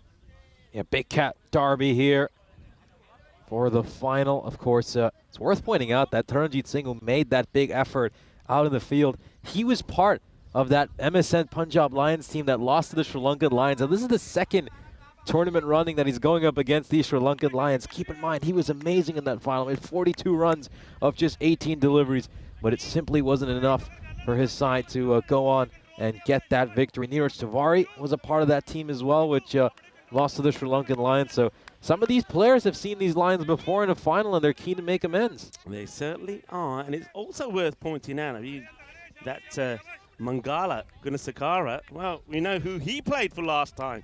He didn't play for the Sri Lankan Lions of Limassol, so he's changed alliances to see if he can get his hands on one of those winners' medals. Yeah, the same goes for Prashad Sarunga as well, as playing for the Lions this time around. This is beautifully played away by Kalugala, who can do absolutely no wrong to start off his innings. Yeah, he's played this. There's no doubt about it. He knows what he's doing. He opens the blade up here. He gets this elevated over that fielder. So just struggling here at the moment to get some consistency in the line that they want to be bowling and the field that they can set. They are throwing everything at it early on. Risham Singh, who has been good for Sher Punjab, seeing if he can get a breakthrough for them. It's been scuffed away. Fielder's got work to do here. Got to get down and does brilliantly well. That's really good fielding. Yeah, top work there by Bhupinder Singh. Came across, covered a lot of ground, and he's going to ensure it's just a single. Just have a look at that in perfect view of the scorers right in front of him. Sadoon back on strike, so yeah, as we've mentioned, a few players have switched sides, and they got a chance now here to pick up a winner's medal. Resham Singh, another match winner. He's tasted success in the past with the Black Caps, hasn't he? Oh, did his hand get there? I think the thing was, though, the batter never actually left the crease, so I think he's going to be fine here. Well, let's have a look at this. So it's been hit. Keep an eye on the bat there. He does get the bat in. That's very good awareness. Brilliantly done by Akila Kalugala. He does start to go forward, sees the danger, puts his bat back down, and he does it just in time. So good bit of cricket all around. We'll have a look at this again here. So he starts to go, realises the danger. There is a hand on the ball, but the bat is down. Good cricket, good awareness from Kalugala. Yeah, it's just these little habits that you learn that can make such a difference. Imagine he got this missed there. That could have really, really turned the tide of this match. And just bounces before the fielder. And you can see there that Risham Singh thought for a moment it might just carry to the fielder. And that this time around it doesn't. And that's Lovedeep Singh. Just falls just short of him. I think in a final, if they can get anything around 150, it'll be such a massive total. You've obviously got the scoreboard pressure, the pressure of the final, so Sher Punjab can't let them get too many runs here. That's that slower delivery, but it's been well picked. That's been well picked, well dealt with. This will go all the way. Here we go. Boom. Shukka Lagya Bolle, Bolle, Bolle. That is a tremendous strike. Beautifully played. Still a ball to go in the over, so Risham Singh has gone for 11. And it looks like the Sri Lankan Lions and Limassol looking to bring the 50 up inside the power play. And once again, be eyeing up a score around the 170s. Yeah, the last time these two openers played in the final, they had a 104-run opening stand. Wide delivery called here, and that's a genuine lead there by Chamal Sadoon. Sadoon, remember, apart from the knock here today, yesterday in the quarterfinal, fantastic 94 from him. Batted beautifully, his highest score on the European Cricket Network. Goes for it, it's up, it's over, point. The chase is on and not going to get there. It's going to be 4 more, so the 50 will come up in the power play. It'll be 53 without loss. And it's an opportunity for the players to take some drinks, and also an opportunity for me just to deflect from this tournament from a moment. Remember, we did have the Central Europe Cup happening in Czechia. Vinny Sandu talked us through that. I know some of our viewers would have had the opportunity because of the unfortunate conditions with the heat here. We had to abandon the bronze final, so you had the option to go there. And congratulations to the Gibraltar women. They got the win in the first one against Czechia, 141 to 87. And well done to Nicole Karuna, who made 49 of 61. A good performance from her. So congratulations to Gibraltar winning the first one there. Next match coming up there pretty soon. And remember, you can always turn over to that, the second match there, straight after the final here today, where Croatian women will be taking on the Czechian women.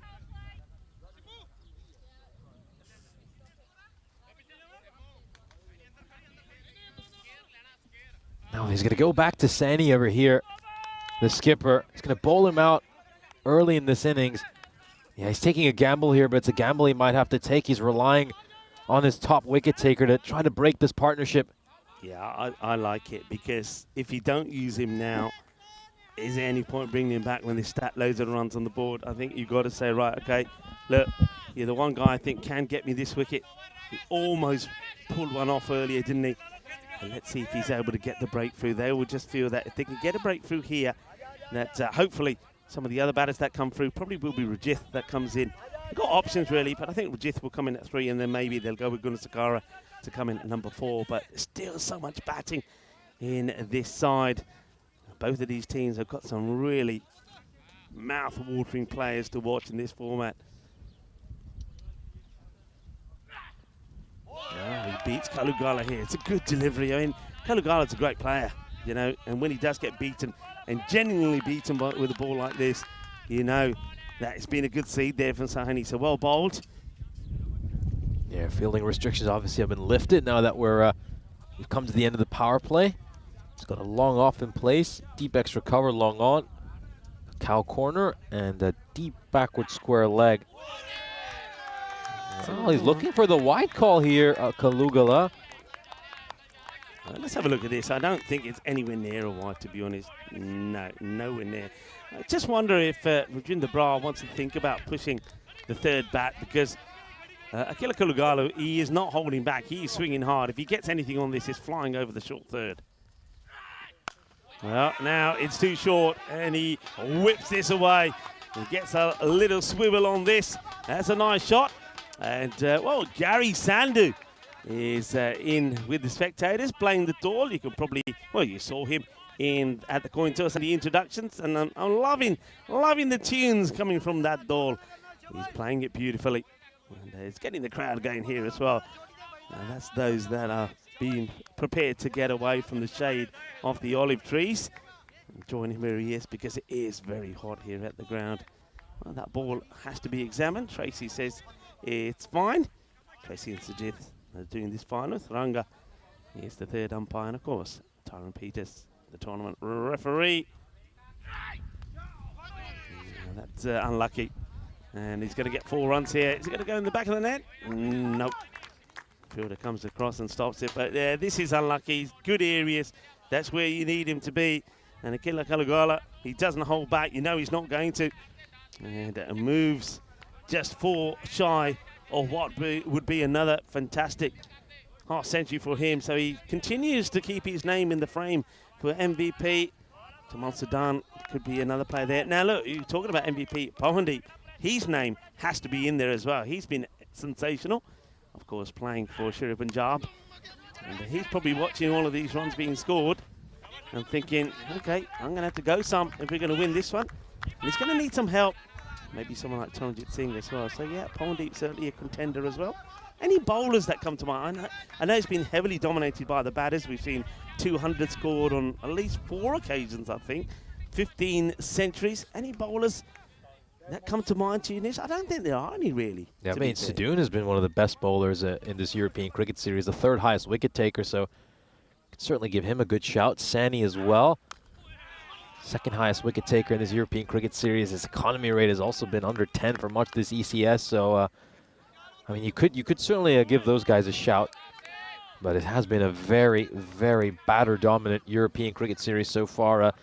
Decent over there, actually, Sani, 12 runs off it, but they managed to negotiate both his overs without giving up their wicket, which I think is a big, big win for the Sri Lankan Lions. At the end of 4, they're 65 for no loss. Yeah, the Lions, they know what they're doing here. They know he's the danger man. They know why he was brought back. They were not prepared to give their wicket away to him. I mean, even that last ball there, a very good delivery from Sahini to Thomas Sadoun, who was quite happy just to play it out for a single.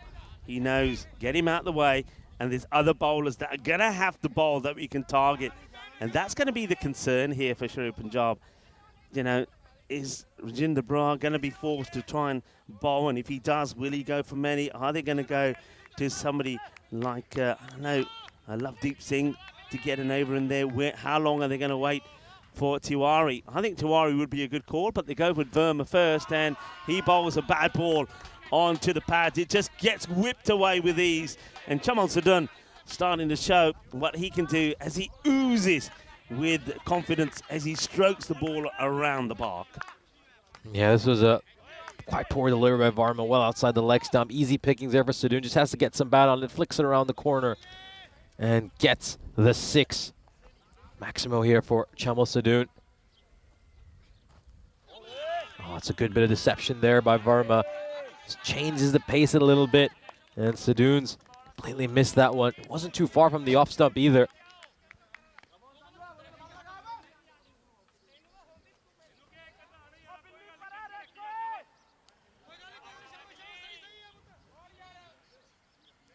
Just trying to get this field right, Verma. No run up from him at all, really. And that's been hit pretty well, and it doesn't get stopped. Unfortunate with the bounce there, the fielder. You never know what the ball is going to do. I think he's expecting this to bounce up, but he's looking to get a hand onto it. But this ball just hits this toasted surface and slithers past it for 4. Yeah, skids away the ball over there. Such a hard serve has been dried out by the heat as well, which just makes it that much faster. And that will go all the way. Bolle, in the zona. Shaka Lagya Chamal Sadoun keeps turning on the star. What a beautiful shot. And I love the way he has that little back flick of his leg when that ball goes sailing over the boundary. He's a little bit slow to start his innings. We're in just 5 runs of the first 6 deliveries he's faced. But after that, though, wow, he shifted up the gears, hasn't he? And it's gone straight to the fielder. That was a chance. Huge chance, huge moment in this game. That could have broken this partnership. This was hit hard, though. Have a look at this. It's been whacked. He has very little time to react, and he gets his hands in the way just in time before that ball clobbers him into the gut. But he's not able to take the catch. This one has been hit down the ground, and it's going to be stopped eventually. And not the authentic way, but Akshay Saini makes the stop, keeps it to 1. It's the end of the over, and score keeps ticking away nicely. 82 now with that loss at the halfway point, so more drinks for the batters. But once again, the Sri Lankan Lions of Limassol are well on their way to posting, at the moment, the expected score here showing 165, but they haven't lost a wicket. We know they've got plenty of aggressive batters. They're eyeing up 170 plus here, maybe even a 180. Yeah, if they get to 160 or 170, this is going to be a very, very tough chase. As I said at the start of this broadcast, 150 in a final is an amazing score just because of the scoreboard pressure you feel in such a big game. But Sri Lankan Lions, well, they're off to the perfect start here in this final as they look to defend their title. Sherry Punjab, well, they've got to come up with some answers over here. The captain, whoever he's turned to so far, has been incredibly expensive. Just looking through these bowlers they've used so far, about 4 different bowlers. Turnjit Singh went for 26 runs in his first over. Sani was the best bowler, but he's been bowled out. Resham Singh as well went for 16. And it looks like they're going to turn to the spinner. So it's going to be Neeraj Tiwari. Yeah, Neeraj, I think he's got to be the man you're going to go with now. There's some discussion here from Resham Singh, and he wants to swap. He's gone running over to Tiwari and say, look, now wonder if he's got a bit of an injury, that he said to Neeraj Tiwari, look, there's no point having me at mid-wicket because I think I'm going to struggle if the ball comes to me and catching. So Resham Singh has put himself at the square leg boundary, and he swapped himself with Bhupinder Singh, who's gone to the extra cover.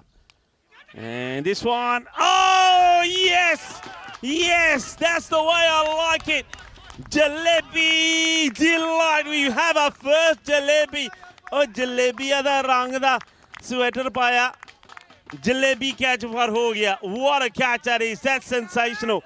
It needed something sensational. It needed something magical.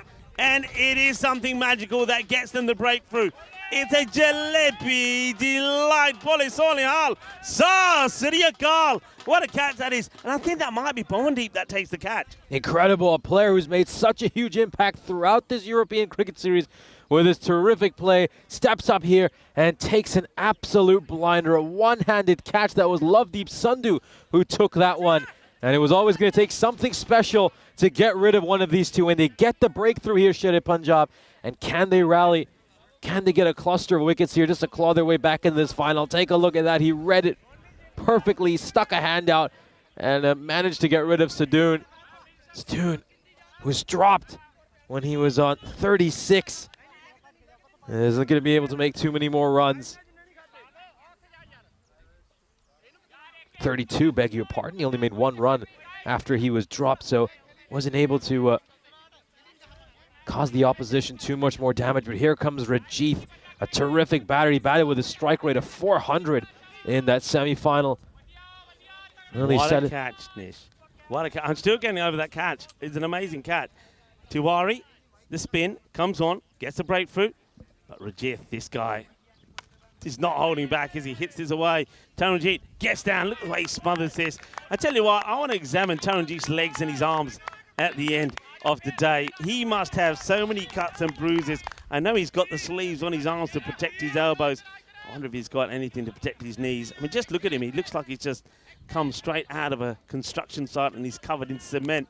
But that's not cement, folks. That is just the burnt topsoil on this ground, which he's whirring all over him, thanks to his splendid efforts. I think he sneaks this one in. That's a good delivery. I don't like this from Akila Kalugala. That's about the second time he's questioning the umpire here. Let the umpires do their job. There's nothing wrong with that delivery. It's well within inside the line. Look, it's well inside. It's not a wide.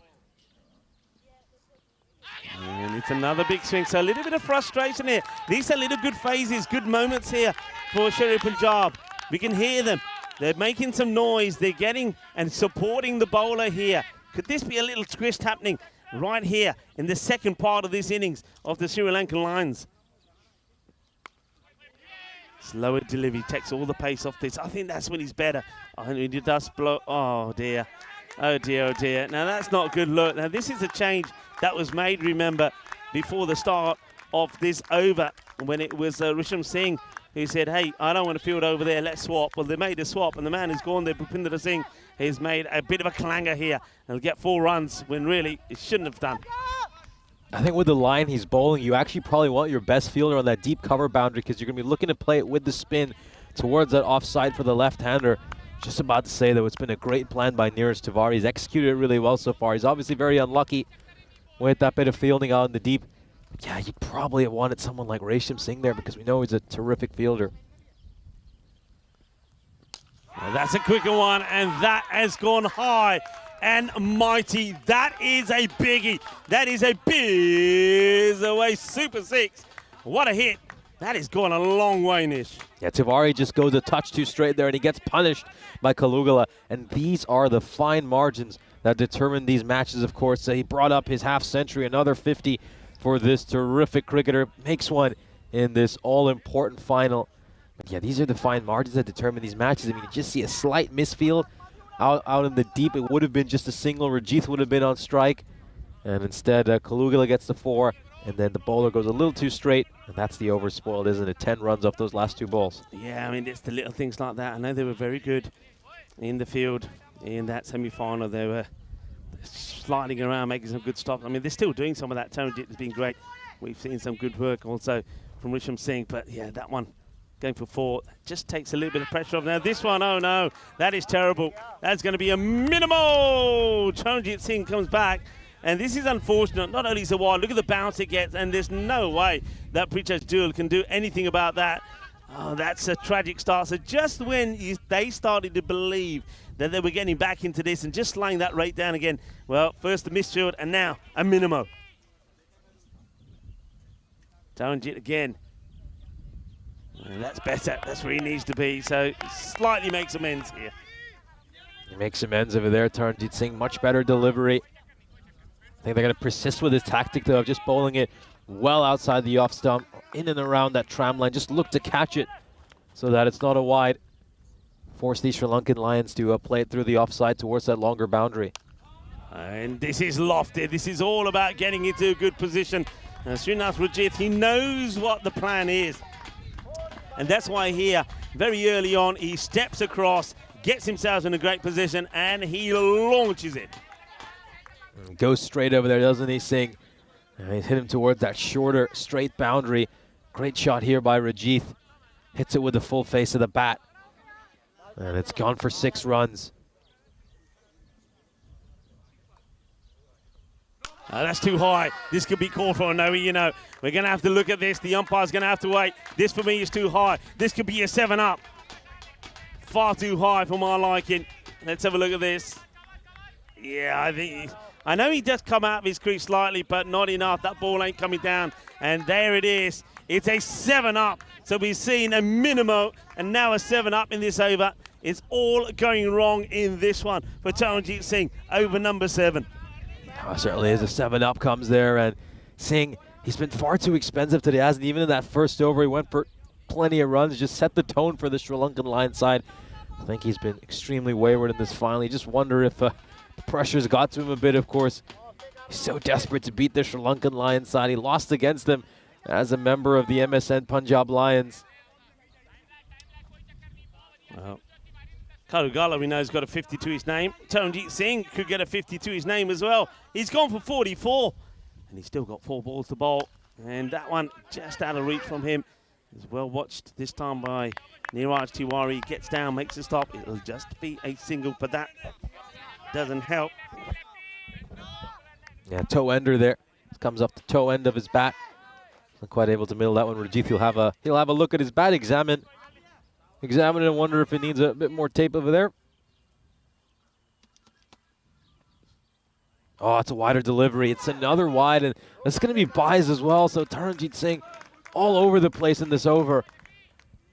Yeah, Taran, he's not helping his cause. I mean, he's a big player for Sri Punjab. We know that. He hasn't quite, I know he scored 1 century in this series, one of 15 players that have, but he's not helping his side here with his bowling here. He's gone for 47, people, 47 off the 9 balls that he's bowled. That's high up in the air, and that will be the 50 up for Taranjit, and that's not something that he's going to be too proud of. And he's still got 2 balls to get out of his system. So Taranjit Singh, it's all going wrong for him. And well, the idea of bringing back somebody who went for 26 in the very first over, probably not the best of options, but they backed him, but it hasn't worked. And that's been hit firmly as well to the fielder, who's done well, kept his eye on it. It'll just be a single. That one was middle as well. Either side of the fielder, that was going to go for 4. These guys, they don't hang about, do they, when they hit the ball? They hit it hard. And they really are in the big-time driving seat at the moment, the Sri Lankan Lions and Limassol. This time it's a swing and a miss, so he will finish his spell with a dot, but he goes for 52. It's an expensive spell for Taranjit, and for all of his efforts in the field. I mean, he's a real trier, Taranjit Singh. He throws himself around. He almost took a sensational catch to remove Chaman Sadun just for 1. That would have been quite amazing, but it hasn't worked for him this time round. And the Lions, well, the Sri Lankan Lions, that is, they are roaring. 119 for 1 after 7. Yeah, they're already on to 119. And you can see the expected score is currently at 170. If they can get to that, they'll really back themselves to go on and defend their title in that second innings. We're also taking a look at the clock as well. 9 minutes should be enough for these 2 overs, but if you get another over similar to that Taranjit Singh one, then they might have a few issues with the clock as well, Shere Punjab. They might have. I've got a few issues with the ants here at the moment, Nish, to be honest, and some of them are huge. Just the one that was calling around on my microphone. I thought, well, what are you doing up there? Luckily, it didn't make its way out to my nostrils. But yeah, a few ants around. I'm surprised there's anything that is living is around at the moment, because you'd want to be hiding underground, because it is so hot. And I'll tell you who's feeling the heat at the moment is Sri Punjab, because you can see there from the expected score, Sri Lankan Lions and Limassol are looking to go to that 170 mark. Launched, thumped, big, hit hard, hit long, hit far, hit for 6. It's going to be a massive strike as Lovedeep Singh comes back into the attack, but Rajith has absolutely mullered it. Yeah, great shot there by Rajith. Just had a chance to free his arms, and Singh has been sent a long, long way. Yeah, he's got to get the length right. Here he comes back in again. And that's hit down the ground. It should be fielded. It's well watched by the fielder. Good pickup. That's the way to do it. Good technique. Just keeps it to 1. That's Akshay Sani makes a stop, but that just means that the strike changes over now to Srinath Rajith, who, well, both of these guys, Rajith and Kalugala, who goes on strike here, just hitting the ball so hard. I think they just feel here, there's so much batting to come, it's non-stop. They're just going to have a go at every ball that comes their way. over pitched. He gets a bit of this. He's going to get it over the fielder. The chase is on, but you're chasing in vain. Once it gets past you, it's just going to go all the way to the boundary. You're chasing in vain. Powandeep will have to fetch that from the fence. It's going to be another boundary for more. I would have expected Neeraj Tiwari to come back for this 8th over because he actually bowled a fairly decent over, one of the better overs that they have had so far this innings, but they instead decide to introduce a 6th bowler. Not too bad an idea. Yeah, Lovedeep Singh, rough start to his over. 11 runs off these first 3 balls. Just no respite for this Sher Punjab side. That's not where to bowl. That is huge. It's humongous. It's going to end up in the car park. It's still going. And, well, listen out for one of the alarms to go off because that is a great pickup. Hits it so well. Hits it so smoothly. Akila Kalugala is still going strong. And you know what? I wouldn't put it past him to bring up another century, you know. I know he scored the very first century of our 2024 season. There was only 1 century scored here in January. There's been 15 this time around. He's got 1. He's eyeing up another. All right, and he goes big, and he's really looking for another one here as he leans back, and he hammers this for a big 6 as well. Arriba from the Albidro. 6 more. Yeah, he's giving him the length he needs, and Akila Kalugala is going to keep feasting on these deliveries if he continues to bowl there. 1 and over so far, 23 runs off it, and we still have a ball to come. They are just tearing the bowlers apart here. Ajtana bowler nu changi good peri hai kidda swad hui aa gaya aj cricket dekh ke dekh lo Kalugala 73 or 23 and Rajith, these two powerful, showing no mercy at the moment. This is in the air. This will be 6 more, you know. That is going to be 6. It goes to the fence. And, well, 4's being signalled, actually. I'm quite surprised here. I thought this was going all the way. The umpires are looking. Let's see where this lands. I wonder if we have a good shot of this. And 4 is the signal. I thought this went all the way. Oh, well. 4 is the signal.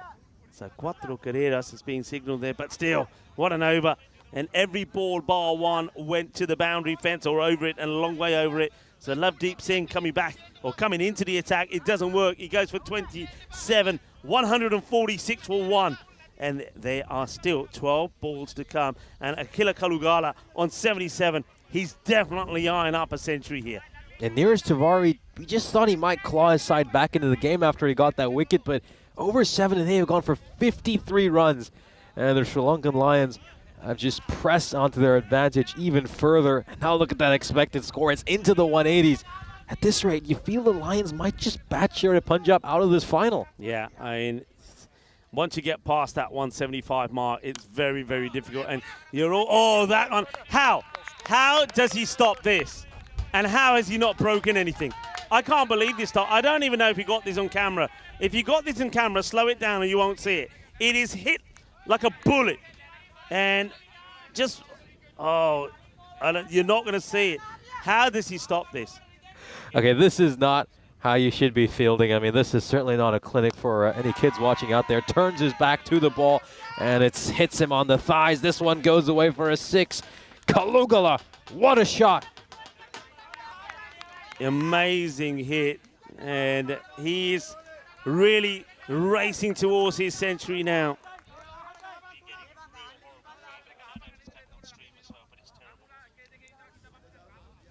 Ball comes back to Tiwari. I just think they had him back too long.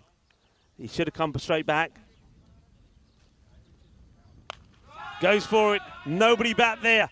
It's going to be 4 more.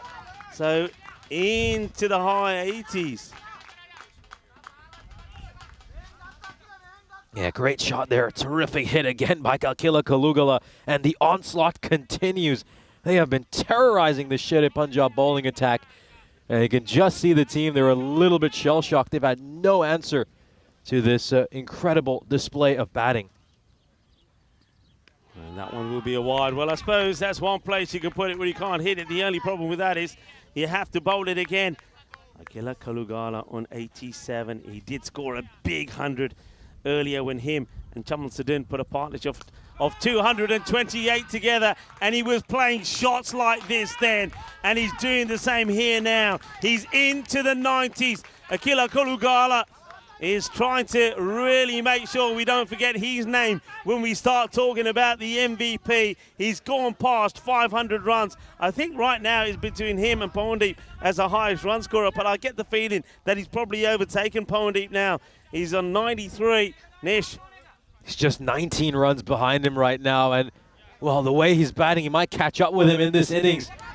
Great bit of fielding out at mid-wicket, but he's going to come back for a second run. The fielder was able to save 2, but it was some good running between the wickets. They ran the first one hard. Kalugala will move on to 95. And look at that score. The score moves to 168 for 1. We got still 6 balls to... Well, there's still a ball to go here. Hang on, beg your pardon. So you could bring it up here. Here we go. He goes for it. He hits it. He smashes it. It will go all the way. And Akila Kalugala has brought up his 2nd century. And just look at the scenes. Look what it means to him. Akila Kalugala, his 2nd century of the series. Century number 16 here. And he has done it in the final. There's a saying, isn't it? They're good players. They turn up and they perform when it matters. And Akila Kalugala has done just that. You can see where he's hit the majority of his runs. They just haven't been able to stop him. What a marvellous innings this is from Akila Kalugala. He isn't done yet. 100 on the board with 9 overs gone. It is 172 for 1. The Sri Lankan Lions of Limassol, the reigning champions here in Cyprus, are looking to do it back to back. Brings up the century in just 29 deliveries, his 3rd career 100, and this is the most important one. It's in the final as he's looking to help his side go back to back. And now then, Sri Lankan Lions, they'll be eyeing 190. Resham Singh, oh, he's going to have to bowl a really, really special over here against 2 batters who are seeing it like a beach ball. No, it slices his away. It's only going to be a single, but I think most people will be quite happy with that because it'll mean that Akila Kalugala will go back on strike. What a marvellous innings it's been. 100 in the final. He hasn't disappointed. The Sri Lankan Lions haven't disappointed. And, well, it looks like Rajith he's having a few ant problems as well. Get it off me, he said. Get it off me. Get it off me. I don't like it. I don't like it. Tracy's not squeamish. She does the job. Resham Singh around the wicket. And it's going to be called a wide here. Let's have a look at this again. I think it's pretty close to that line, but I think that's a great call from Tracy. Yeah, umpire's call for me, and I don't think Resham Singh helps his cause for running in front of the umpire either. So Tracy, well, calls it the way she sees it. Yeah, that's a good call. You can just see the puff of dust as well. I don't think that ball ends up catching the line. This time he nails it, though. That is absolutely perfect by Resham Singh. That's where they need to be bowling, and I feel Sherry Punjab just haven't executed those wide Yorkers throughout this game. They've given them a few too many straight deliveries at time. They've also given Kalugala far too much length to play with. Back to his mark. 4 more balls to deliver in this, the first innings of this final. Firmly hit. This could be a chance. And it's taken. It's the end of the Centurion. Kalugala will go on 101. A nice catch taken by Akshay Sani. He needed 2 attempts at it. And look at Resham Singh there. Now, he's thankful that it's being taken because it almost gets built. But that is the end of Akila Kalugala after scoring his 2nd century in this European Cricket Series, the Encore here in Cyprus. What a moment for him to do it in the final. And he's left his team with 3 balls to go in an excellent position. And look at them there, high fives all around, smiles all around. Fantastic performance from Kalugala. Potentially match-winning performance by Kalugala. He set his side up perfectly for the 2nd innings. They couldn't have asked for a better performance from him. And Gunasekara, has he got a hold of this? It's going to take 1 bounce and go over the rope. So back to live action. The Sri Lankan Lions have just hit a 4. Gunasekara comes out his very first ball, smacks one behind point. Resham Singh, as you can see, just misses that Yorker. Opens the face of the bat, Gunasekara. And it goes away for a boundary. Well, Gunnar he knows what it's like to get a runners up medal. He knows the feeling of losing the final. This time round, he wants the feeling of winning it, and he wants to take the winner's medal home with him.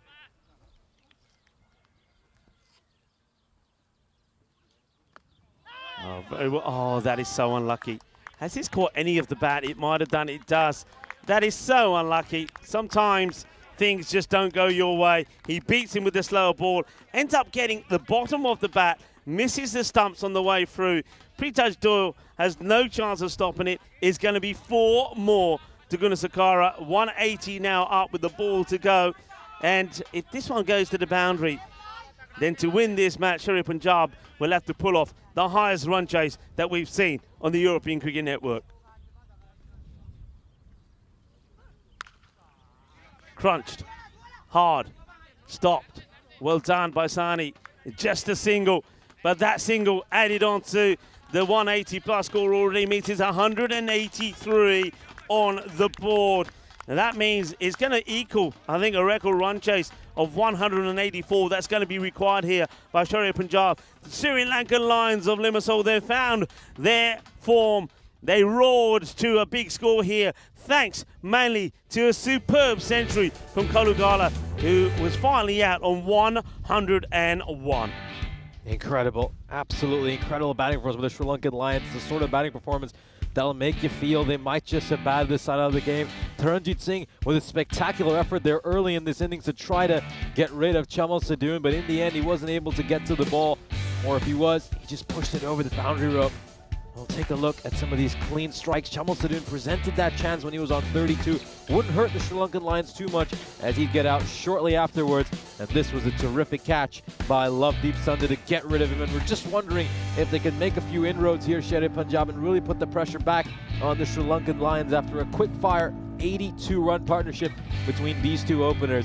But Srinath Rajit, as he so often does, came out there and batted superbly with a strike rate of 255, managed to hit 3 big ones. But the main story was that man, Akila Kalugala, his 3rd career T10 100 in the European Cricket Series, and he got there in just 31 deliveries. Yeah, he did. Taranjit Singh, of course, he had a mare, didn't he? He got a 50 of his own, but that's against his bowling. That's not something that he's going to be too proud of. But there was that moment, wasn't there? We just touched on it there when we saw that fantastic Jalebi catch from Lovedeep Sandhu off the bowling of Tiwari. We thought they just got the momentum shifting a little bit their way, but then they didn't go back to Tiwari. Then the rest is history, as you see a magical moment there from Kalugala when he celebrates his century. Soon after that, he goes for a big hit down the ground, and it took 2 attempts for Akshay Sani, but he does hold on to the catch to bring the end of a great innings. But then Gunnar came out and he hits the ball to the boundary, gets them past that 180 score. He certainly did. Set their side up perfectly here. We're going to need to see a record chase from Sherry Punjab if they are to lift this European Cricket Series crown. What a way for the Sri Lankan Lions to start out this final. They put 183 runs on the board. We'll have a look at the scorecard for this first innings. Kalugala top scoring his 3rd career T10 100. And it came in just 30 deliveries. He eventually was caught by Akshay Sani in the deep in that final over. Chamal Sadoon ably supported him in that 82-run partnership the two had to start off this innings. And then Srinath Rajit, as he so often does, came in at number 3, batted superbly, was a great partner to Kalugala. Gunnar hit a couple of nice shots in that final over, 2 fours. He would make 9 runs off the 3 deliveries he faced. We'll then move on to the Sherry Punjab bowling card. There's only one way to describe that. Ouch!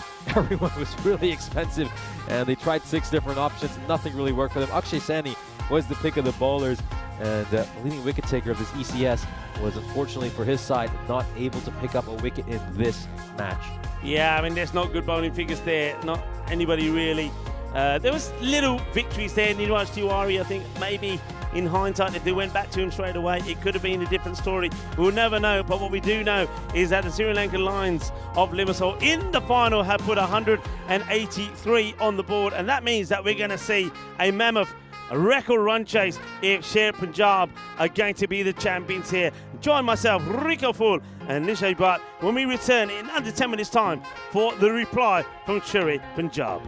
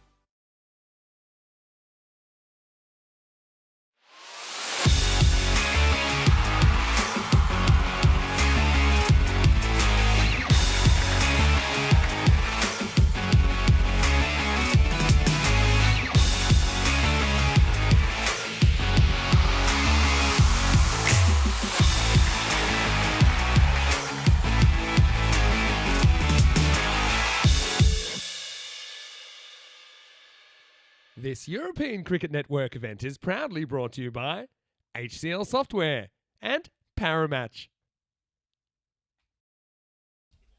Welcome back for the second innings.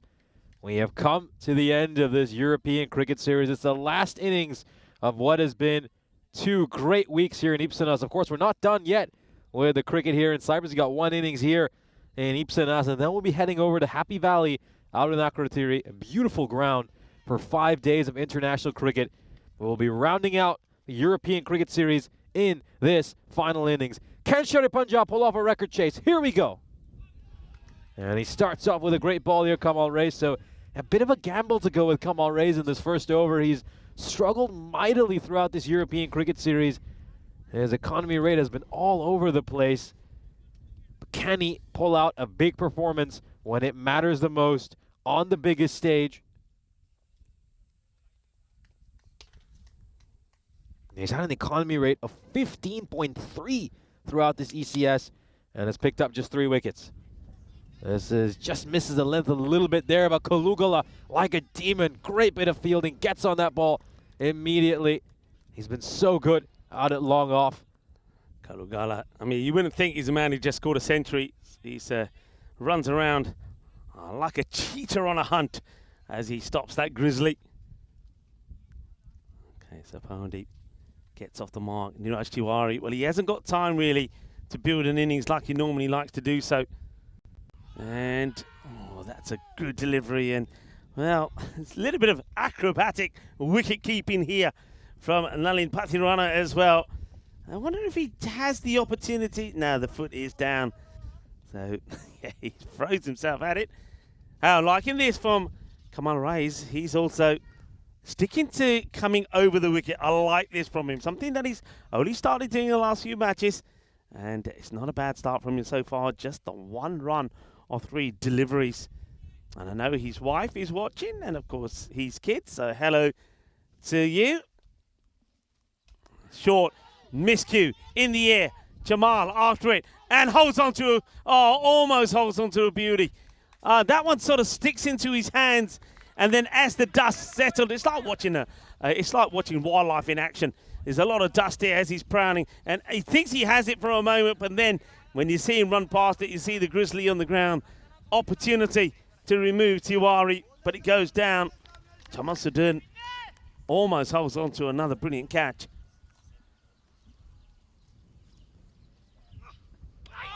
Oh, it's another swing and a miss. So Pawandeep, this is all pressure. This is all the pressure of a big chase, and this is how it gets to you. Normally Pawandeep, if he's batting first, he's batting differently.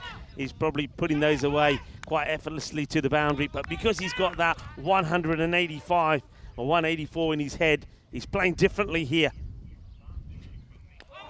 It's another swing and a miss. What an over that is. Kamal Reis has just pulled off an extraordinary first over, only 2 from it. And Sherry Punjab, that's the worst possible start from them. They now need to go at 20 and over to get this victory. Yeah, pretty much every over needs to be magical from here on out. And you can tell the pressure's just getting to them. But Kamal Reis steps up in the final. He struggled throughout this European Cricket Series and gives up just 2 runs in that first over.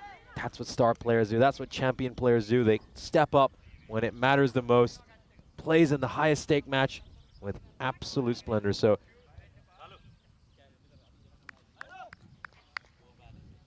I'm just having a word here with Akila Kalugala. Terrific performance by him here again. A century in the final. Potentially match-winning knock for his side. Srinath Rajith coming in to bowl this second over. Miscue in the air, but he's going to get lucky. Gets it over that line of 3 men there on the offside. He moves early to try and get himself in a good position, but he gets beaten. He loses his head up in the air, but he gets a bit of luck. Gets over the infielders, will go to the boundary. Yeah, Kalugala is just eyeing that trophy right now. He can just sense that the Sri Lankan Lions are getting closer and closer to it. The win predictor agrees. Sherry Punjab at just 6% right now.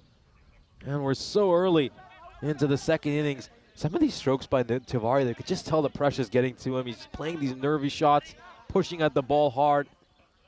Yeah, he seems to be moving very early, doesn't he? I wonder if he does the same thing again here and tries to get into a position early. Yeah, he does, look. And the problem with that is he's going to get himself. Oh, I can't believe Thomas Sedun has put this down. I can't believe it. That's the second catch that he's put down. But this one, well, you'd put money on him. You would put money on him here. But he has that technique of his. He almost likes to do a squat when he catches the ball. It's like when he was a young boy. His father always used to tell him off and say, right, come on, get down and squat and stay there. He just does it automatically. But as he does that, I notice he loses his footing. He loses his balance. Down goes the chance. I mean, it could be crucial. Could be crucial.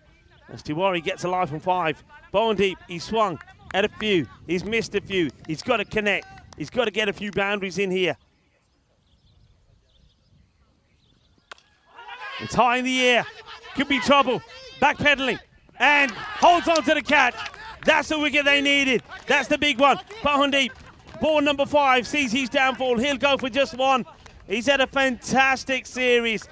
585 runs he scored. He is the leading run scorer in this European Cricket Series, but he's not able to score the runs when it matters, and he is going to go. It's a tremendous catch, though. Brilliant catch to remove Bowling deep. Nice backpedaling. Tracks the trajectory of that ball absolutely perfectly, and he takes the most important catch he's taken this European Cricket Series. Pamandeep, the leading run getter in this ECS, has to depart having made just 1 run. And my word, they so desperately needed a big performance from him in this match, and they won't get one. The Sri Lankan Lions, they're on a roll. Bhupinder Singh coming in before Taranjit Singh. I don't mind that. He's been far more effective in the last few innings. But what a great catch that was from Madhuranga. Brilliant catch. Hey, Bhupindra. Oh, he does like to go for the short ball, and he's going to hit this big. The fielder, don't worry, is going well over your head. The fielder here running backwards, doesn't really know where this is going to land, so he thinks, I'll just protect my head just in case. I don't know if you have a good look at this, but he's running with his hands on his head.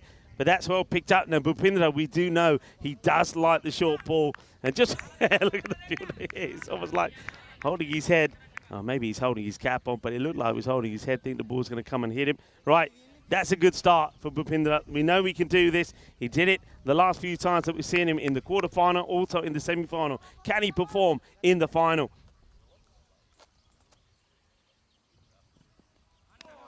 And this one sneaks in. So good response from Rajith. He knows not to go short. He goes a little bit wider, a little bit fuller.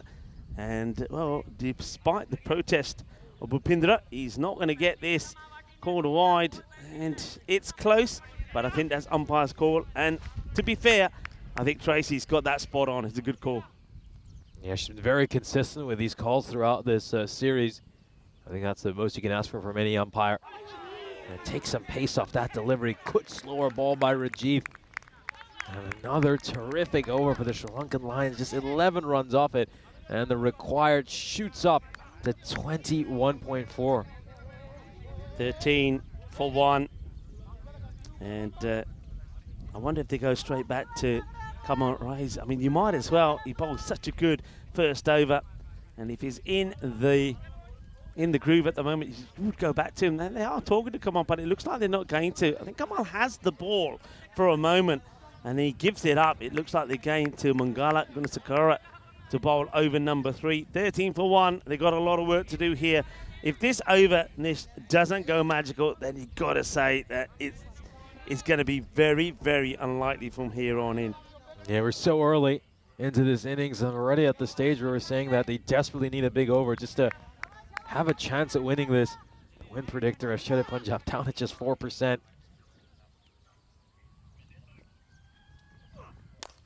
Now Tiwari will smack this one through extra cover, so a very good shot. Picks out the boundary. Very safe shot as well.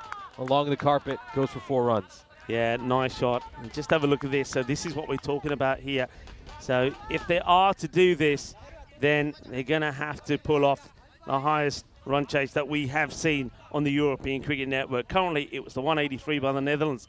Of course, against Spain, we all know the pain of that innings at the Karma Oval. Skander Zulfiqar turned on the style, didn't he, for the Netherlands on that day. Tries to go in the same area, but this time there is a fielder there. Keeps his eye on it. Makes the stop. It's just going to be a single.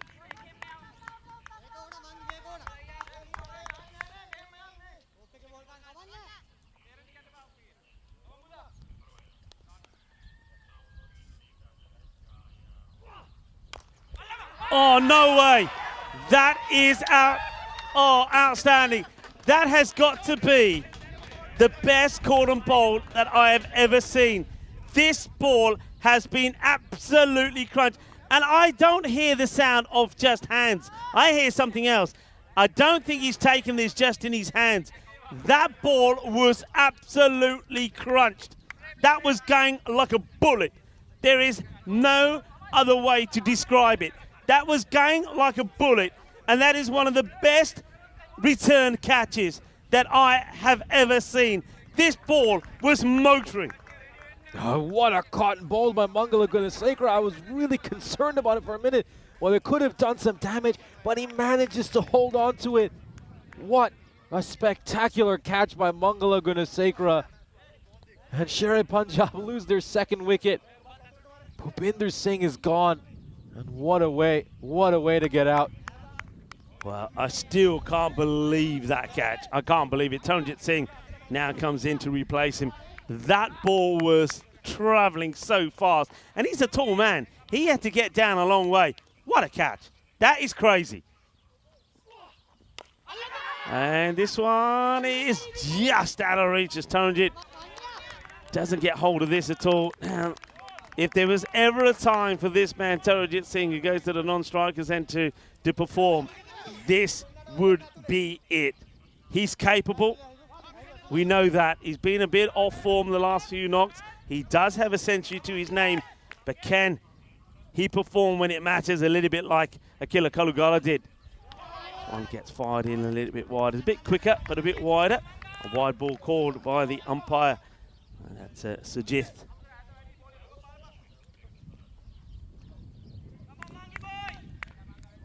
Yes, this has just been another great over. We said they desperately needed a big over here just to hang in this game.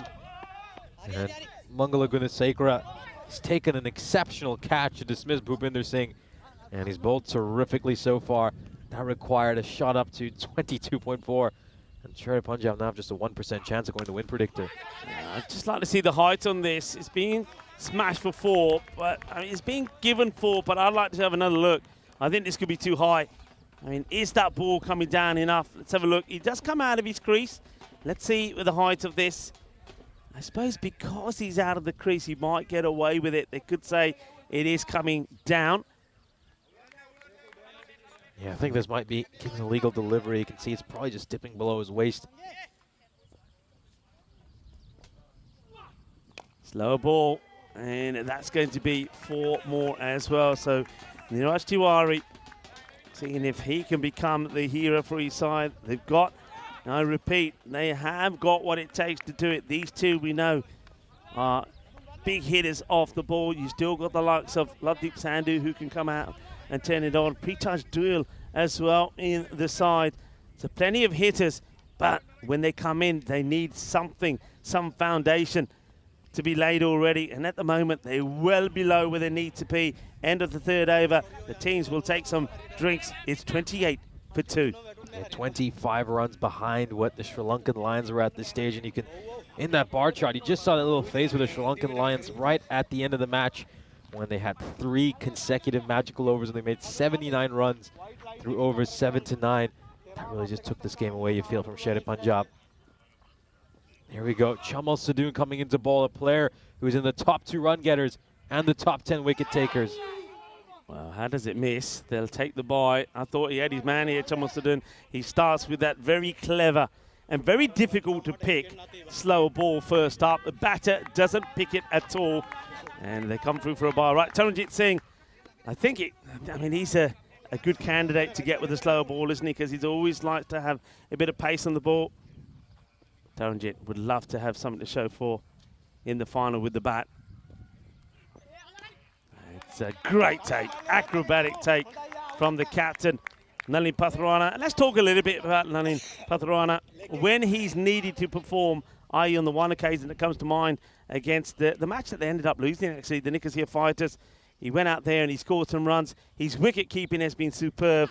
And it has to be said, his leadership qualities have been brilliant. Remember, he was the man that experience as a captain that defeat to the Nampa Kings in 2023 when they rolled out for 42. What a way he's come back and he's led his side back to glory. It certainly has been. I mean, it's just been a huge turnaround for this Sri Lankan Lions Cricket Club in general. You know, we mentioned this a number of times, but they'd earned the reputation of being perennial third-place finishers after their defeats in the European Cricket Series. And boy, have they turned things around. It looks like they're going to go back-to-back over here, unless Sher Punjab have a massive miracle they can come up with in these remaining overs. Great shot there by Taranjit Singh. That ball was short and wide, and it gets smashed for 6. Yeah, I mean, just a little bit too short. Taranjit gets hold of it. And very quiet at the moment are Sher Punjab sat in their dugout. They haven't had too much to cheer, but certainly if they can get a flurry of boundaries going, that'll get their hopes up slightly. This one's a short delivery and it's been sort of slapped down into the deck. No mistakes from the fielder. It's an easy pick up and throw back by Mangala Gunasakara. Yeah, that ball probably deserved the treatment in all honesty. It wasn't a great ball, but maybe it's just the pressure of the final that's got some of these Sher Punjab batters. The pressure of trying to chase out 184. Slow ball, skied up in the air. Fielders come across. Somebody's got a name on it. And then, oh, well, they shy away from it. I don't really know what Roshan Sriwadana was afraid of here, because the other fielder does pull the handbrake and stays away from it. But this is an opportunity. Up in the air, Roshan is after it. The fielder then stops and says, all right, all yours. And then they both shy away from it. So opportunity presents itself, isn't taken. And, well, Tiwari survives another scare. That's the third time he's been dropped, and he's on 21. Boy, he's been very lucky near us, Tiwari. But unfortunately for his side, he hasn't been able to make his luck count just yet. Sher Punjab, 39 for 2 after 4 overs. Way, way behind where they need to be. Yeah, just to remind everybody, straight after this match, pretty quickly, we will go to the trophy presentation ceremony. It'll be a lot shorter than what we normally do because, once again, the heat is so extreme that we don't really want to spend too much time, or the players or anybody, too much time out in the open. So do join us for that after the final. Oh, this one gets away from the fielder, and he does recover, though. And don't forget also that there is cricket happening, women's internationals in Czechia, so you can always tune into Czechia once the broadcast here in Cyprus is finished. You can see the required now. It's almost 25. Need a boundary pretty much every ball Sher Punjab to have a chance. That's another dot ball, Roshan Siriwardana. Keep in mind, he was a leading wicket taker in the ECS in January. Probably has played a much quieter role in this ECS.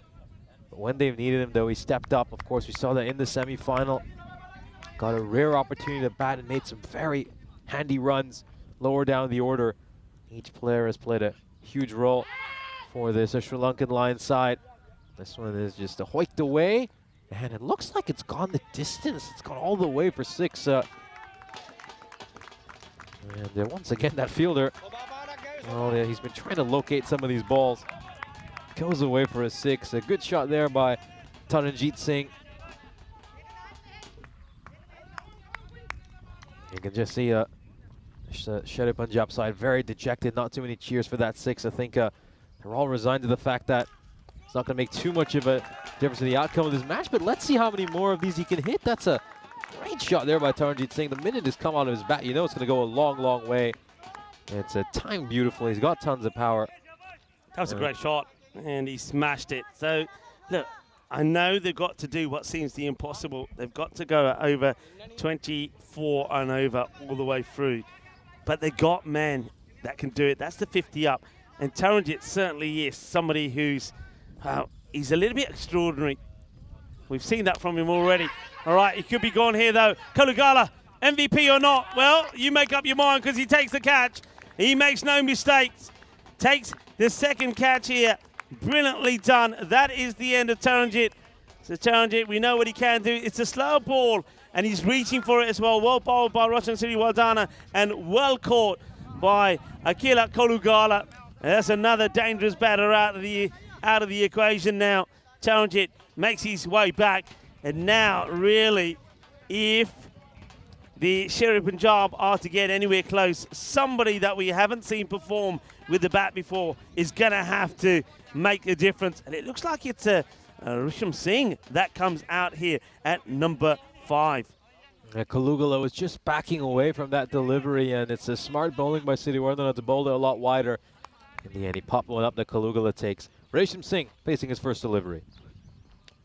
Oh, this is going to be a wide. And they're not going to steal an extra run here off buys. But yeah, Risham Singh, he's had a very good European cricket series. I think his batting appearances have been, unfortunately for him, limited. But whenever he's had to bat, he's batted superbly. He's played some great innings for his side. But even if he can conjure some of his best, I feel like it might not be enough. Whereas that struck Risham Singh, I think that reaction tells you everything you need to know. I know where that's caught him. And, well, he's trying to shake it off a little bit here. As well, let's have a look at this. Let's have the updated version. 16 centuries have come here in Cyprus, and there he is again. We saw him 146 he scored earlier, and this time 101, and in the final as well. And you can see the century number 76 was by Pondeep, and there he is again. This time doing the catching a little bit earlier. We saw him do some great fielding in front of us as well. He's had a good day. At the 5-over mark, the players will just take some drinks. I suppose that's come at a good time for Risham Singh. Two teams, players that know each other well, very competitive. They've been in many battles before. But the way it is at the moment, it looks like the Sri Lankan Lions of Limassol are on their way to their second title, back-to-back, as Kamal Riaz gets the ball to bowl his second over. His first over was quite amazing. Only the 2 runs came from it. Yeah, they can taste victory at this stage. The Sri Lankan Lions, 131 runs off the last 5 overs, is asking a bit too much of these batters. Neeraj Tiwari, he's had 3 lives so far. What's he going to do with his 4th one? Oh, this might be gone. Well, umpire shakes her head. We'll need to take another look at this one. Was there an inside edge involved as well? I'm a bit curious. It's been signal to single, so that means there was an inside edge. Yeah, good umpiring there. I think you can see Tracy Pascal thinking, and I think she's quite right. There might have been a little nerdle on that. And, well, there's no doubt about this one. And Kamal Riaz has to be said. You got to raise the standard and raise the bar when it comes to the final. We've seen Akila Kalugala do it with the bat, and Kamal Riaz has certainly done it with the ball. And that is going to be a duck. And we're just waiting, actually. The duck, it's a 2. It's going to be a 2-ball duck there for Risham Singh. Swings and misses. And, well, Derek has to greet him as he makes his way back. But well bowled right on the top of the stumps. Boom. That's the way to do it. Chak the Hutte. And Derek comes out and goes. So that's the end of Risham Singh.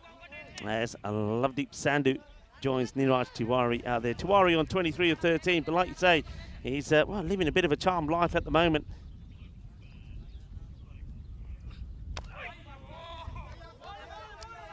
It's played away, and in the gap, 4 runs. So, nice start from Lovedeep Sandhu. Hasn't really been called upon to do too much. I've been a little bit surprised that we haven't seen him bowl in the series, or the last few times we've seen him. Now, whether that's because he's got a bit of an injury, not sure. We have seen him bat at the top of the order. In fact, I think in January we saw him opening batting in several occasions, certainly coming in the top 3. Comes in here at number 6.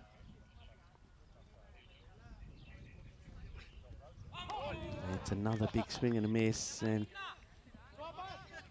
another dot ball. Sher Punjab, 126 required of 26 deliveries.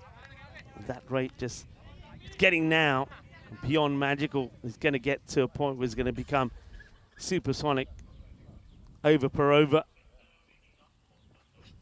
A little bit fuller. That's going to be worked away. Fielder's got some work to do here. He's not going to catch up with it.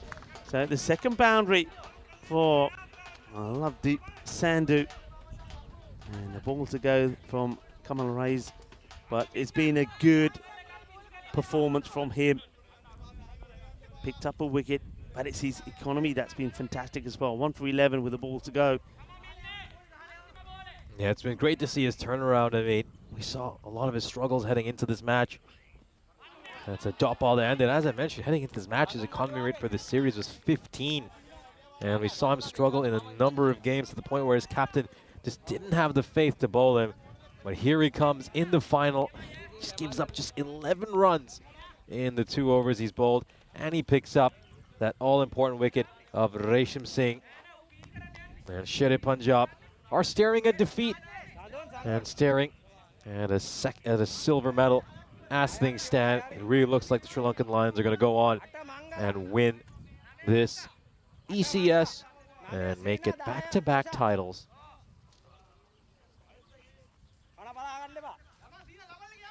Yeah, they can certainly enjoy these last 4 overs. You have to say that the Sri Lankan Lions, they've been the best team throughout this European Cricket Series, lost just 1 match. And they've hardly been involved in a close game as well. I mean, you look at all their victories, they have been one-sided matches. You know, no one's been able to come close to them throughout this ECS, and you have to say that they really do deserve this title. They've been head and shoulders above the rest of the competition. Yeah, I don't think anybody could argue with that. They've been very good. They've played some good cricket. And it's not just they played good cricket. Yes. Oh, it's going to be called another wide here by umpire Sujith. Let's just take another look at this. I think it's close to it. But wide is the call. But yeah, the other thing that's been good about them, I like the way that they play. You know, these guys also have done a lot of work behind the scenes that, of course, the viewers won't be aware of. They've been helping getting the... Oh, there. Okay, Nish, I hope you're ready for this because I'm going to cue you up to this. It is the final. And in the final, we have this. Tortuga. That is a proper Tortuga. And Akila Kolugala, he likes it in front of us as well as that one gets past him. And, well, it gets tangled up in the net. Dana Oro's wearing her Peacock Friday gear is trying to get the Grizzly. And she says, nah, can't do it. It's tangled up. So new balls, please. That was a vicious one. And, well, Akila Kolugala has had a lot of things go his way. And now, well, he's had, looks like he's having a Tortuga for a spot of supper. Yeah, you can see the funny side of that now because this result looks pretty much set. But I think if it had been a much closer match, he wouldn't have been smiling as much. Yeah, just we just keep going back to what a great side the Sri Lankan Lions team have been, and we'll obviously talk extensively about them over these next 3 overs. Keep in mind, a lot of these Sri Lankan Lions players will be back in action tomorrow as well for the Cypriot national side. A number of players from this team involved in the squad. Of course, Kalugala, Sadoon, also got Nalin Pathirana and Sachitra Thuranga, as well as Srinath Rajith, who will be donning the Cyprus green tomorrow as Cyprus take on Estonia. So their cricket isn't done yet. They'll still be playing for the next 5 days for the national side. Yeah, it'd be interesting also to see how that goes. But yeah, they deserve to be there. They deserve, I think, let's face it, they deserve to be the champions once again. And what I was touching on there before we saw that Tortuga is that it's the way they go about things in the field. You know, they are very sporting. They're very gracious. They're lovely to speak to. This one is crunch, and that one is going to get out of here. So, well, Niraj Tiwari, he sort of falls asleep. He lays dormant for a while, and then he comes back with a big hit. So that'll do nicely.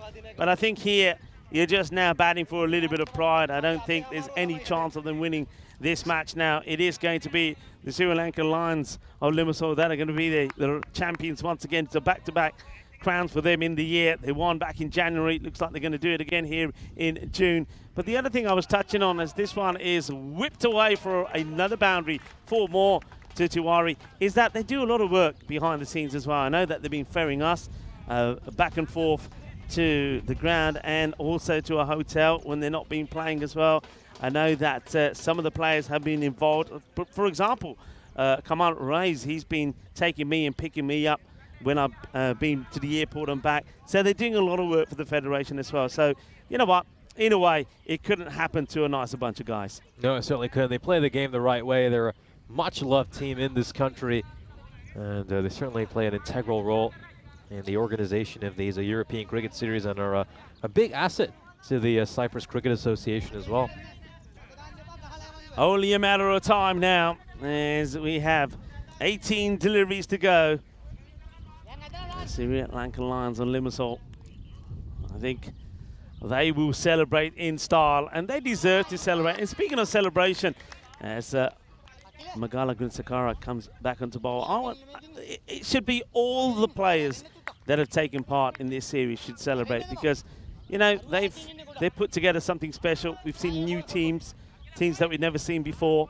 They've had to play in extreme conditions. I mean, I'm from Spain, and I played in some extreme conditions before, but some of the days that we've had to play here, especially the last sort of 2 or 3 days, it's been extremely hot. And today is a good example of that. So well done to all the players, well done to, of course, the Federation that have worked behind the scenes before the start of this event and during.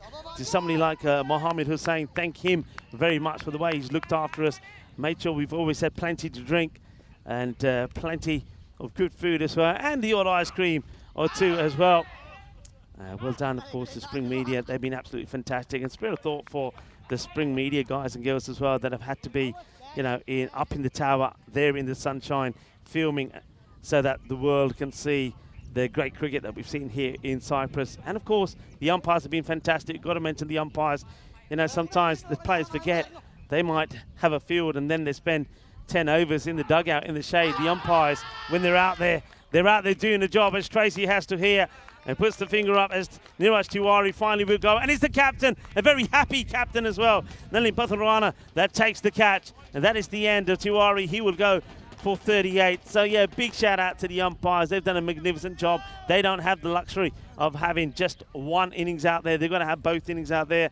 And of course, also to the ECN crew. It's been a great team effort. It's been a great series. And of course, it's not over. It might be our last day in the European Cricket Series. It might be our last day here at the Ipsonas Cricket Ground. But I'm very excited because tomorrow, Nish, not only do we start the internationals, and welcome, by the way, to Estonia, the men and the women from Estonia that are here and going to be playing Cyprus, but we're going to go to a new ground, the Happy Valley ground. Yeah, certainly looking forward to playing out in Akrotiri Bay, beautiful part of the country, and also a very, very scenic ground to play at.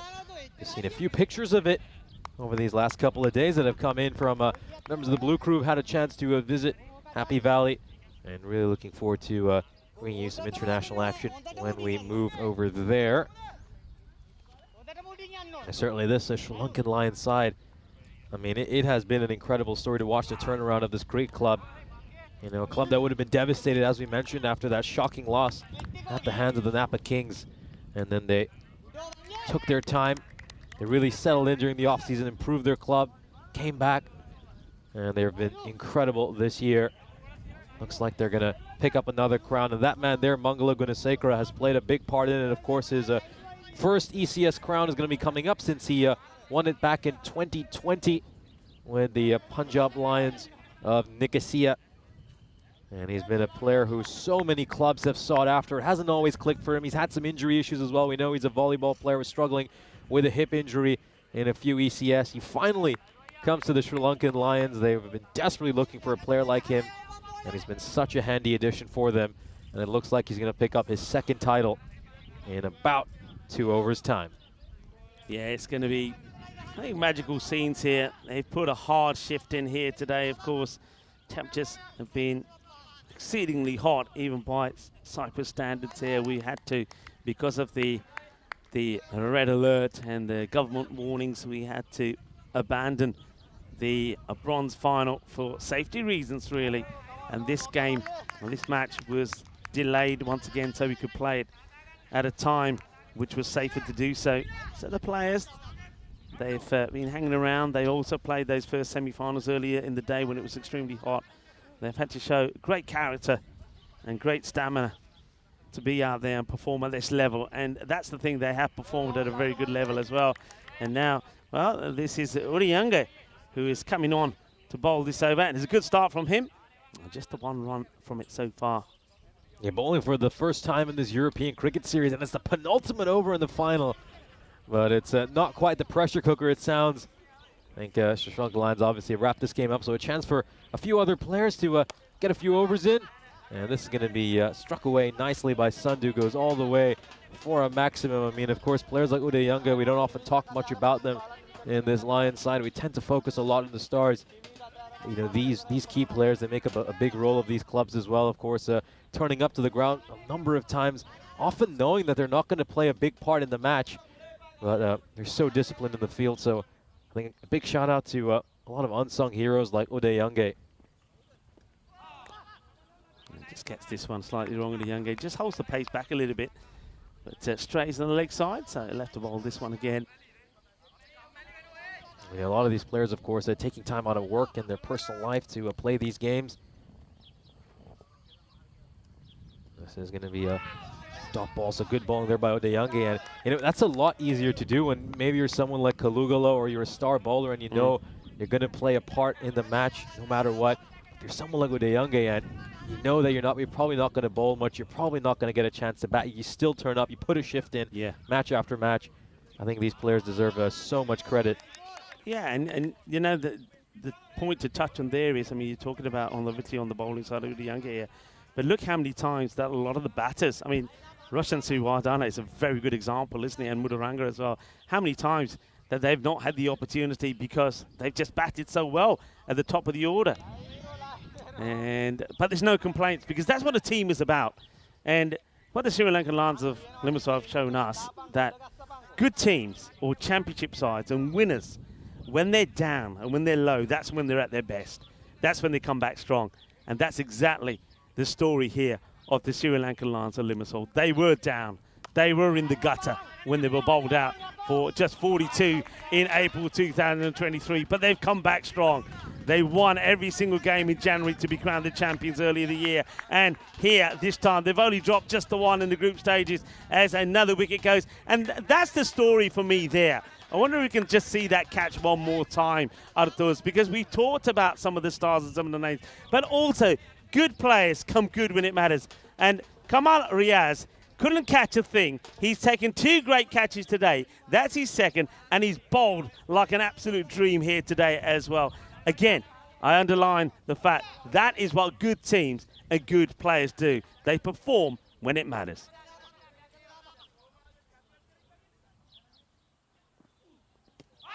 Now, this could be gone if it's straight. The umpire is too busy looking at his counter, which suggests he's not interested. And just for good measure, the bowler Uriyange gets the ball thrown back at him. Might be, just going down the leg side. And not out is the decision.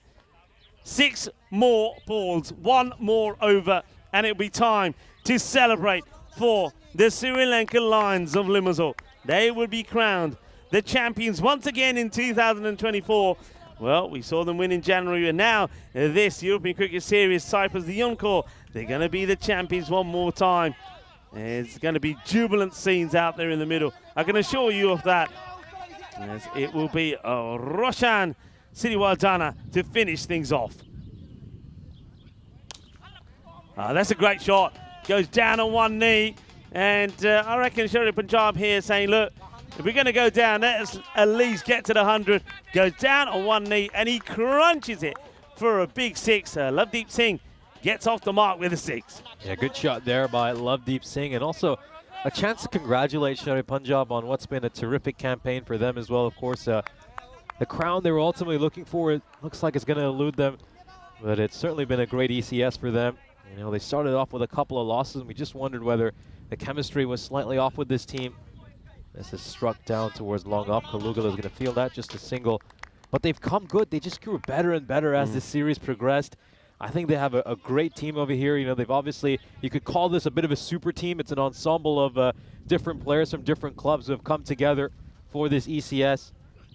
Boy, have they played really well. No, that one was struck back towards Siriwardana. A chance for another caught and bowled. We've already seen one spectacular one from Mangala Gunasekara, but Siriwardana We'll just bat that down and ensure it's just a single. So, yeah, the Shredded Punjab side, they might have fallen short this time, but, you know, I look forward to seeing them in a future ECS, and I think this side could certainly go all the way in future. They've certainly got a very powerful batting order. Sorry, Nish, to interrupt, but isn't this a good moment? You know, the two teams out there, a bit of a high five, you drop me. It just goes to show that there is a good community spirit here as well in Cyprus between the players. And well, that one will go for 6. It's a big hit, and that will also bring the 100 up. So it's something to shout about, I suppose, because I think if you don't get to 100, and then really you could say that you really are getting thrashed here. They bring the 100 up with 2 balls to go. Another nice shot there by Lovedeep Singh.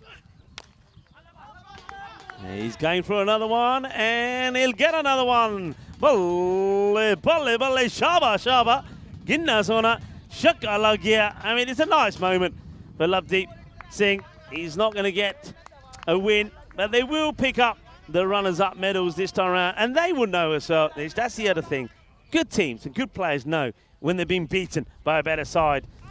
It might be a wide. Tracy having a look, having a think, and decides it's okay. And that will be the end of that. And yeah, Russian City Wadana at the moment, he's picking up the stumps. A little bit later, he'll be probably picking up the trophy. Well done to the Sri Lankan Lions of Limassol. They are your Cyprus Encore 2024 champions. Big congratulations to the Sri Lankan Lions. Back-to-back titles in 2024 for them. They won the ECS in January. They win the ECS Encore. And this is such a formidable team. They have been incredible throughout this calendar year. Just a 1 loss in both of these ECS. And they've made it 2 consecutive crowns. The Sri Lankan Lions Cricket Club will have another ECS trophy coming their way. Just look at that team huddle. They are delighted with themselves. Spectacular club, amazing cricket club. They play the game the right way. They are loved in this country, and they are such an asset to Cypriot cricket. And I'm sure a lot of the Sri Lankan community here in Cyprus will be delighted to see their boys win again.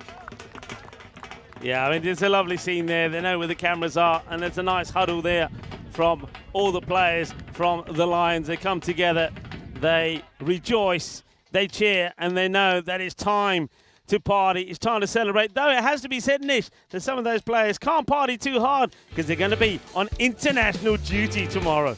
Yeah, they certainly will be. We'll be seeing a number of these players playing a big role tomorrow for the Cypriot national team, the likes of Kalugala, Sadoon, Bathirana, Siddhiwardhana, and of course we'll see Sudha Thuranga, former member of the Sri Lankan Lions Cricket Club as well, taking part in that national matches.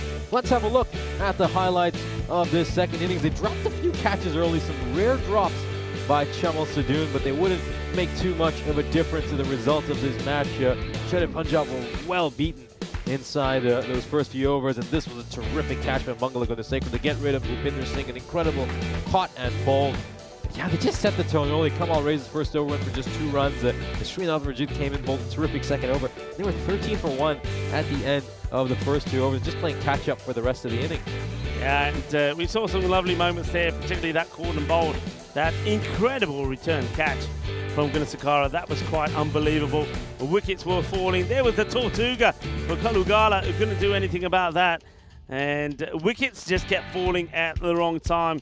We do know that Shredded Punjab have got some big hitters in their lineup. That was a nice moment, wasn't it, for the captain. Takes the catch behind the stumps to remove another one. And there's Kamal Reyes. Hasn't he come good when it matters for his side as well in both the matches here? Good catch from him earlier. Another one here in this match as well. Bowled brilliantly. Very good bowling figures from him. 1 wicket for just 11 runs of his 2. And that's the moment there that they'll rejoice. They'll look back and see another great campaign from them. You can't complain really, can you? They are the team of the moment. They were unbeaten in January and only dropped just the 1 match this time round. And they are your champions here in Cyprus at this Ipsonis cricket ground. Once again, like you said, you got to give a shout out to Shredded Punjab. They put a very good performance in. Pawandeep, I mean, what a performance from him. Unfortunately, he wasn't able to perform when it mattered in the final, but over 580 runs that he scored. He got some good partnership there together with Niraj Tiwari, the likes of Taranjit, and also Bhupinder Singh certainly showed some class throughout the series as well. And Akshay Sahni, I think he's just been a great introduction. His bowling has been brilliant. His bowling certainly has been brilliant. I think Akshay Sani has been a huge asset for this Shere Punjab side. We'll have a look at the bowling figures of the Sri Lankan Lions. They bowled superbly. Kamal Ray's coming good in the final. We've talked a lot about his struggles throughout this European cricket series. Then he comes out here in this all-important final, bowls terrifically as the pick of the bowlers, give up just 11 runs in these 2 overs, and also managed to get a wicket. Then look at the likes of Mangala Gunasekar as well, 2 for 16 in the 2 overs he bowled. Those 2 were terrific. I think Mangala, he's just been such an underrated player throughout this European cricket series, a very handy middle order batter, and he's been equally good with the ball in hand. And the match summary is the Sri Lankan Lions will make it back-to-back titles by beating Shere Punjab by 73 runs in this grand finale. Yeah, congratulations, and do remember we will have a very short trophy presentation at the end of the broadcast, so do join us for that. And then straight after that you can go over to Czechia with Vinny Sandu. Right now he's talking you through the match between the Croatia women and the Czechia women. Croatia women doing pretty well at the moment with reaching the 170 mark with still 2 overs to go in the innings, so that looks like it's going to be a high-scoring affair there. So in summary here, it's congratulations to the Sri Lankan Lions of Limassol. And if you're not able to join us, do remember we do have cricket coming up tomorrow when the international series starts. We've got 2 days of T10 internationals, Estonia taking on Cyprus, and then after that, well, we stay in Cyprus at the Happy Valley Cricket Ground because we have some T20 internationals as well involving both those sides, Cyprus and Estonia. So, Nish, how do you see those international going? Certainly you would think, 2 things that come to mind here. You would think that the players from Cyprus will do pretty well because they played a fair bit of cricket, but they will have to make an adjustment to a different ground and a different pitch. Yeah, it'll be a huge adjustment for them, but I think a few of these players have had the chance to play at Happy Valley previously, so they should have some experience on that playing surface. Here's a look at the matches we have coming up tomorrow. Of course, 3 women's games, 2 men's games. We start off with the Cyprus women against the Estonian women. We're really looking forward to seeing the Cyprus women's side play. They haven't been involved too much on the European Cricket Network, so it's a big opportunity for them going up against Estonia in that match. I think both these sides are fairly even teams, so we should have an exciting bilateral series. And, well, it's going to be very interesting to find out who's going to be the winner in what should be a great weekend of T10 action over in Episkopi. Yeah, it's going to be absolutely fantastic. It's going to be there, and you're going to be there. It's going to be wonderful working with you and the internationals. Well, look, I just want to say, on a personal note, it's been absolutely fantastic doing this series with you. You've been absolutely brilliant. I know that when I took my break for a week off, and you covered the matches brilliantly well, going solo on your own. I know you worked a few matches there with Vinny as well. It's been absolutely brilliant. It's been an absolute pleasure. It's nice to have you back after your military service, and I look forward to doing some internationals with you tomorrow. No, it's a pleasure to always commentate alongside you, and look forward to doing it again over these next 5 days. Yeah, well, it's going to be brilliant. So we're just going to take a short break here now. Remember that the presentation ceremony will be coming up in, well, around about 10 minutes time, so stay tuned. And then right after that, you can click over and watch the women's cricket happen in Czechia.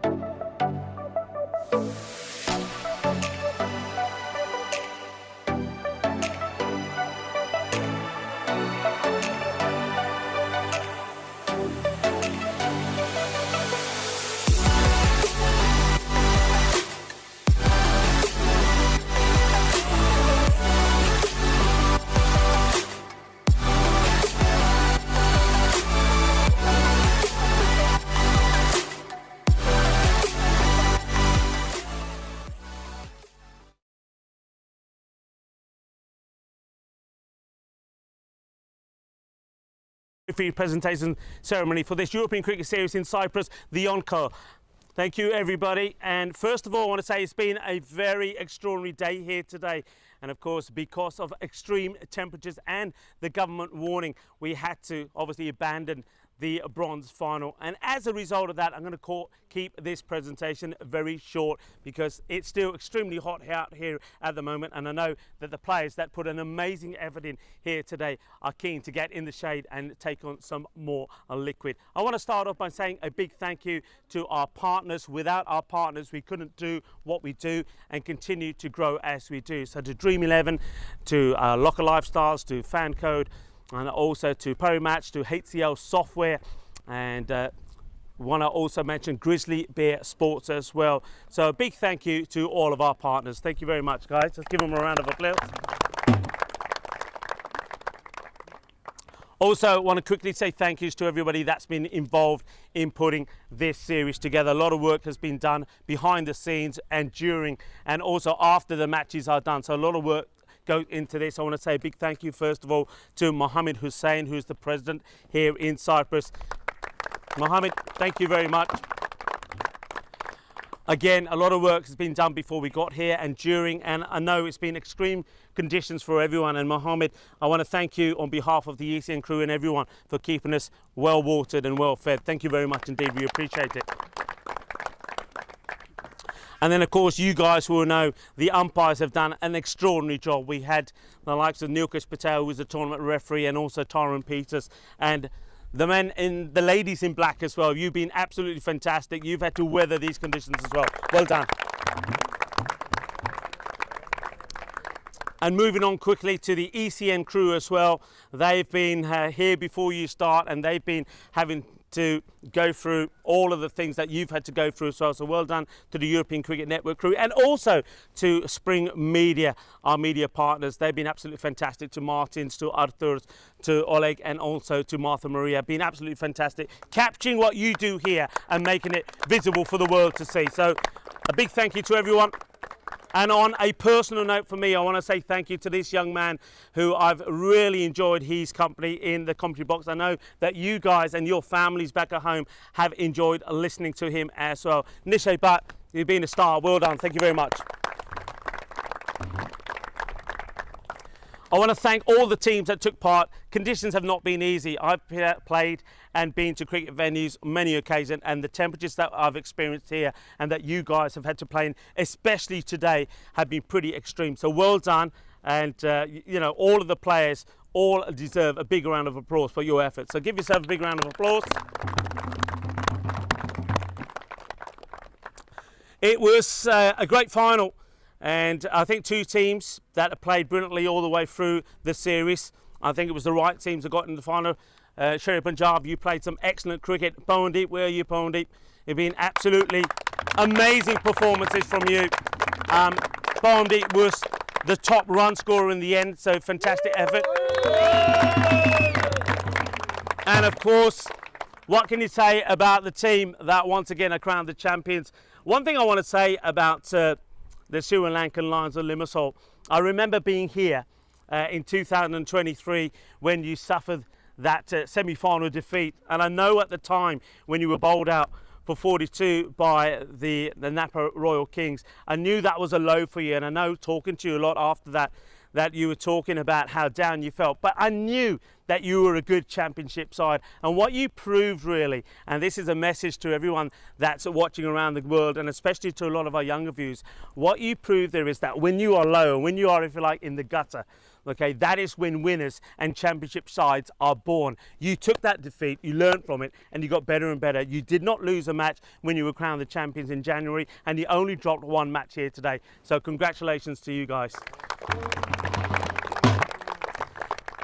One difficult decision that we have to make is the MVP, the most valuable player, and that wasn't easy. I mentioned Pawandeep already, who was absolutely sensational with 3 centuries. And with 16 centuries being scored in this series, it was never going to be easy. But it had to be a batter, because batters dominated. And one man who was sensational and who really pipped the prize really because of his performance in the final. You have to say he scored 2 centuries, 146 and 101, scoring a century in the final as well. Akela Kuligala is your MVP. Come forward. And I'd like Tyrone Peters to present you with your award. Well done, congratulations. Boy. Well done, well done. Commiserations in the final to Sher Punjab. Once again, like I said, you were absolutely fantastic all the way through. I loved the way that you played. I love the way that you had the attitude of never say die. You pulled off a brilliant win in the semi-final earlier today against the Cyprus Knights Riders, who played some great cricket all the way through. But unfortunately, in the final, it wasn't to be. But I know that next time it could be your time. So without further ado, I'm going to go back over to the Sri Lankan Lions of Limassol, and I'd like you to come forward. I know that Mohammed Hussain would like to come forward and present you with your prize. So once again, let's hear it for the winners of this 2024 Cyprus Encore. The Limassol is the Sri Lankan Lions of Limassol. Congratulations!